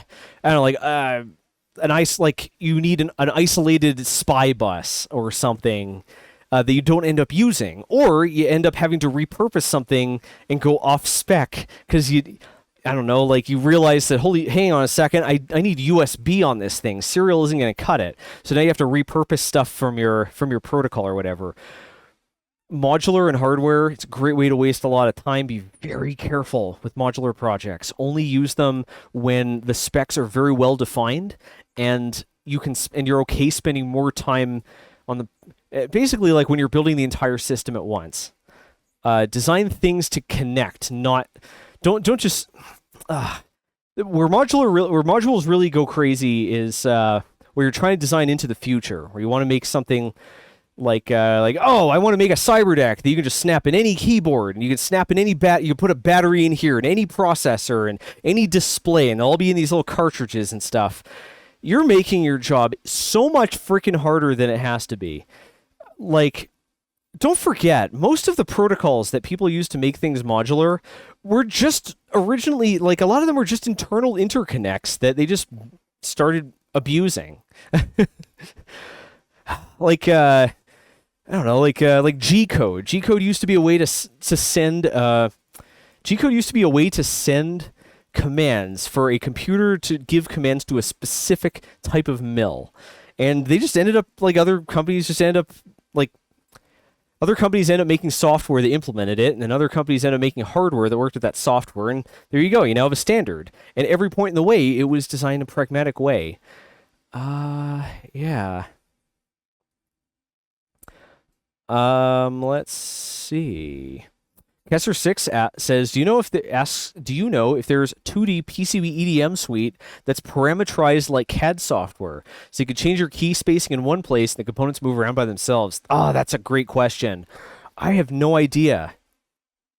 I suspect that an enterprise product like Altium or EDA or Easy EDA might have that, or Allegro or whatever. I suspect they might have that built in, but I'm not sure. It's not something I've looked for, because it's rare that you change multiple parts of a circuit board at once. Generally, it's the rest of the project that changes around the circuit. I think Altium does. I believe Altium does this, but I haven't used the feature personally. It's a great question, though. Yeah. You do have to. Yeah.